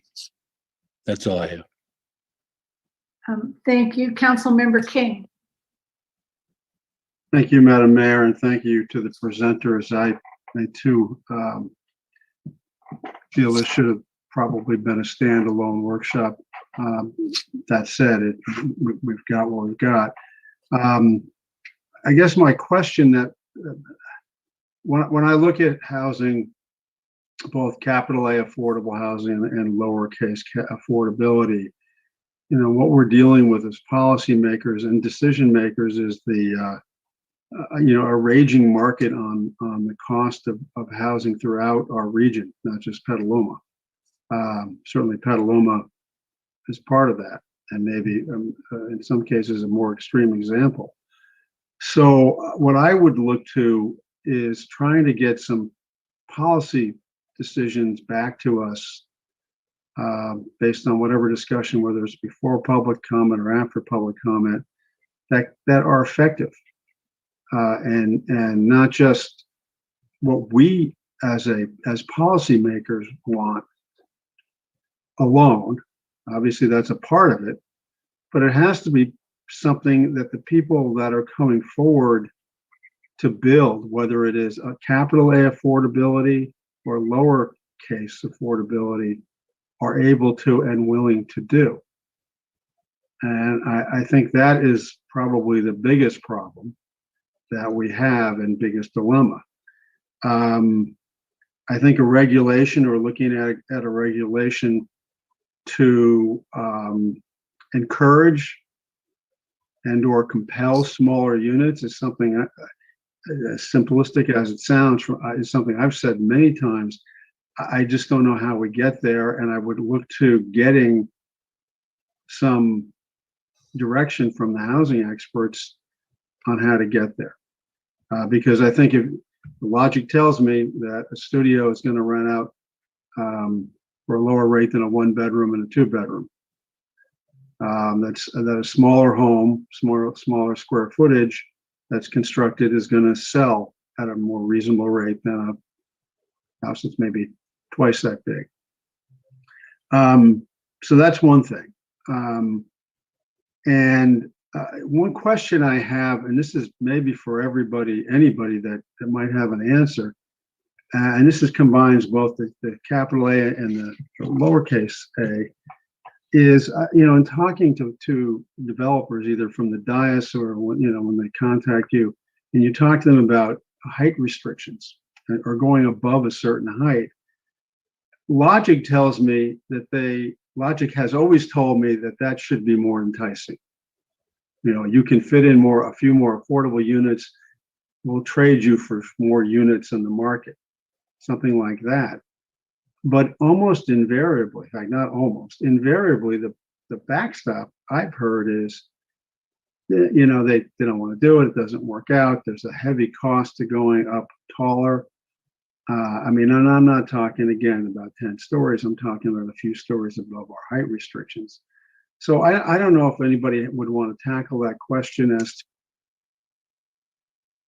something that we should pursue, and whether if we do pursue it, it's going to be either ignored or rejected by the people that are going to build the home. So that's one question I have. I don't know who it's directed to. Anybody that gave a presentation knows more about that than me. So yeah, I'll take anybody's answer. Dana, do you want I think I see Dina. I think Dina maybe, or Ally. But Dina, you seem to be muted. Dina, we can't hear you. No. I can take it, or I can start it. And Dina, if you figure out how to get unmuted, you can fill in. I think it's a different consideration between somewhat between affordable and market rate housing. So, I think the first issue is kind of construction type, right? So once you go from a standard wood frame construction to needing a podium to increase that height, or going to all steel or concrete, you're going to increase your cost tremendously, and the rent or sales prices may not support that increase in cost. And I think the other thing is typically in Petaluma is parking, and the high cost of constructing parking. And a lot of times you'll end up limiting the amount of units that you actually want to put on the site based on how much parking you can get on the site. And building structured parking or underground parking is extremely, extremely expensive and is not going to pay for itself either. So a lot of times that parking ratio will limit the amount of units that people even want to put on the site. And I think I'll leave it there. If I may Unless there's follow other up, questions. in other jurisdictions that you've worked with or worked in, has there been any success with going a little higher? I mean, the reason I'm asking is we have a finite amount of land. I haven't heard any council member in a really, really long time express any interest in expanding our urban growth boundary. So we're not going out. And I don't anticipate any future council member being all that keen on that idea either. So we have finite amount of space, so up is where we have an option. So I'm asking, are there other jurisdictions that have taken steps to move developers to examine that, so that a council, could take a look at something that's a little more dense and a little taller, and works for the developer, and provides perhaps a little more in the uppercase affordable housing? Yeah, I think I would just go back to saying that it's all economics and market driven at that point, where if there are things that the city could do to then decrease the cost of that development, so either lower fees or less kind of constraints on some of the architecture or some of the building costs, those are kind of the levers that would be the ones to pull. Certainly if you look at the places that we work on the peninsula or in San Francisco, where the rents can, even though affordable rents are higher, right, we're able to cover the cost of building a podium or structured parking or going up and having an elevator or two elevators. But it's really that cost component is the driver. And I think that, at least for affordable, we would look at going higher. And it was really, we did look at it at the project that we have approved in Petaluma, but it was cost prohibitive construction wise. Can I go ahead, Veronica? Yeah, I was gonna just give a couple of examples. It depends on whether your community is ready to go there or not. There are certainly communities that are decoupling the parking, so that's one way that, for example, the city of Dublin, there's some of in the transit area, they actually decouple the parking from the housing. You've interviewed City of West Hollywood. It's actually one of my clients. I'm working on the housing element. One of the things that they continue to talk about is decoupling the parking, because you will be more efficient in building parking in a particular location and then focusing on housing in other locations. But it's just whether from a community, whether the community is ready to that type of lifestyles. And I will just add to this conversation too. So one, we are hard at work to bring a study session on parking to Planning Commission and Council. So and reducing parking requirements or introducing maximums and unbundling parking. Those are all things that we will be talking about. So the things that Veronica just touched on are things that we are preparing to bring before you for thinking. I also know, I believe it was Santa Rosa was having a really hard time getting the taller buildings in their downtown area. They had increased their height, limits so that you could go taller, and they still weren't getting the result they were wanting. So I believe they did some steps where they did things like above a certain floor, they reduced fees for the units above a certain floor. So they continued to kind of find ways to offset the increased construction cost of going taller by trying to reduce fees and other incentives like that.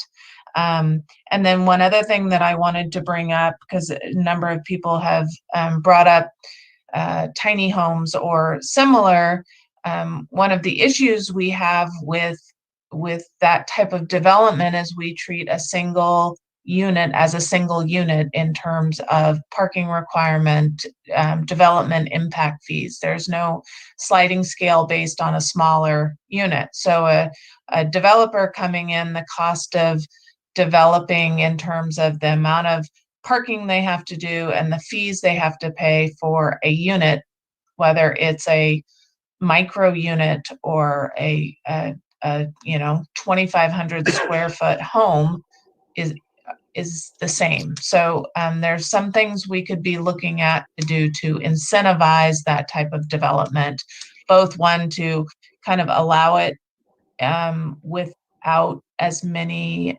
permit requirements. So right now we would have to treat it as a dwelling group and the process, but also things like fees and parking to be more on a sliding scale based on the size of the unit.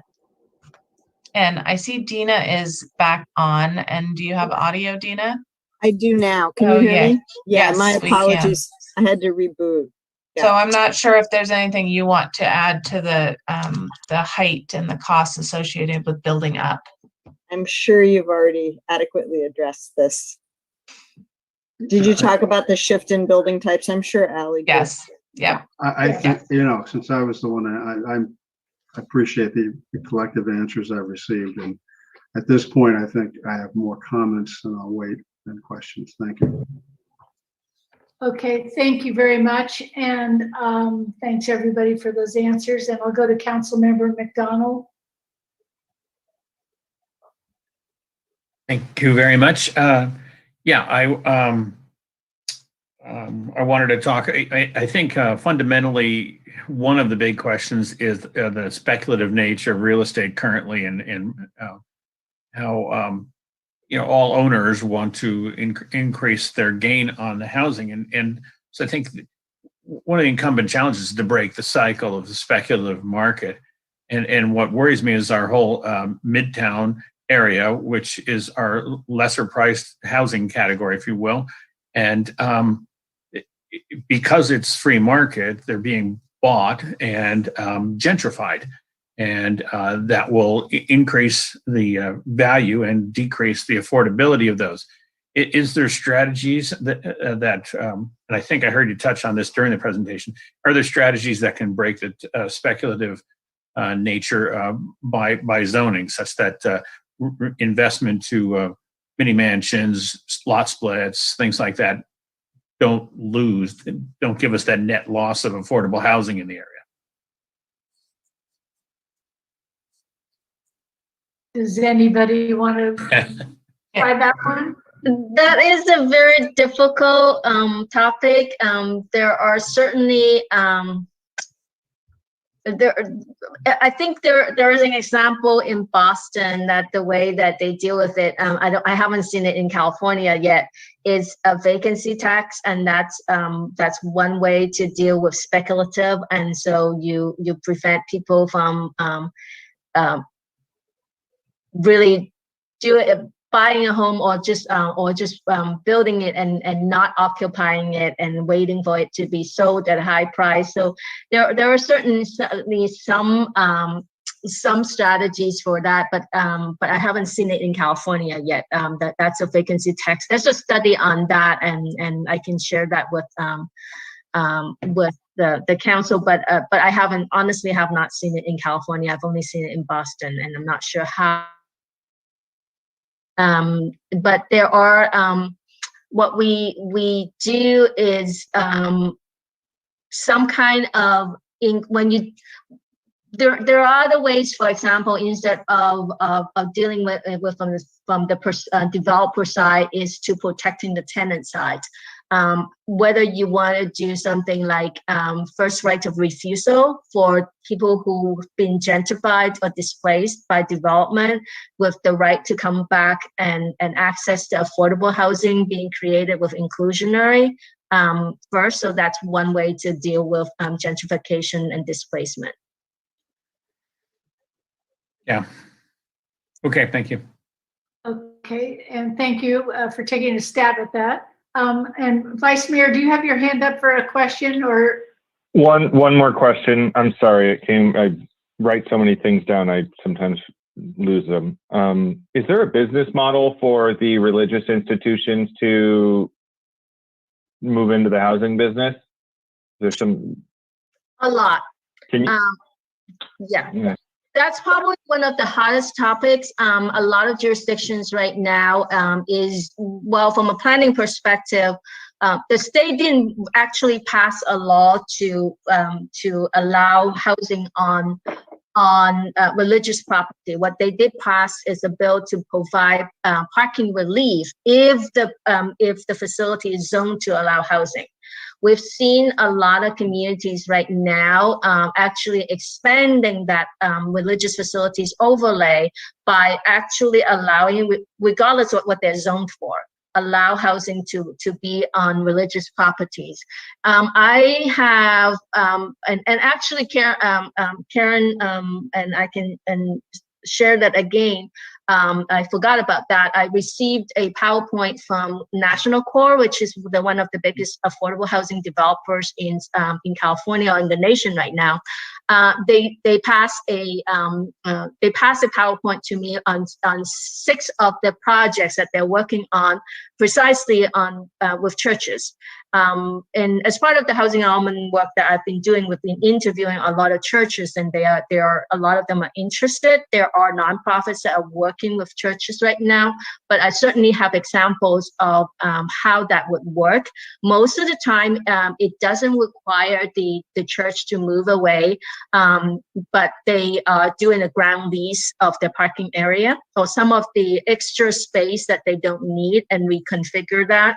A lot of time, in exchange for the use of land, they got units for their own staff, or that they got a new community meeting room or some kind of in exchange for that. So I can pass back, I can show you the PowerPoint presentation by National Core that has, I think, has 6 examples on it. Okay, I'm going to piggyback on that question, because I have a concern about that as well.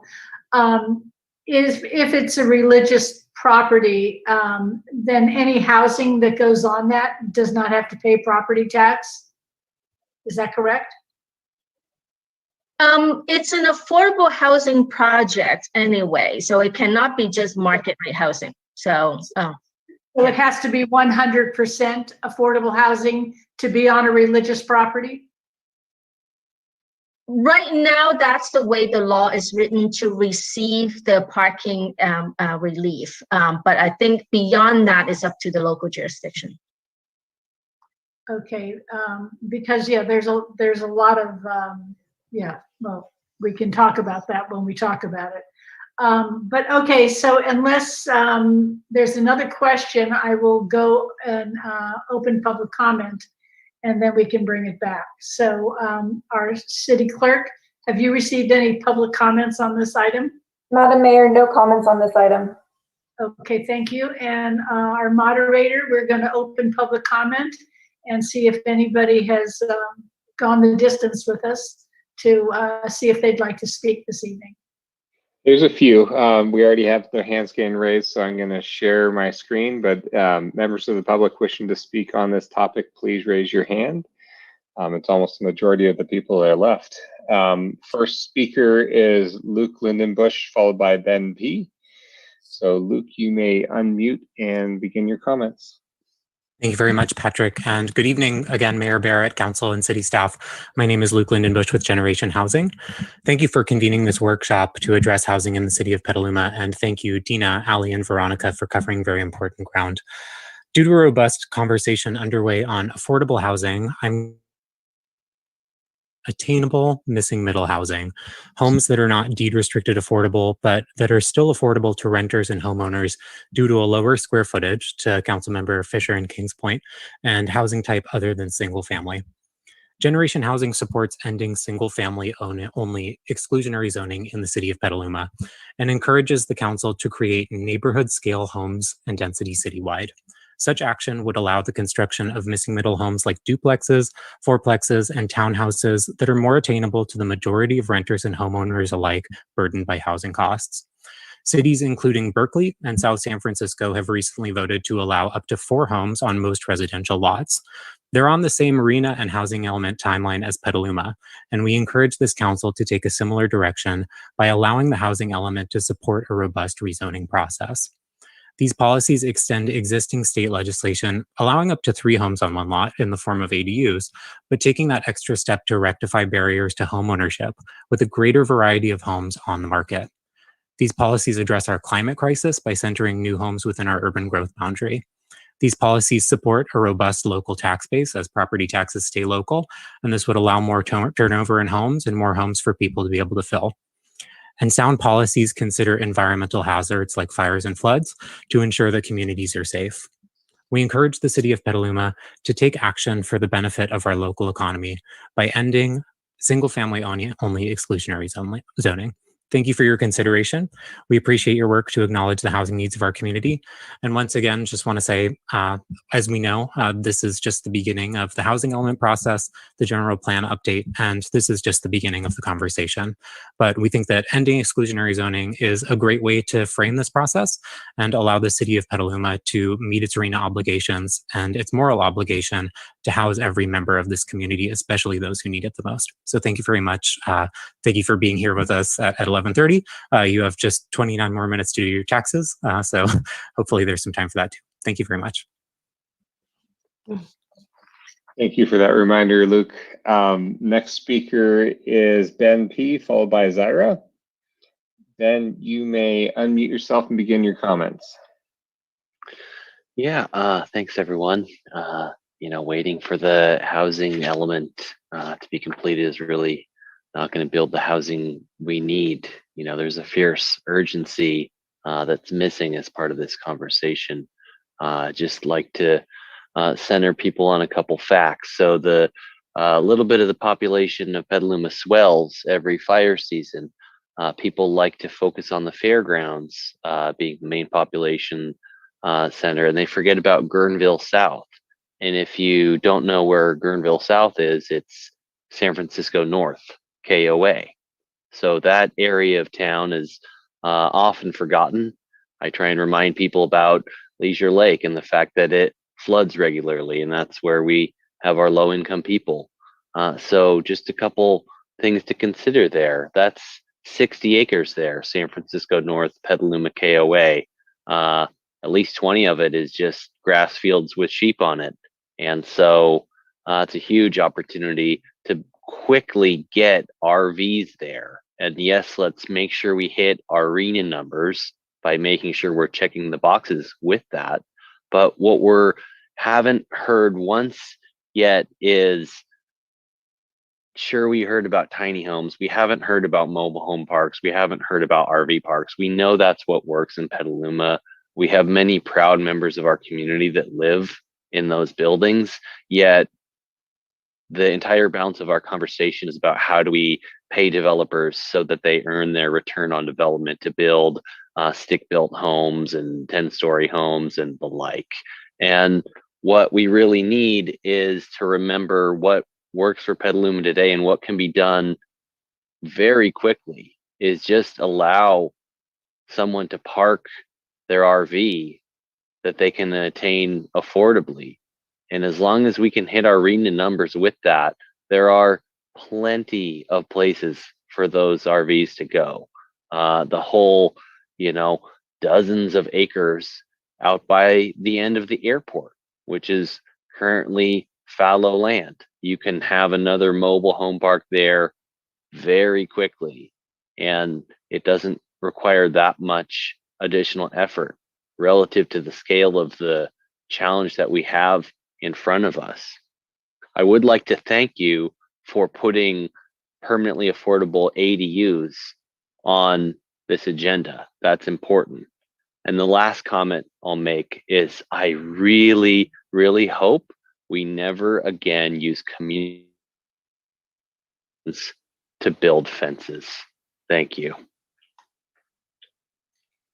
Thank you, Ben. Next speaker is Zyra, followed by Colin, participant with the digits 7554 as their last four digits. Zyra, you may unmute and begin your comments. Thanks, Patrick. I'm here representing North Bay Organizing Project as president and in support of the Sonoma County Tenants Union. I want to thank council for this workshop and the presenters, especially giving resources to our city.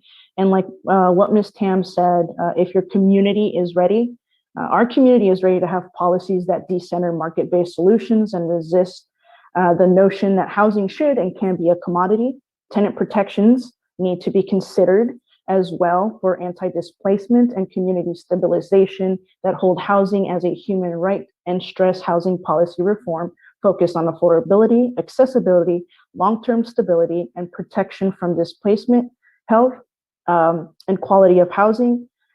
These are crucial for community stabilization and sustainability. Legislations that create robust tenant protections from eviction and rent increases should be included in any discussion of policy tools for addressing the housing crisis. Petaluma should support the implementation of a strong just cause ordinance that would severely limit the ability of landlords to evict tenants except in a very limited circumstances.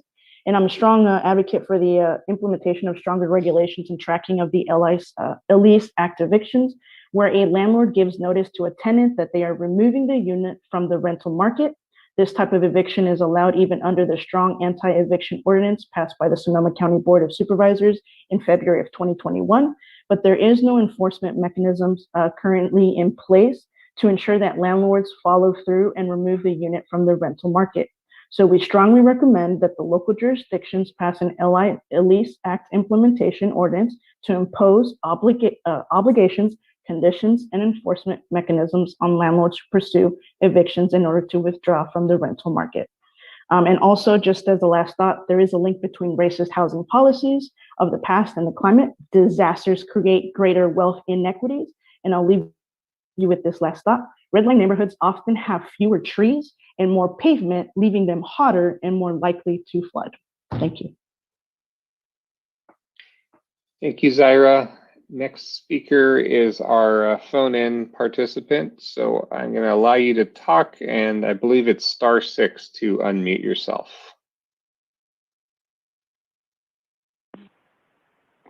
Thank you. This is Dwayne, actually. Yes, first of all, if I may make a comment before my question, I would comment that it's ironic that we would live in a society where we will put unlimited amount of cement borrowed with money from our grandchildren to build freeways and sound walls, but not have enough cement to build apartment buildings 5 and 6 stories high.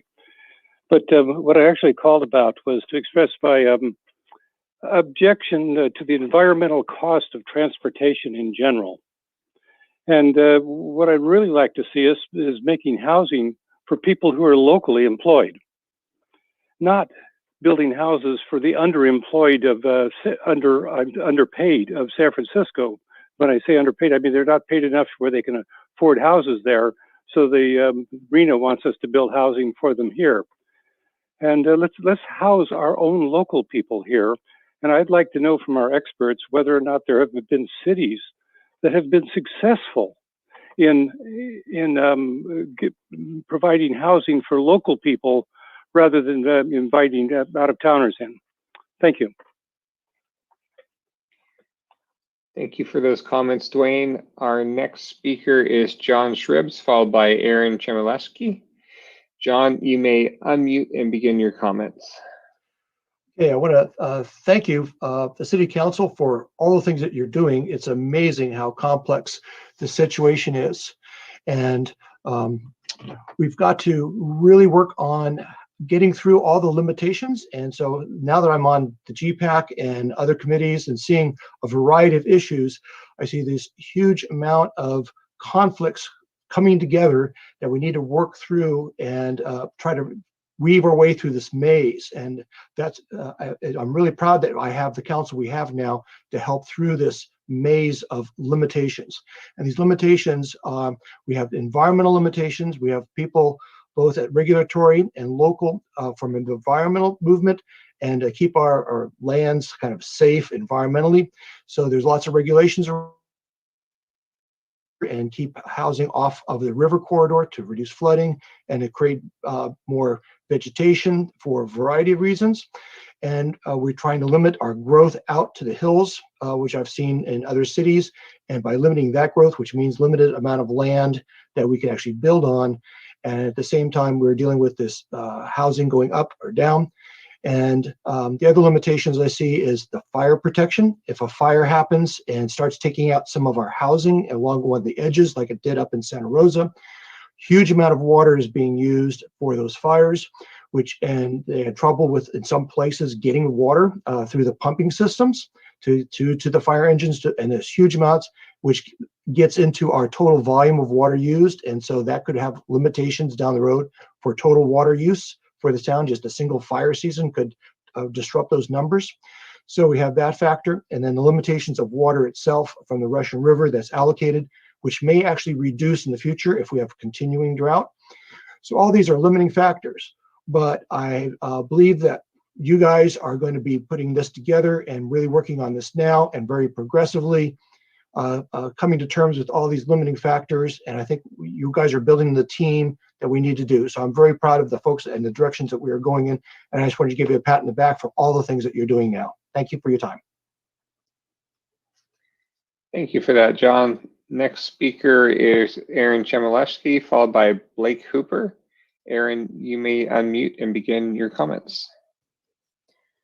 Hello, everybody. Aaron Chmielewski, co-chair or chair of Petaluma's NBOP table. I just want to lift up what Zyra mentioned. We are really in support of implementing a strong just cause ordinance. And I'll keep it brief. For the other is, again, I strongly recommend that, local jurisdiction pass an Ellis Act implementation ordinance to impose the obligations, conditions, and enforcement mechanisms on landlords who pursue eviction in order to withdraw from the rental market. I want to say thank you to those who have provided information in this presentation.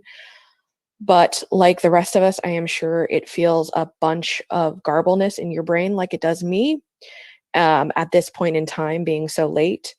I would like to possibly see, yes, I know we don't have any time, no one has any time, and it's very difficult, but maybe a town hall and in a short time to come back to this, because this is such a complicated situation with multi-layered topics, and the intersectionality is immense.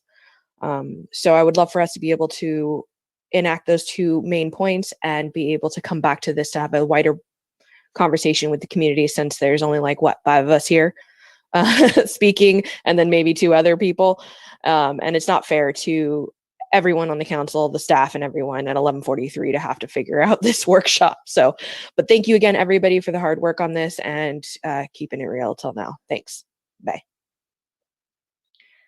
Thanks, Aaron, for those comments, and thank you for sticking around. There's 17 people left in the audience right now, by the way.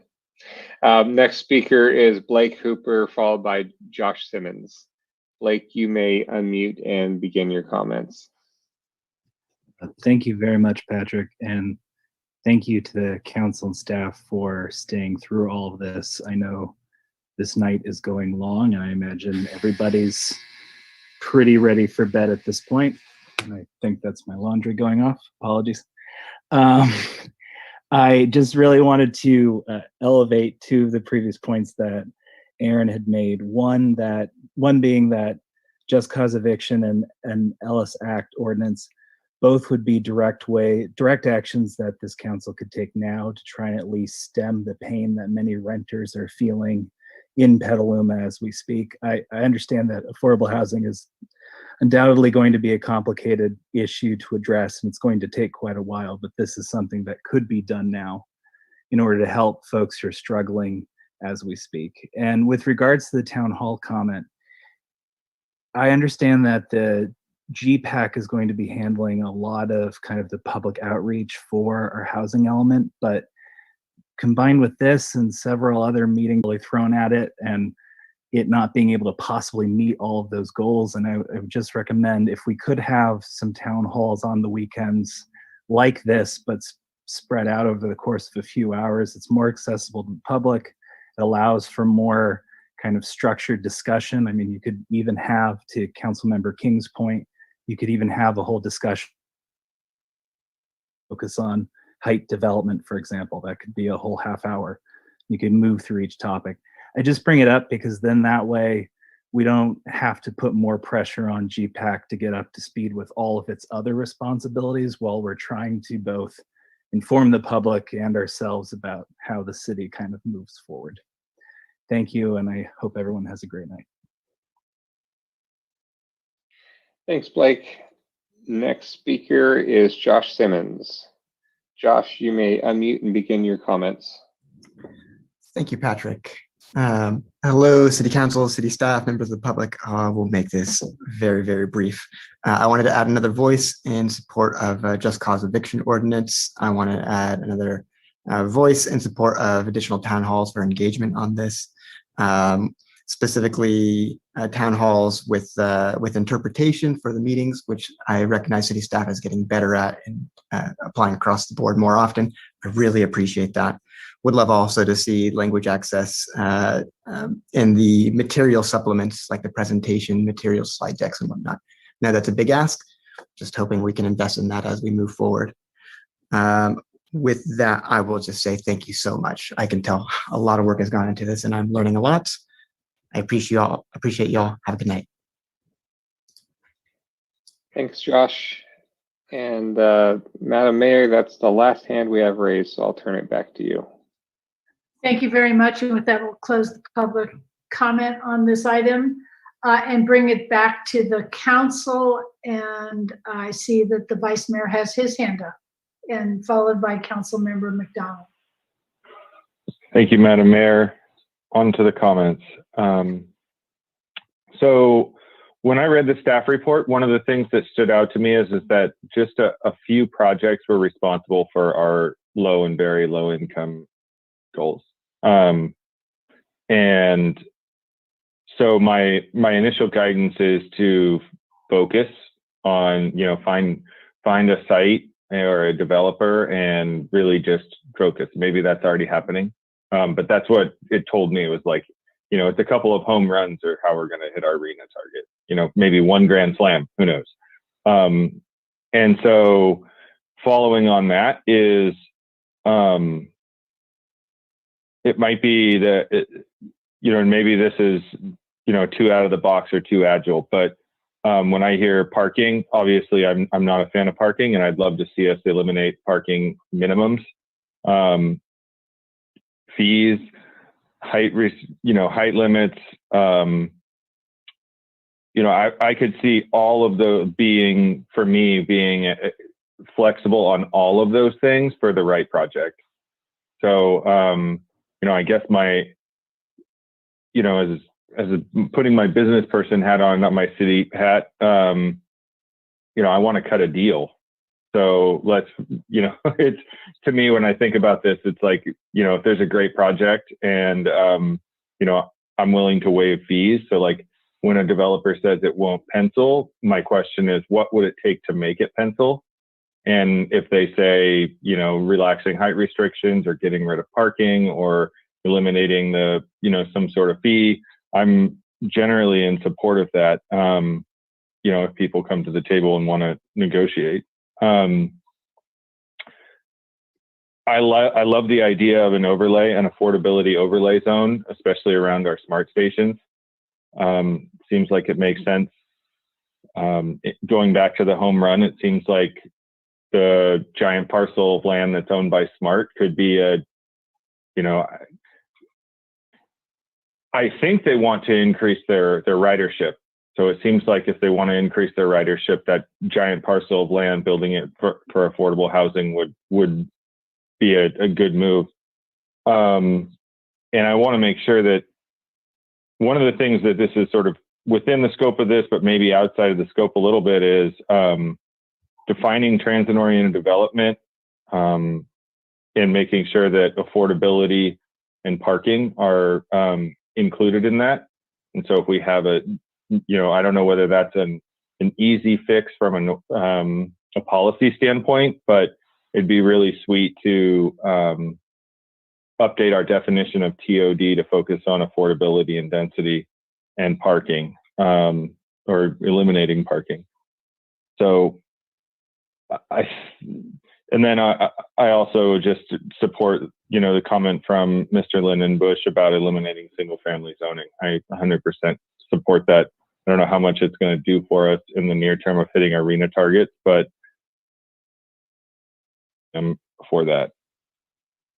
So that's my 2 cents.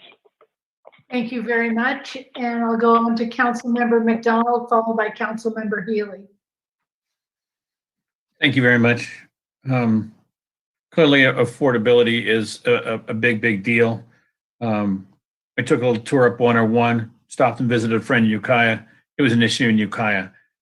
I stayed overnight in Garberville. It was an issue in Garberville. I got all the way to Ferndale. And affordability, where will someone go where affordability isn't still a crisis? And that's why I think, we need to break the cycle. That's why I brought up speculative housing. And one innovative approach would be try and put single family housing into the Sonoma Housing Land Trust with subsidies so that it's permanently off the speculative market. We need to hit every type of approach. I'm a big fan of our inclusionary housing because it's good for equity. We're not putting all the low income neighborhood in one big building. The value of having different demographics in a similar building or similar neighborhood. So I would definitely hold on to our inclusionary housing as a key issue. It is not the burden that stops development. All of our housing is stalled. Many get approved, but many things that have the old in lieu fee are not proceeding. Many that have lesser things are not proceeding. And this is in a time of low money and when other areas are ramping up their housing. I think part of it is our community, the little housing stacks, they don't account for what it takes to build in an individual community. And the cost is different community to community based on the community standards. And so our community standards are high, and hence our costs are high. So that is something to look at. And I think the affordable by design, which has been included in some, that is smaller units, is important. Reducing fees, that's important too. An example of what the Planning Commission can do or the council can support is at Sid Common, they had a mix of housing. All the 2-bedroom was 2-bath. And we asked, can you reduce some of that to 2-bedroom, 1-bath? That reduces plumbing costs, square footage each unit.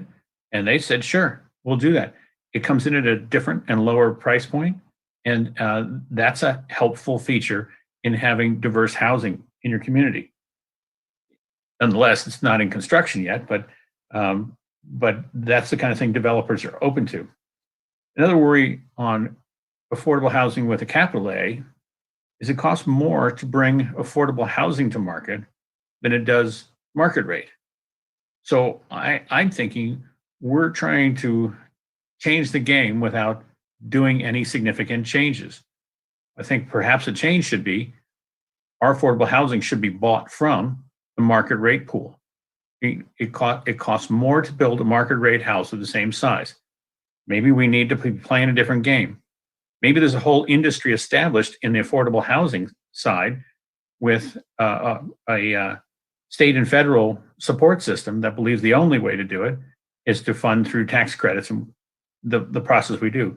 I think we need to open our eyes and advocate for projects that come down differently, much as HomeKey can do that for the homeless situation. And the homeless is, there's a path from being on the street through outreach, through shelter, into permanent supportive housing, which is 30% AMI.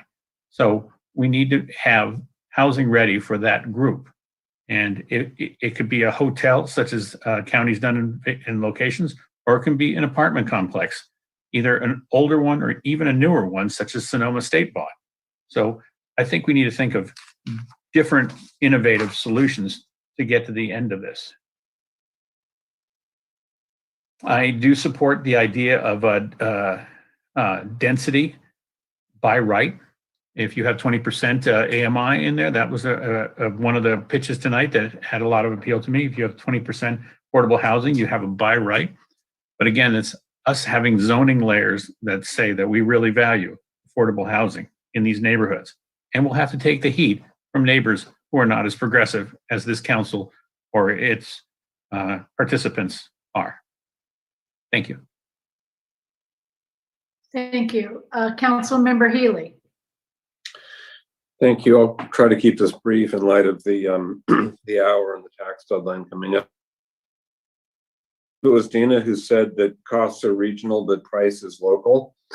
And keeping that in mind, we were given best practices from other cities around the state. And the only two Bay Area cities that were mentioned, Foster City and Menlo Park, are both in San Mateo County, where the AMI is way higher than it is here. And so the rent that you can justify for a low income or a very low income is considerably higher than here. 2x4s cost the same in both places. I'm skeptical, quite frankly, that policies that work in San Mateo County are transferable to here, given our much lower AMI and the need to achieve the RENA targets. So that's one comment. And I guess I based on some of the comments we got from the public, I think there's a lot of messaging that needs to happen. That you look at vacant land in different parts of the city and you think, wow, we could put a lot of units up by KOA. People need to understand what the floodplain constraints are. And by the airport, people need to understand airport land use constraints, which are severe and binding. We're not going to put mobile home parks under the runway approaches or anywhere near there. It's not allowable. And then I think I agree with a lot of what Councilmember McDonald was saying about trying to make sure we're not burdening housing with increased costs and fees. And I hearken back to our conversation earlier tonight when we were in our water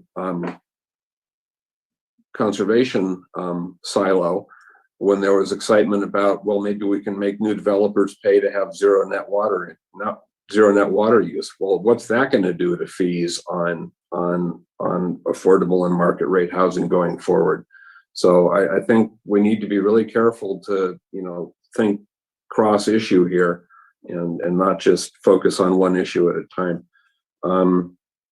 And in honor, I could keep going, but in honor of the hour, I'm going to stop here. And I really hope we can have a workshop at a normal hour on this and not be talking about this at midnight. Thank you. Councilmember King, followed by Councilmember Posake. Thank you, Madam Mayor. And I'm going to keep my remarks brief too. Just starting out with, there was a comment from Blake Hooper about not throwing too much at the General Plan Advisory Committee, and I think that's a valid point and certainly a fair one. So there are some things that I think the council may be able to take on, but we make policy by having staff reports come to us.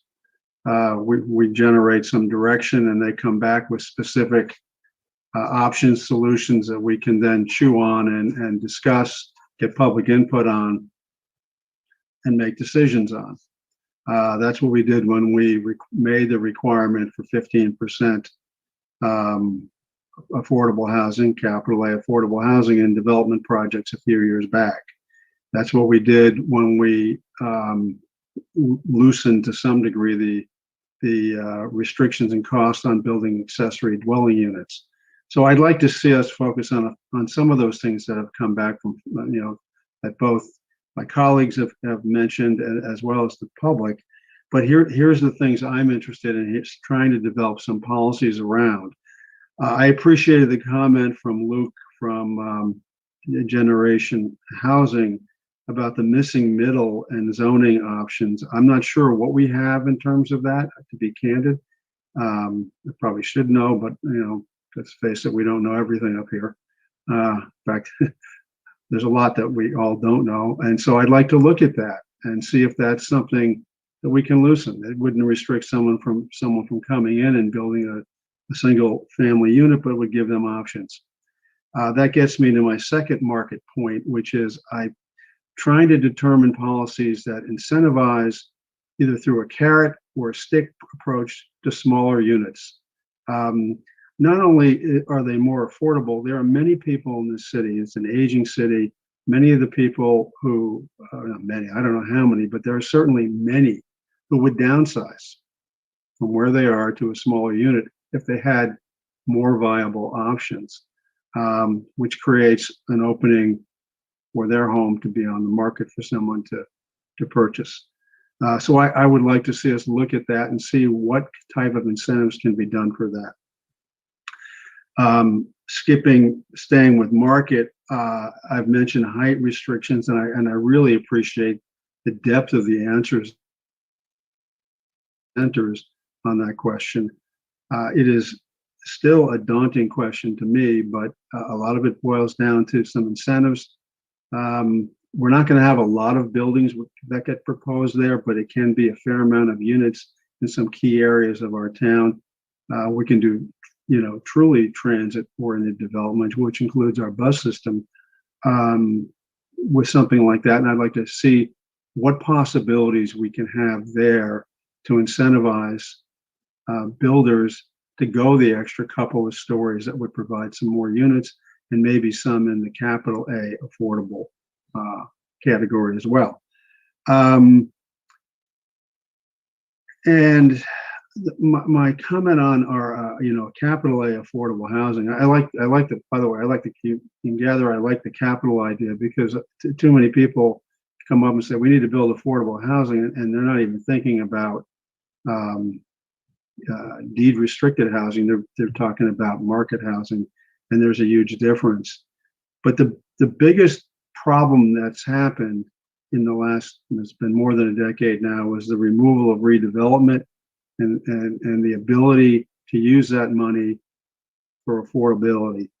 And our in lieu fund, I don't have it at my fingertips, but I looked at it when we went through the budget. Doesn't have a ton of money. It's in the millions, but it's not,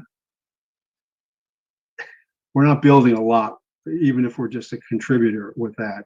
So maybe looking at policies to increase the funding, because I think if we're really going to get to the affordable, deed restricted is got to be a bigger part of our policy.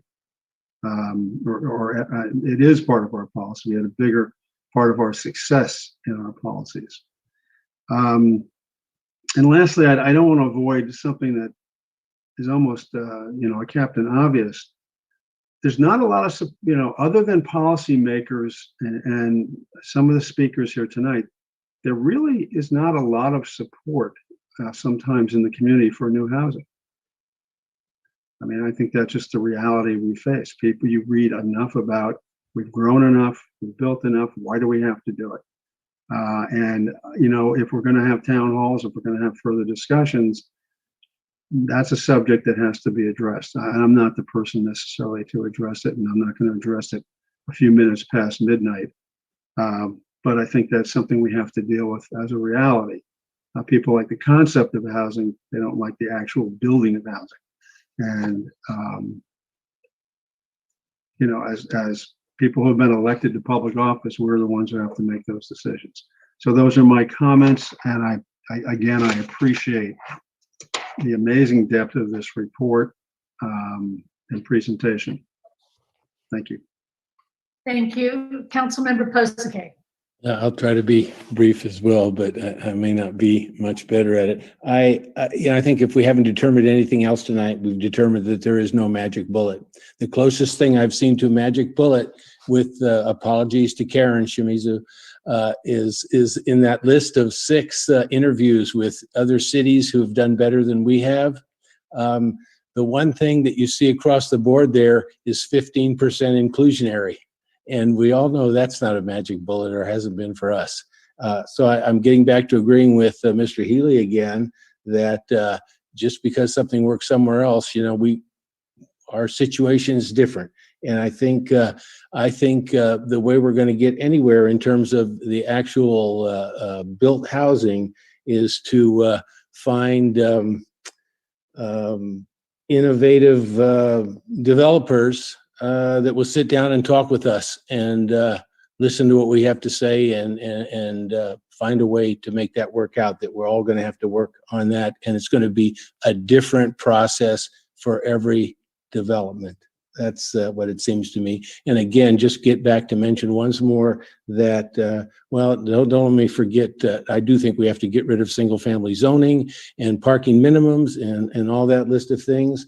And we also need to do a few things that we can do most immediately, such as the just cause eviction, the Ellis Act implementation, tenant right of first refusal.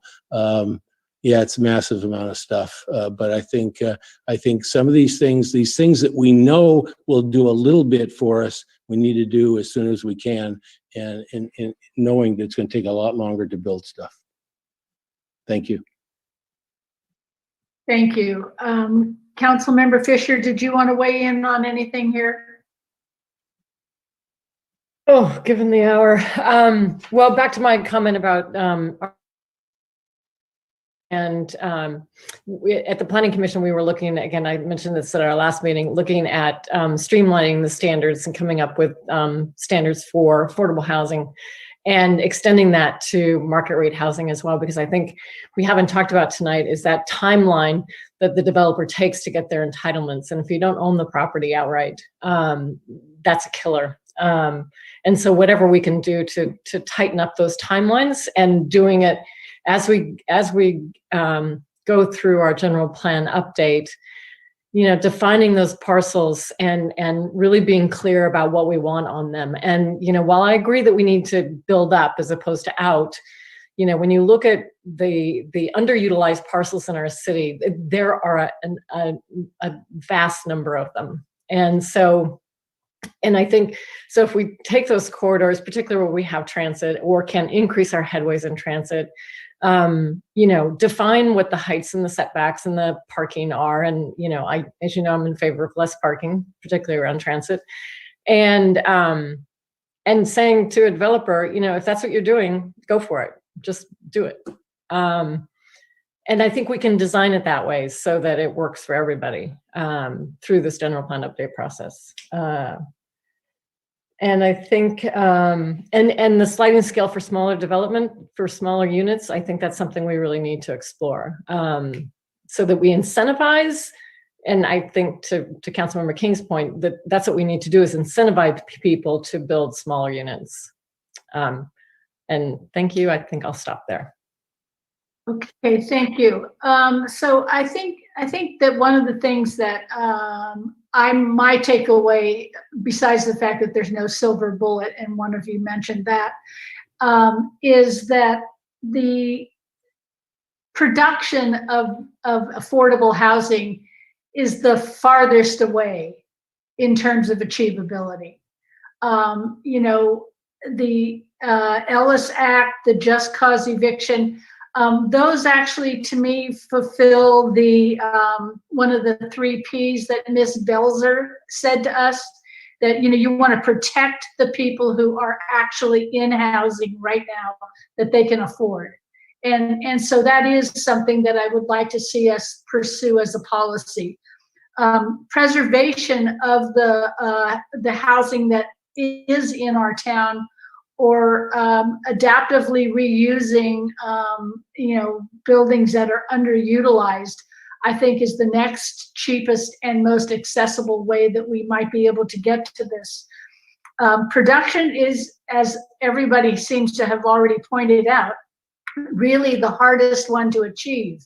And I worry about allowing us to go forward with lots of small, let's say, apartments or units in multi-unit buildings. If we don't set a policy that says they absolutely must be owner occupied, because I just see those becoming little pied-à-terres for people who want to come and stay here for a couple weeks a year while they are, traveling around in their lives. And I really think that we have to use all our policy tools. I think that might be the fourth P, is that we need to use our policy tools to make sure that what we are doing is actually going to stay affordable. Because as Ally pointed out, the building of the kind of housing that Midpen does, it has a long timeline and it is incredibly expensive. And without redevelopment, it is harder and harder to obtain. And one of the things I definitely took away from this conversation is I think we need a standalone housing workshop. And I think we should bring to that workshop the attitude that this is an iterative process. We're not going to go to that one workshop and solve all the problems, but we're going to be moving this down the line because we need to have these conversations and we need to bring out the issues that I think are important. Mr. Healy pointed out in our conversation about water, we're talking about, well, we can't build anything that doesn't, pay its own way for water. And here we're like, well, we can't put in any impediments for building affordable housing. Those two things don't match. And so we really do need to look at this in terms of its intersectionality and what John Shrib said about the maze of limitations, where we can put it, how we're going to use it. And most people in this town are saying to me, well, why are we building if you're asking me to cut back on water? Hey, I can't get around this town. Why are we still building and inviting people to come with their car? So we need to have the conversation in a way that really is holistic. And, we're not going to have that before we have our goal setting, just FYI. So again, we're going to have a really complicated discussion when we're doing that next month.